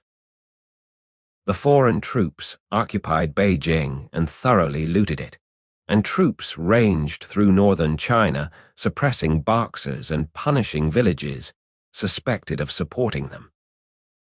The Boxer Protocol of 1901 CE imposed harsh terms on China, a massive indemnity that would take decades to pay, execution or exile of officials who had supported the Boxers, destruction of Chinese forts, and the permanent stationing of foreign troops in Beijing to protect the legations. The Boxer catastrophe finally convinced even the most conservative elements of the Qing court that China needed fundamental reform. Between 1901 and 1911 CE, the Qing government implemented what are known as the New Policies, a comprehensive reform program that touched nearly every aspect of government and society. The reforms included modernizing the military along Japanese and Western lines, abolishing the traditional examination system in 1905 CE, and replacing it with modern schools teaching science and Western learning. Sending thousands of students abroad to study in Japan, Europe, and America, establishing representative assemblies at provincial and national levels as steps toward constitutional government, reforming the legal system, and promoting industrial and commercial development. These reforms were far more radical than anything attempted during the self-strengthening movement, but they came too late and moved too slowly to satisfy the growing number of Chinese who believed that only revolution could save China. By the early 20th century, revolutionary sentiment was spreading, particularly among Chinese students studying abroad and among the growing urban middle class. Revolutionary groups formed, advocating the overthrow of the Qing dynasty and the establishment of a republic. The most important revolutionary leader was Sun Yat-sen, a medical doctor who had received a Western education and had spent years organizing revolutionary movements among overseas Chinese communities. Sun developed an ideology called the Three Principles of the People: nationalism, meaning expelling the Manchu rulers and establishing Chinese sovereignty; democracy, meaning creating a republic with representative government; and people's livelihood, meaning economic reforms to improve the lives of ordinary people. Sun organized numerous uprisings against the Qing, all of which failed, but his ideas inspired many young Chinese who were frustrated with the slow pace of reform and convinced that the Qing dynasty could not save China. The revolution, when it finally came, began almost by accident. On October 10th, 1911 CE, a date now celebrated as Double 10 Day, an accidental explosion at a revolutionary safe house in Wuhan exposed a planned uprising. Rather than wait to be arrested, the revolutionaries launched their rebellion immediately. To their surprise, units of the new army, which the Qing had trained and equipped as a modern military force, joined the rebellion. Within weeks, province after province declared independence from the Qing dynasty. The revolution spread with remarkable speed, suggesting that the dynasty had lost all legitimacy, and that people were simply waiting for an opportunity to overthrow it. The Qing court, desperate to save the dynasty, recalled Yuan Shikai, a powerful general and statesman who had been forced into retirement by political enemies. Yuan Shikai commanded the Beiyang army, the most powerful military force in China, and he was the only person who might be able to suppress the revolution. But Yuan saw an opportunity for himself. He negotiated with both the revolutionaries and the Qing court, playing each side against the other.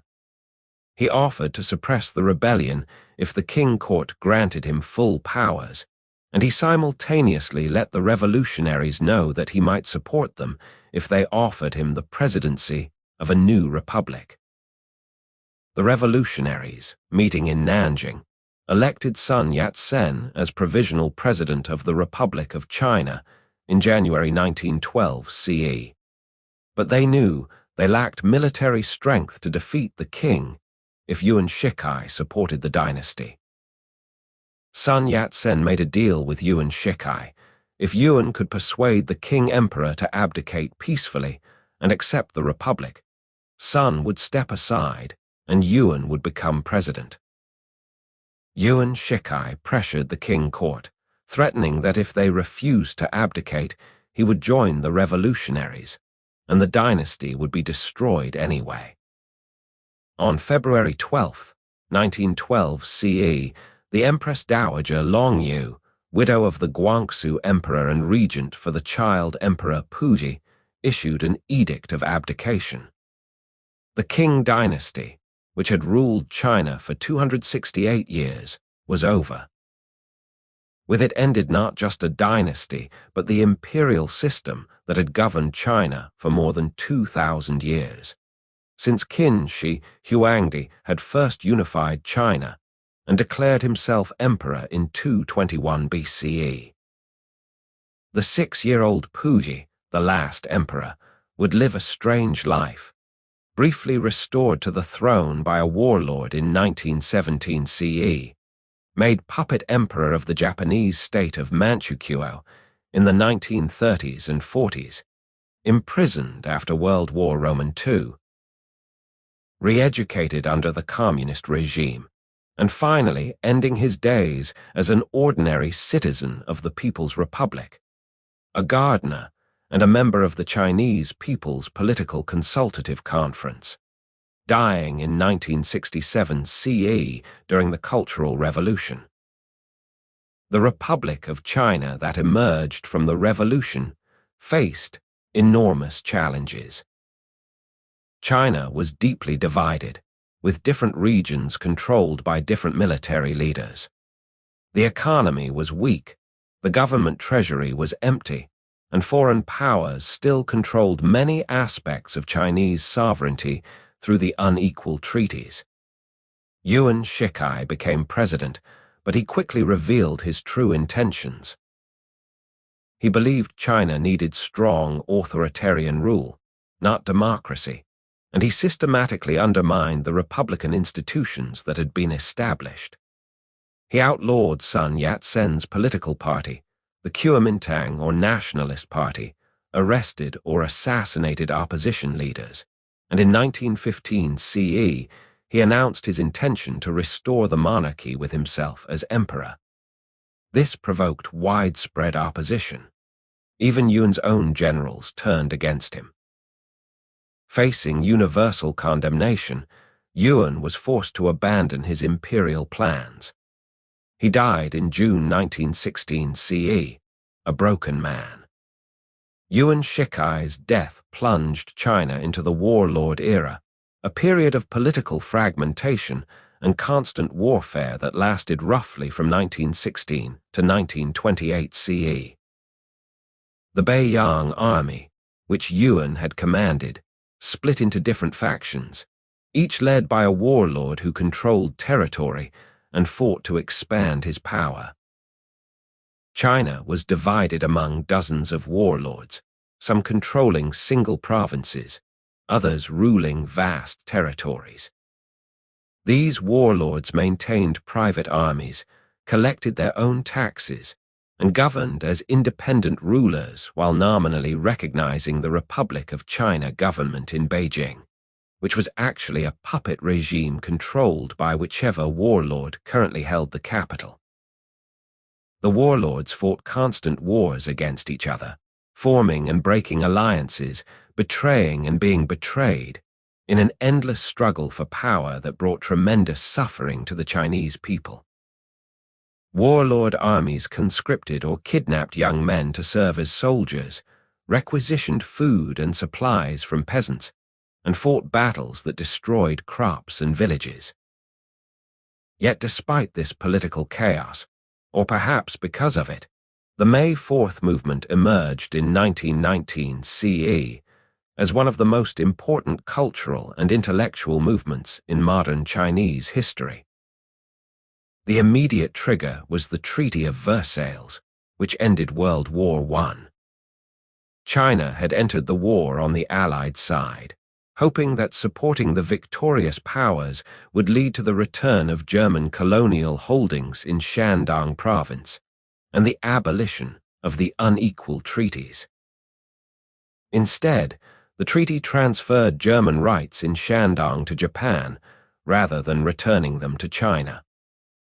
On May 4, 1919 CE, thousands of students demonstrated in Beijing against this betrayal, attacking the houses of officials who had agreed to the treaty. The protests spread to other cities, and workers and merchants joined students in strikes and boycotts of Japanese goods. The May 4th movement became more than a protest against the Versailles Treaty. It evolved into a broad cultural and intellectual movement that questioned traditional Chinese culture and called for thorough modernization. May 4th intellectuals argued that China's weakness was not just political or military but cultural, that Confucianism and traditional values were obstacles to modernization that needed to be swept away. They called for science and democracy, for individual freedom and gender equality, for vernacular literature written in everyday language rather than classical Chinese, for critical thinking and rejection of traditional authorities. Influential intellectuals like Chen Duxiu, Hu Shi, and Lu Xun wrote essays and stories that attacked traditional culture and called for radical change. The May 4th movement created a generation of Chinese intellectuals who were committed to transforming China into a modern nation, though they disagreed profoundly about what form that modernization should take. One consequence of the May 4th movement was the founding of the Chinese Communist Party in 1921 CE. The Bolshevik Revolution in Russia in 1917 CE had demonstrated that Marxism could succeed in a non-Western country, and it offered an alternative path to modernization different from Western capitalism. Chinese intellectuals, disillusioned with Western democracy after the betrayal at Versailles, and attracted by the Soviet promise to give up all Russian privileges in China, began studying Marxism-Leninism. Chen Duxiu, one of the leaders of the May 4th movement, became one of the founders of the Chinese Communist Party. The party was initially very small, with only a few dozen members, but it would grow to transform China. Meanwhile, Sun Yat-sen continued working to unify China under a republican government. Based in Guangzhou in the south, Sun reorganized the Kuomintang and sought Soviet help to build a modern party and army. The Soviet Union, eager to spread communist influence, sent advisors to help the Kuomintang and encouraged cooperation between the Kuomintang and the Chinese Communist Party. Sun died in 1925 CE from cancer, but his work was continued by Chiang Kai-shek, a military officer who had been trained in the Soviet Union and who became the commander of the National Revolutionary Army. In 1926 CE, Chiang launched the Northern Expedition, a military campaign to defeat the warlords and unify China under Kuomintang rule. The Northern Expedition was remarkably successful. The National Revolutionary Army, using modern tactics and inspired by nationalism and revolutionary ideology, defeated warlord after warlord capturing city after city. The Communists played an important role in the campaign, organizing workers and peasants to support the National Revolutionary Army and to undermine warlord control. By early 1927 CE, the National Revolutionary Army controlled much of southern and central China, and it seemed that China would soon be unified under a Kuomintang communist coalition. But Chiang Kai-shek, alarmed by growing communist power and supported by Chinese business interests who feared communist radicalism, turned against his communist allies. In April 1927 CE, Chiang launched a violent purge of communists in Shanghai and other cities, arresting and executing thousands of communists and their supporters. The Kuomintang Communist Alliance was shattered, and China descended into civil war between nationalists and communists that would last, with interruptions, for more than 2 decades. Chiang Kai-shek completed the Northern Expedition in 1928 CE when his forces captured Beijing. The warlord era was over, and China was nominally unified under the nationalist government, though several warlords retained considerable autonomy in their regions. The nationalist government, with its capital at Nanjing, ruled China from 1928 to 1937 CE, a period known as the Nanjing Decade. During this time, the government achieved significant accomplishments, including building infrastructure, establishing modern educational and legal systems, developing industry, and creating the beginnings of a modern bureaucracy. Urban areas, particularly Shanghai and other coastal cities, experienced considerable modernization and economic growth. Chinese intellectuals engaged in vigorous debates about China's future, and Chinese arts and literature flourished. But the nationalist government also faced enormous challenges. The Chinese Communist Party, though greatly weakened by Chiang's purges, survived in rural areas where it organized peasant soviets, areas controlled by communists where they implemented land reform, redistributing land from landlords to peasants. The most important communist base was in Jiangxi province, where Mao Zedong emerged as a leader who argued that Chinese revolution must be based on the peasantry rather than on urban workers, as orthodox Marxism prescribed. Chiang Kai-shek launched a series of encirclement campaigns to destroy the communist base areas, using hundreds of thousands of troops to surround and attack communist forces. By 1934 CE, the nationalist campaigns had succeeded in destroying most communist bases. The communist forces in Jiangxi, facing annihilation, broke through nationalist lines and began what became known as the Long March, an epic retreat that lasted from October 1934 to October 1935 CE. More than 80,000 communist soldiers and officials began the march. They walked thousands of miles through some of the most difficult terrain in China, crossing mountains, rivers, and grasslands, fighting nationalist forces and local warlords, suffering from hunger, disease, and exhaustion. Only about 8,000 survived to reach the new communist base area in Yan'an in Shaanxi province. But the Long March became a founding myth of Chinese communism, demonstrating the determination and endurance of the communists, and establishing Mao Zedong as the paramount leader of the Chinese Communist Party.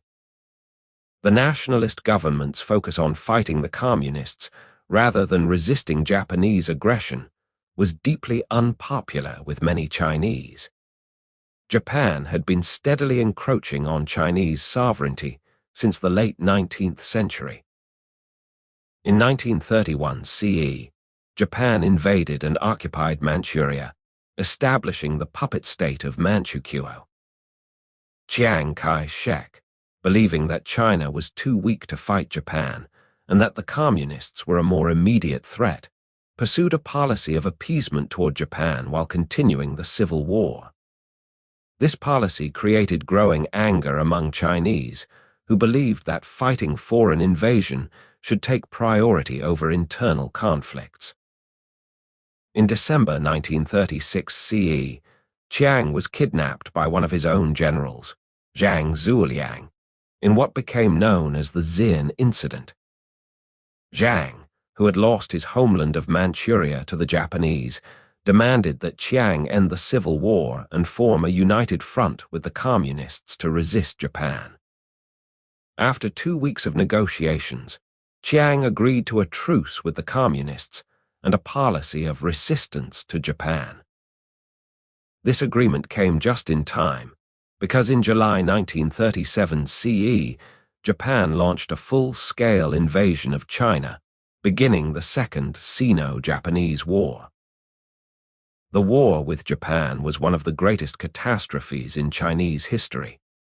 Japanese forces, better trained, better equipped, and supported by air power and naval forces, won victory after victory. In December 1937 CE, Japanese troops captured Nanjing, the nationalist capital, and perpetrated the Nanjing Massacre, one of the worst atrocities of World War II. Over a period of 6 weeks, Japanese soldiers murdered hundreds of thousands of Chinese civilians and prisoners of war, and raped tens of thousands of women.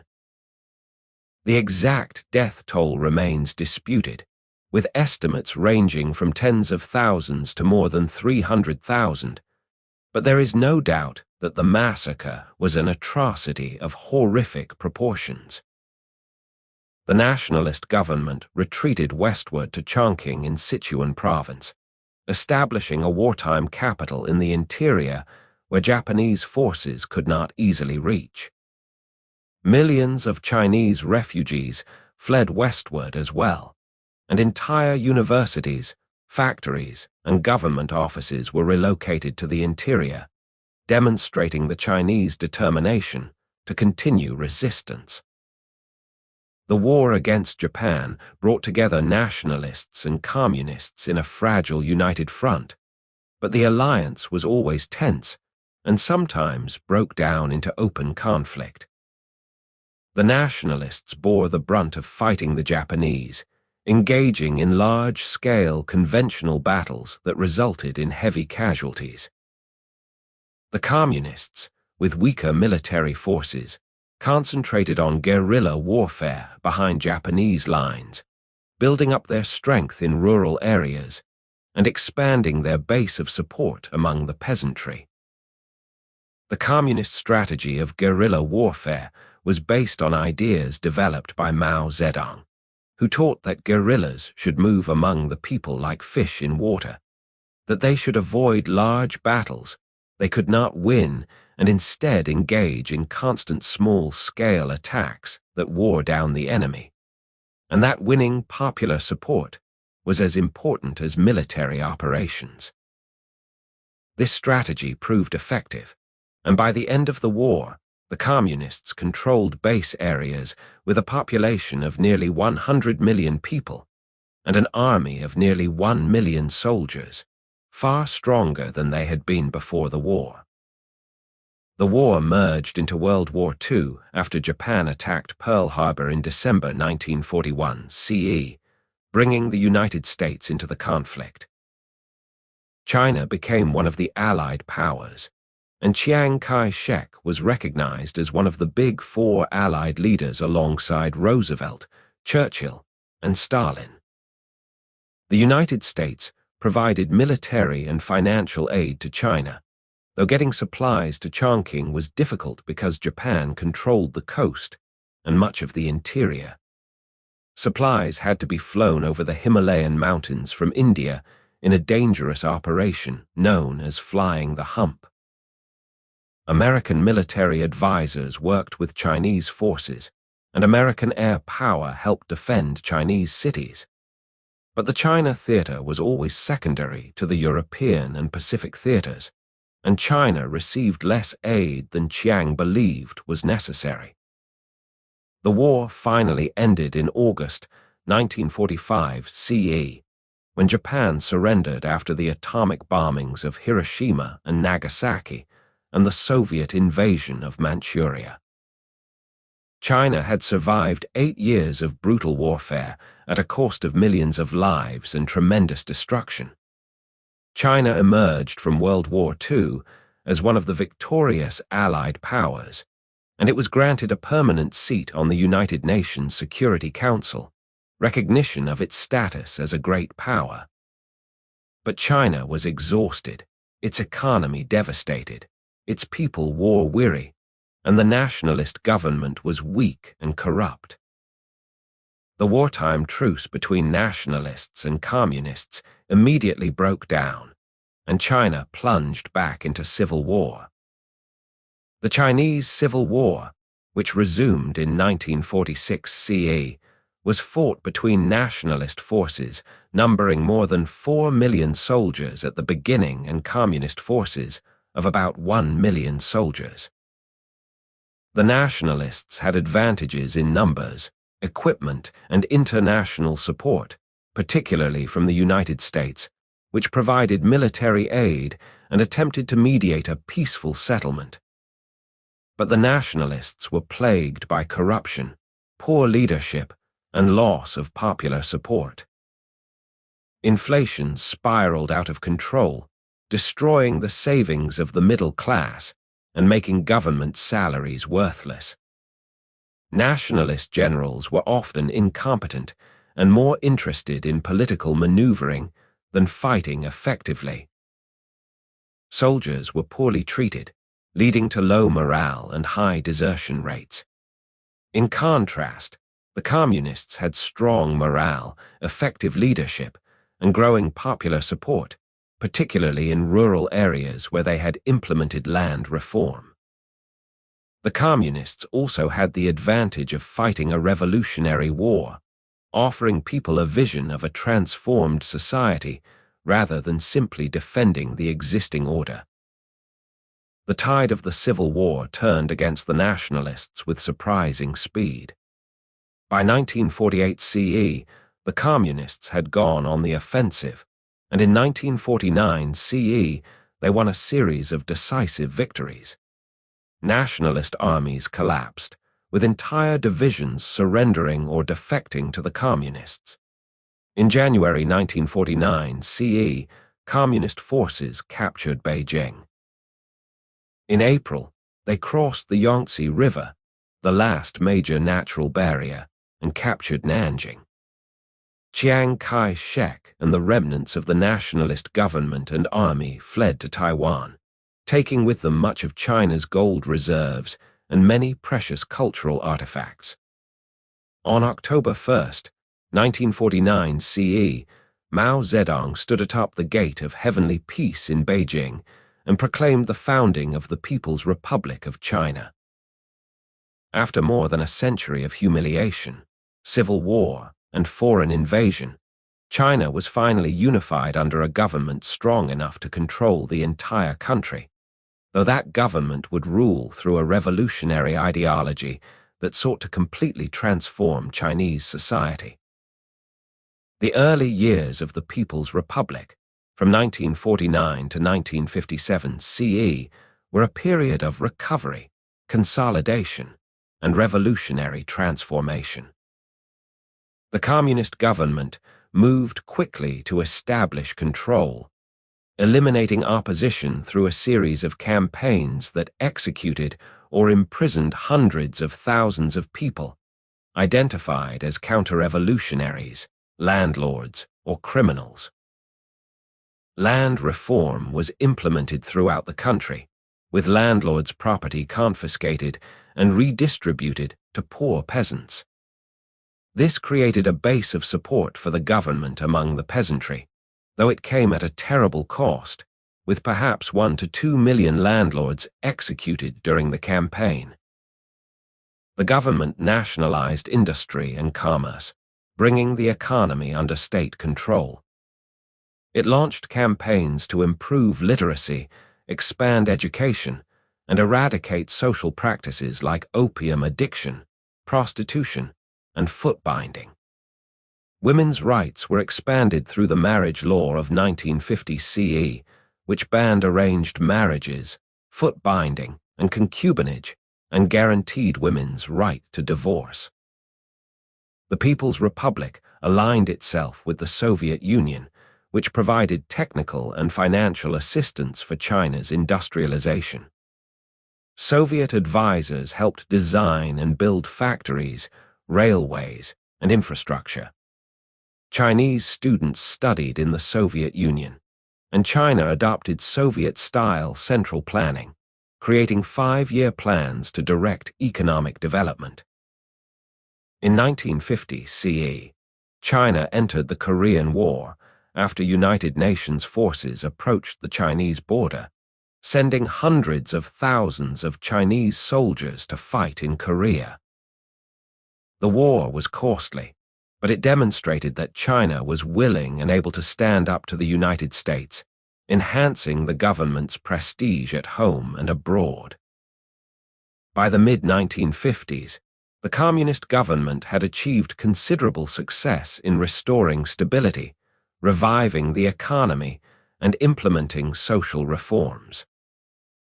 But Mao Zedong was impatient with the pace of change. He believed that China could achieve rapid industrialization and economic development through mass mobilization and revolutionary will. In 1958 CE, he launched the Great Leap Forward, an extraordinarily ambitious campaign to transform China into an industrial power within 15 years. The Great Leap Forward collectivized agriculture into people's communes, massive collective farms involving thousands of households. It mobilized hundreds of millions of people to build irrigation works, smelt steel in backyard furnaces, and engage in other industrial projects. It set wildly unrealistic production targets and pressured local officials to report meeting them. The Great Leap Forward was one of the greatest disasters in human history. The agricultural policies were disastrous, disrupting farming and reducing food production. The backyard steel furnaces produced useless pig iron while consuming enormous amounts of fuel and labor. Local officials, desperate to meet targets and fearing punishment for failure, falsely reported increased production, leading the government to believe the communes were producing surpluses, when in fact they were facing shortages.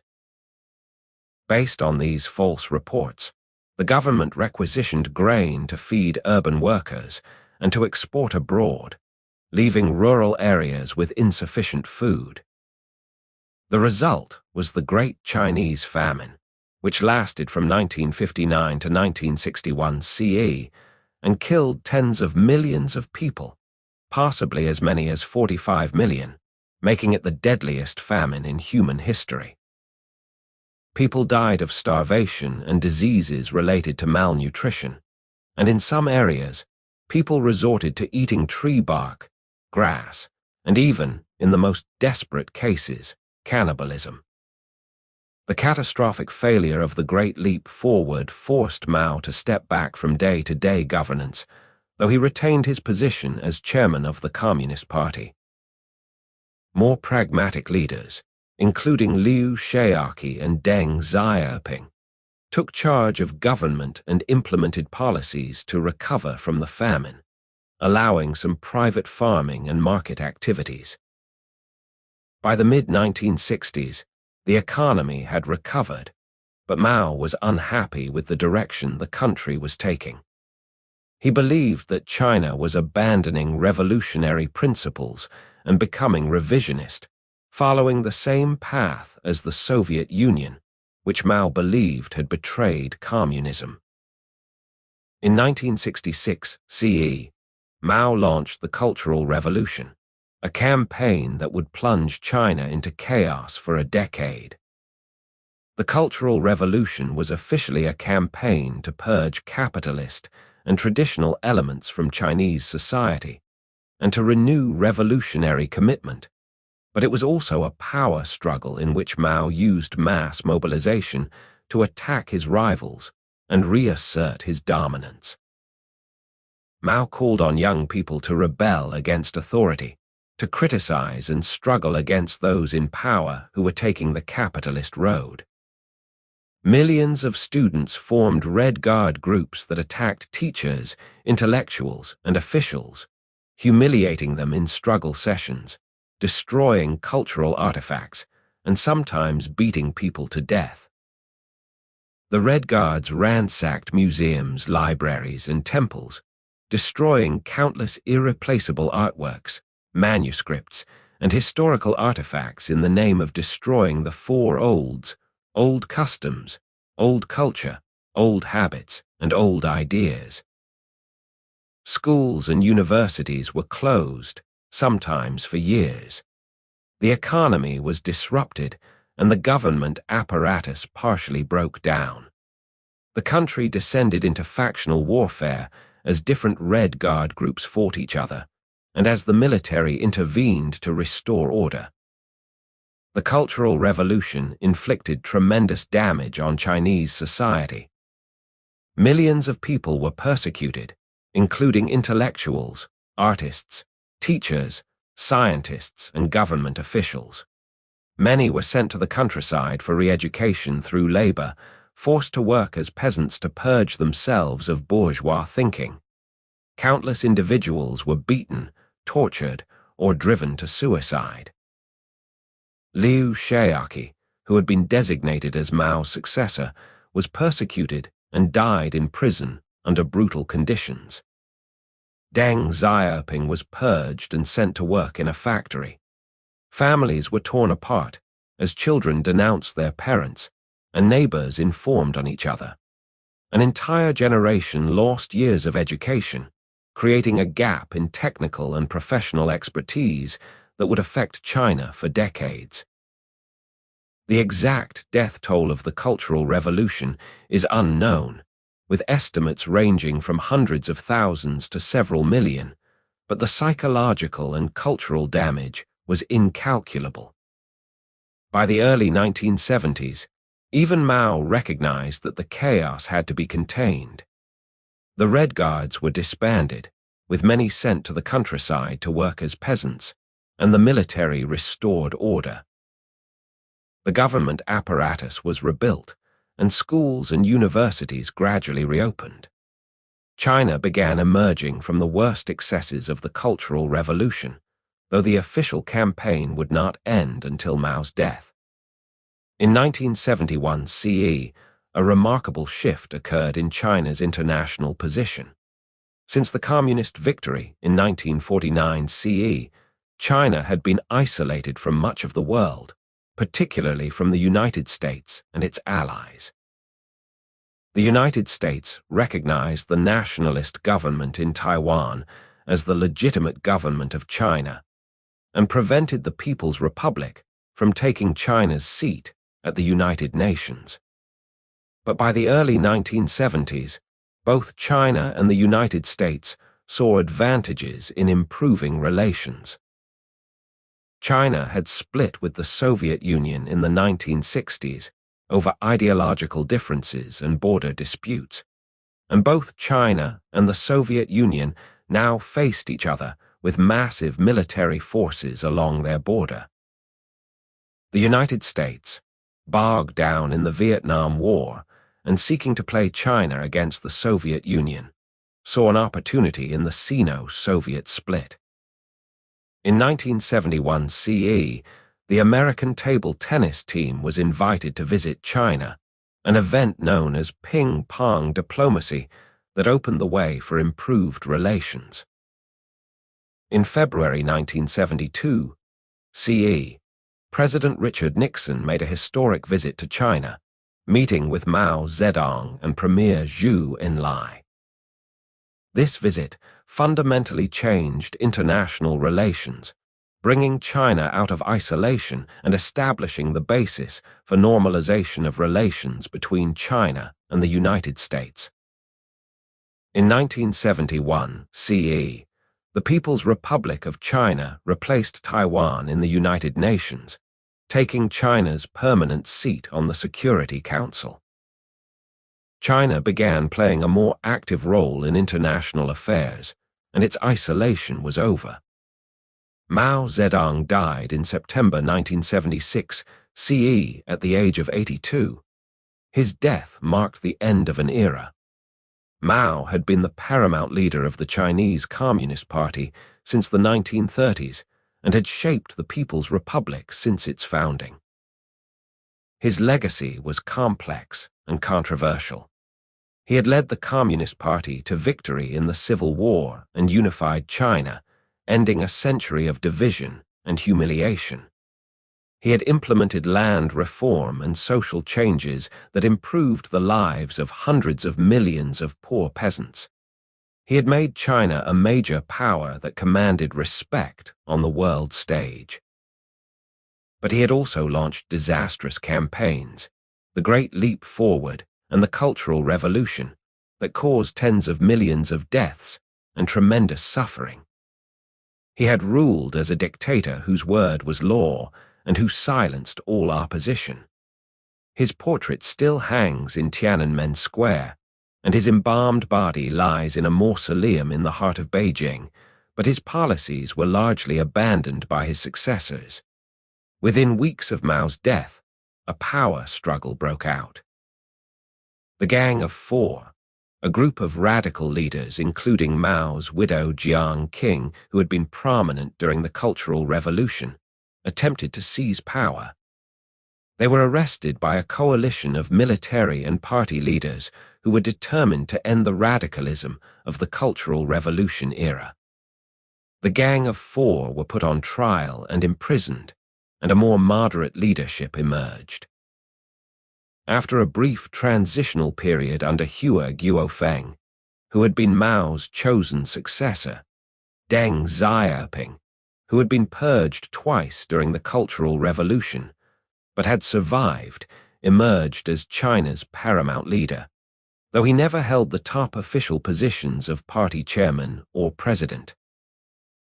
Deng Xiaoping was a pragmatist whose famous saying was, "It doesn't matter whether a cat is black or white, as long as it catches mice," meaning that ideology was less important than practical results.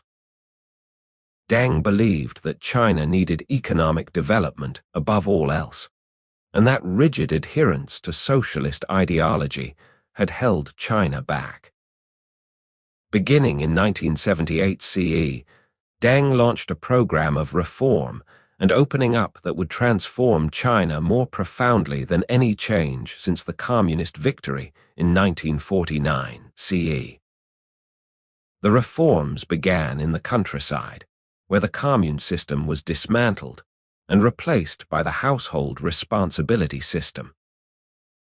Under this system, families were given long-term leases on land and could farm it as they wished, keeping or selling whatever they produced after paying taxes. This change unleashed peasant energies and led to rapid increases in agricultural production. Farmers who had been forced to work in collective fields with little incentive now had personal stakes in their success. The reforms expanded to industry and commerce. State-owned enterprises were given more autonomy to make decisions and were allowed to retain profits for reinvestment. Private businesses were permitted, first small shops and restaurants, then larger enterprises. Foreign investment was encouraged through the creation of special economic zones in coastal cities, where foreign companies could build factories with tax incentives and fewer regulations. China began opening to the world, welcoming foreign technology, capital, and ideas. Chinese students and scholars were sent abroad to study in unprecedented numbers. Joint ventures between Chinese and foreign companies were established, transferring technology and management knowledge to China. The results of Deng's reforms were extraordinary. China's economy began growing at rates unprecedented in modern history, regularly exceeding 10% per year. Hundreds of millions of people were lifted out of poverty. The standard of living improved dramatically, with increasing numbers of people able to afford consumer goods like televisions, refrigerators, and eventually cars and computers. Cities were transformed as old neighborhoods were demolished and replaced by modern high-rise buildings. Infrastructure expanded rapidly, with new highways, railways, airports, and ports constructed across the country. China became the workshop of the world, with manufactured goods made in China flooding global markets. But rapid economic change also brought social tensions and problems. Inequality increased as some people, and some regions benefited far more from the reforms than others. Coastal areas became wealthy while interior regions lagged behind. Corruption flourished as officials took advantage of their positions to enrich themselves. The planned economy gradually gave way to what was officially called a socialist market economy, but was in practice a form of capitalism with Chinese characteristics, where state-owned enterprises coexisted with private business and foreign investment. The Communist Party maintained its political monopoly and its control over key sectors of the economy, but it increasingly governed through technocratic management rather than revolutionary ideology. The tension between economic liberalization and political control came to a head in the spring of 1989 CE. Following the death of Hu Yaobang, a reformist leader who had been forced to resign by conservative hardliners, students began gathering in Tiananmen Square in Beijing to mourn him and to call for political reforms. The demonstrations grew, attracting workers and other citizens who were frustrated with corruption, inflation, and lack of political freedom. For 7 weeks, hundreds of thousands of people occupied Tiananmen Square, demanding democracy, freedom of the press, and an end to corruption. The protests captured international attention, particularly when Soviet leader Mikhail Gorbachev visited Beijing in May, and foreign journalists covering the visit also reported on the protests. Students erected a statue called the Goddess of Democracy facing Mao's portrait, and they engaged in hunger strikes to pressure the government to negotiate. The Chinese leadership was divided about how to respond. Some leaders, including Zhao Ziyang, the party general secretary, advocated dialogue and concessions. Others, including Deng Xiaoping and conservative elders, believed that the protests threatened Communist Party rule and had to be suppressed. On June 3rd and 4th, 1989 CE, the government sent the People's Liberation Army to clear Tiananmen Square. Troops and tanks moved into Beijing, clashing with citizens who tried to block their advance. Exactly what happened that night remains controversial and is still censored in China, but it is clear that hundreds, possibly thousands, of civilians were killed, some in the square itself, many in surrounding streets. The government arrested thousands of participants in the protests, and it launched a campaign against political dissent. The Tiananmen Square crackdown, as it became known in the West, damaged China's international reputation and led to sanctions by Western countries, though these were gradually lifted as economic interests prevailed. Despite Tiananmen, or perhaps because of it, with the government determined to prove it could deliver economic prosperity even without political freedom, the economic reforms continued and even accelerated. Deng Xiaoping, in 1992 CE, made a famous southern tour, visiting the special economic zones and calling for faster and bolder reforms. His tour reignited economic growth and pushed China further toward a market economy.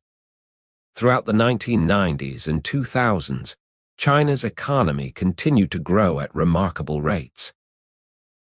In 2001 CE, China joined the World Trade Organization, integrating more fully into the global economy. Foreign companies increasingly moved manufacturing to China to take advantage of low labor costs and good infrastructure. China accumulated enormous foreign exchange reserves through its trade surpluses, particularly with the United States. China's rise as an economic power was accompanied by growing international influence. China became a major trading partner for countries around the world. Chinese companies began investing abroad, particularly in Africa and Latin America, seeking raw materials and new markets. China launched an ambitious space program, sending astronauts into orbit and landing rovers on the moon. China hosted the Summer Olympics in 2008 CE in Beijing, showcasing its modernity and organizational capability to the world. The Olympics opening ceremony was a spectacular display that announced China's arrival as a great power. China survived the 2008 global financial crisis better than most countries, and it played an important role in the global economic recovery. Yet China also faced significant challenges and problems. Environmental degradation became severe as rapid industrialization polluted air and water. Chinese cities regularly experienced dangerous levels of smog. Rivers and groundwater were contaminated with industrial waste. China became the world's largest emitter of greenhouse gases, though on a per capita basis, its emissions remained lower than those of developed countries. The one-child policy, implemented in 1979 CE to control population growth, succeeded in limiting population, but created a demographic imbalance with too many men, an aging population, and eventually a shrinking workforce. The policy was relaxed to allow 2 children in 2015 CE and 3 children in 2021 CE, but birth rates continued to decline. Inequality increased to levels that contradicted socialist principles, with a small number of billionaires emerging while millions remained poor. Corruption, despite repeated anti-corruption campaigns, remained endemic. Ethnic tensions persisted, particularly in Tibet and Xinjiang, where the government pursued policies of tight control and cultural assimilation that drew international criticism.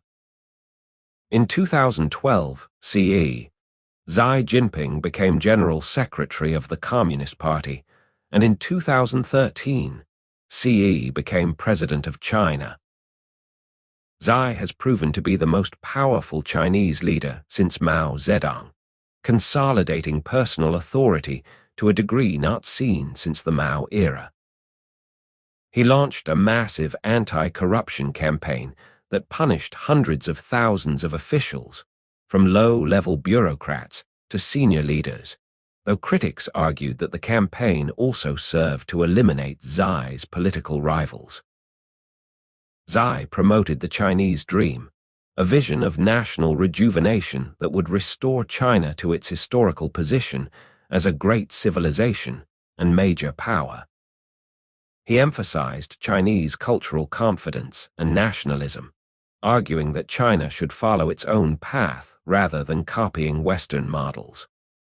Under Xi Jinping's leadership, China has pursued increasingly assertive policies both domestically and internationally.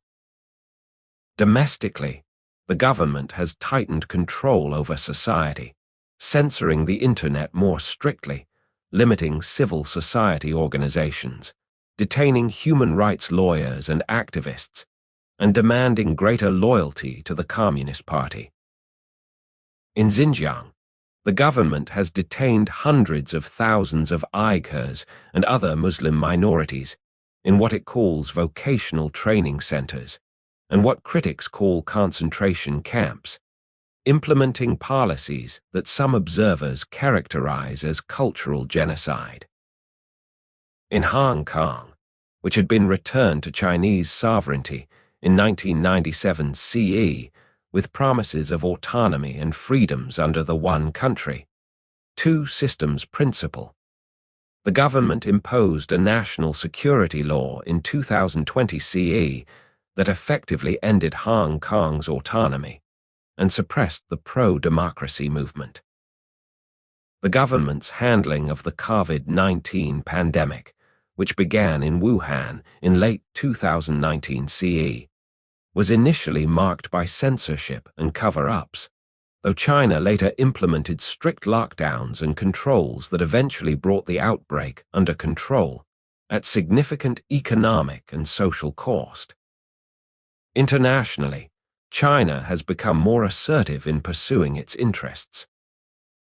It has built artificial islands in the South China Sea and militarized them, claiming vast maritime territories that conflict with international law and the claims of neighboring countries. It has engaged in border disputes with India, resulting in military clashes. It has used economic coercion against countries that displease it, imposing trade restrictions on Australia, Lithuania, and others. It has launched the Belt and Road Initiative, a massive infrastructure investment program spanning Asia, Africa, and Europe, designed to increase China's economic and political influence. China has also invested heavily in its military, building a modern force with advanced weapons, aircraft carriers, and stealth fighters, capable of projecting power beyond China's borders. China's relationship with the United States, which had been generally cooperative from the 1970s through the early 2000s, has become increasingly competitive and antagonistic. The United States has become alarmed by China's rapid rise, viewing it as a strategic competitor and potential threat to American interests and values. Trade tensions escalated into a trade war during the Trump administration, with both countries imposing tariffs on each other's goods.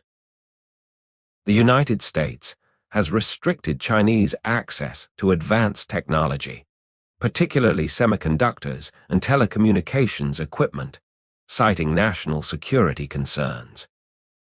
There is growing talk in both countries of a new Cold War, though the deep economic interdependence between China and the United States makes this a very different situation from the US-Soviet Cold War. Whether China and the United States can manage their differences peacefully, or whether they are destined for conflict, is one of the most important questions facing the world today. Taiwan remains the most sensitive issue in US-China relations. The People's Republic has never renounced the use of force to bring Taiwan under its control, viewing reunification as a core interest and unfinished business from the Civil War. Taiwan, which has developed into a prosperous democracy with a distinct identity, is increasingly reluctant to accept unification with mainland China, especially under Communist Party rule. The United States maintains a policy of strategic ambiguity, not formally committing to defend Taiwan, but providing it with weapons, and making clear that the United States has an interest in Taiwan's security. As China's military power has grown, the possibility of a military conflict over Taiwan has become a growing concern. Such a conflict would be catastrophic, potentially drawing in the United States and Japan and devastating the global economy. As of 2025, China stands at a crossroads. It has achieved extraordinary economic development over the past 4 decades, lifting hundreds of millions out of poverty and becoming the world's second-largest economy. It has regained much of the international influence and status that it lost during the century of humiliation. Chinese people have higher living standards, better education, and better health care than at any time in modern history. China's cities are modern and impressive, its infrastructure is world-class, and its technology sector is increasingly innovative. China has demonstrated that it is possible to achieve rapid economic development without adopting Western-style liberal democracy, offering an alternative model that appeals to some developing countries. Yet, China also faces serious challenges. The economy is slowing as it transitions from investment and export-led growth to consumption and services. The real estate sector, which has been a major driver of growth, is facing a crisis of over-leverage and declining demand. Local governments are heavily indebted, having borrowed extensively to finance infrastructure and development. The population is aging rapidly and will soon begin declining, creating a demographic burden that will strain the economy and social services. Youth unemployment is high, and economic opportunities are becoming more limited, creating frustration among educated young people. Environmental problems remain severe, and addressing them will require difficult trade-offs between growth and sustainability. The political system, while effective in many ways, lacks mechanisms for peaceful leadership succession and policy change, creating uncertainty about China's long-term stability. Internationally, China faces a changing environment. Many countries are wary of China's growing power and assertiveness, and they are taking steps to limit their dependence on China economically and to balance against China militarily. The Belt and Road Initiative has faced setbacks as some countries struggle with debt and as projects face local opposition. China's soft power is limited by perceptions of authoritarianism and human rights abuses. The vision of China peacefully rising as a responsible stakeholder in the international system has given way to concerns about China as a revisionist power seeking to reshape the international order in ways that challenge Western values and interests. The great question facing China is whether it can continue developing and avoid the middle-income trap that has ensnared many developing countries. Can it transition to an innovation-based economy? Can it address inequality and environmental degradation? Can it manage demographic challenges? Can it maintain social stability amid economic and social change? Can it reform its political system sufficiently to address these challenges while maintaining Communist Party rule? Can it find a way to coexist peacefully with the United States and other powers, or is conflict inevitable? These questions will shape not only China's future, but also the world's future, because China is too large and too important for its fate to affect only itself. China's history spans more than 5,000 years, from the earliest settlements along the Yellow River to the modern People's Republic. Throughout this vast sweep of time, certain themes recur. China has repeatedly experienced cycles of unity and division, with long periods of unified imperial rule punctuated by shorter periods of fragmentation and civil war.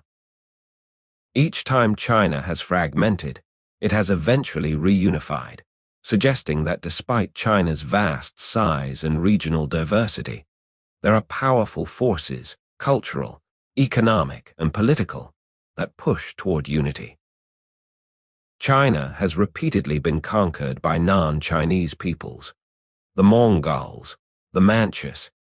Yet each time Chinese civilization has absorbed and transformed its conquerors, demonstrating the resilience and adaptive capacity of Chinese culture. China has shown remarkable ability to innovate and adapt, creating technologies, institutions, and ideas that have shaped not only China but the entire world.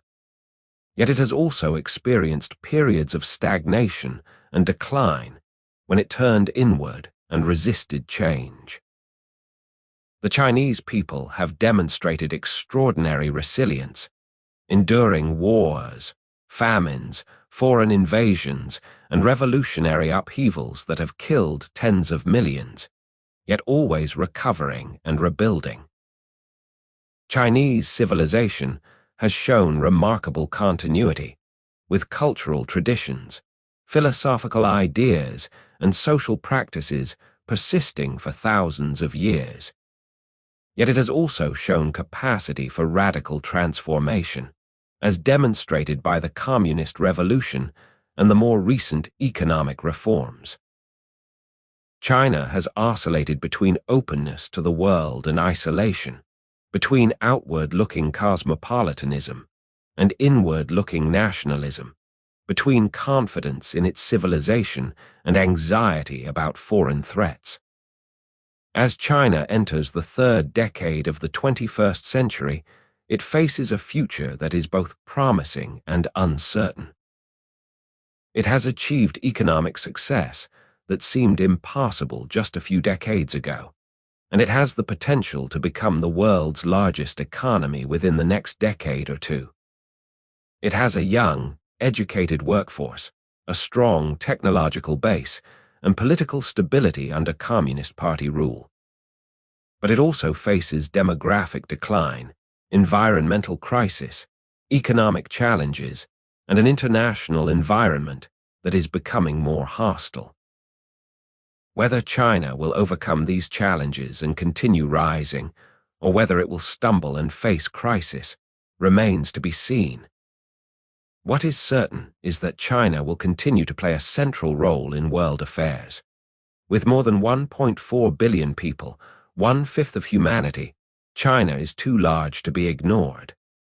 As the world's factory, China is deeply integrated into the global economy, and disruptions in China reverberate worldwide. As a permanent member of the UN Security Council and a nuclear power, China is a key player in international security. As an ancient civilization with a proud history and a strong sense of identity, China seeks respect and status commensurate with its size and achievements. How China uses its growing power, whether it becomes a responsible stakeholder that contributes to global peace and prosperity, or a revisionist power that challenges the existing international order, will shape the 21st century. The story of China is ultimately the story of human civilization itself, of how people organize themselves into societies, how they create culture and meaning, how they adapt to challenges and opportunities, how they rise and fall, succeed and fail, suffer and endure. China's 5,000-year history is a testament to human creativity, resilience, and adaptability, but also to human capacity for violence, oppression, and folly. It is a history that contains lessons for all humanity about the possibilities and limitations of human society, about the importance of effective governance, about the relationship between individual freedom and collective order, about the costs of ideological extremism and the benefits of pragmatism, about the dangers of hubris and the necessity of humility. From the Yellow River Valley, where Chinese civilization began, to the megacities of Beijing, Shanghai, and Shenzhen that represent modern China, from the oracle bones of the Shang Dynasty to the smartphones that are now ubiquitous in Chinese life, from Confucius and Laozi to Mao Zedong and Xi Jinping, from the Great Wall to the Belt and Road Initiative, China's journey has been long, complex, and consequential. The Chinese people have built one of humanity's greatest civilizations, one that has endured longer than any other, one that has contributed immensely to human knowledge and achievement, and one that continues to evolve and shape the world. Whatever the future holds, China's past guarantees that its story will continue to fascinate, inspire, and challenge us, reminding us of the grandeur and tragedy, the achievements and failures, the continuities and transformations that mark the human experience across the millennia. The complete history of China, from ancient origins to the present day, is not merely the history of a nation, but the history of humanity itself, written in Chinese characters across 5,000 years.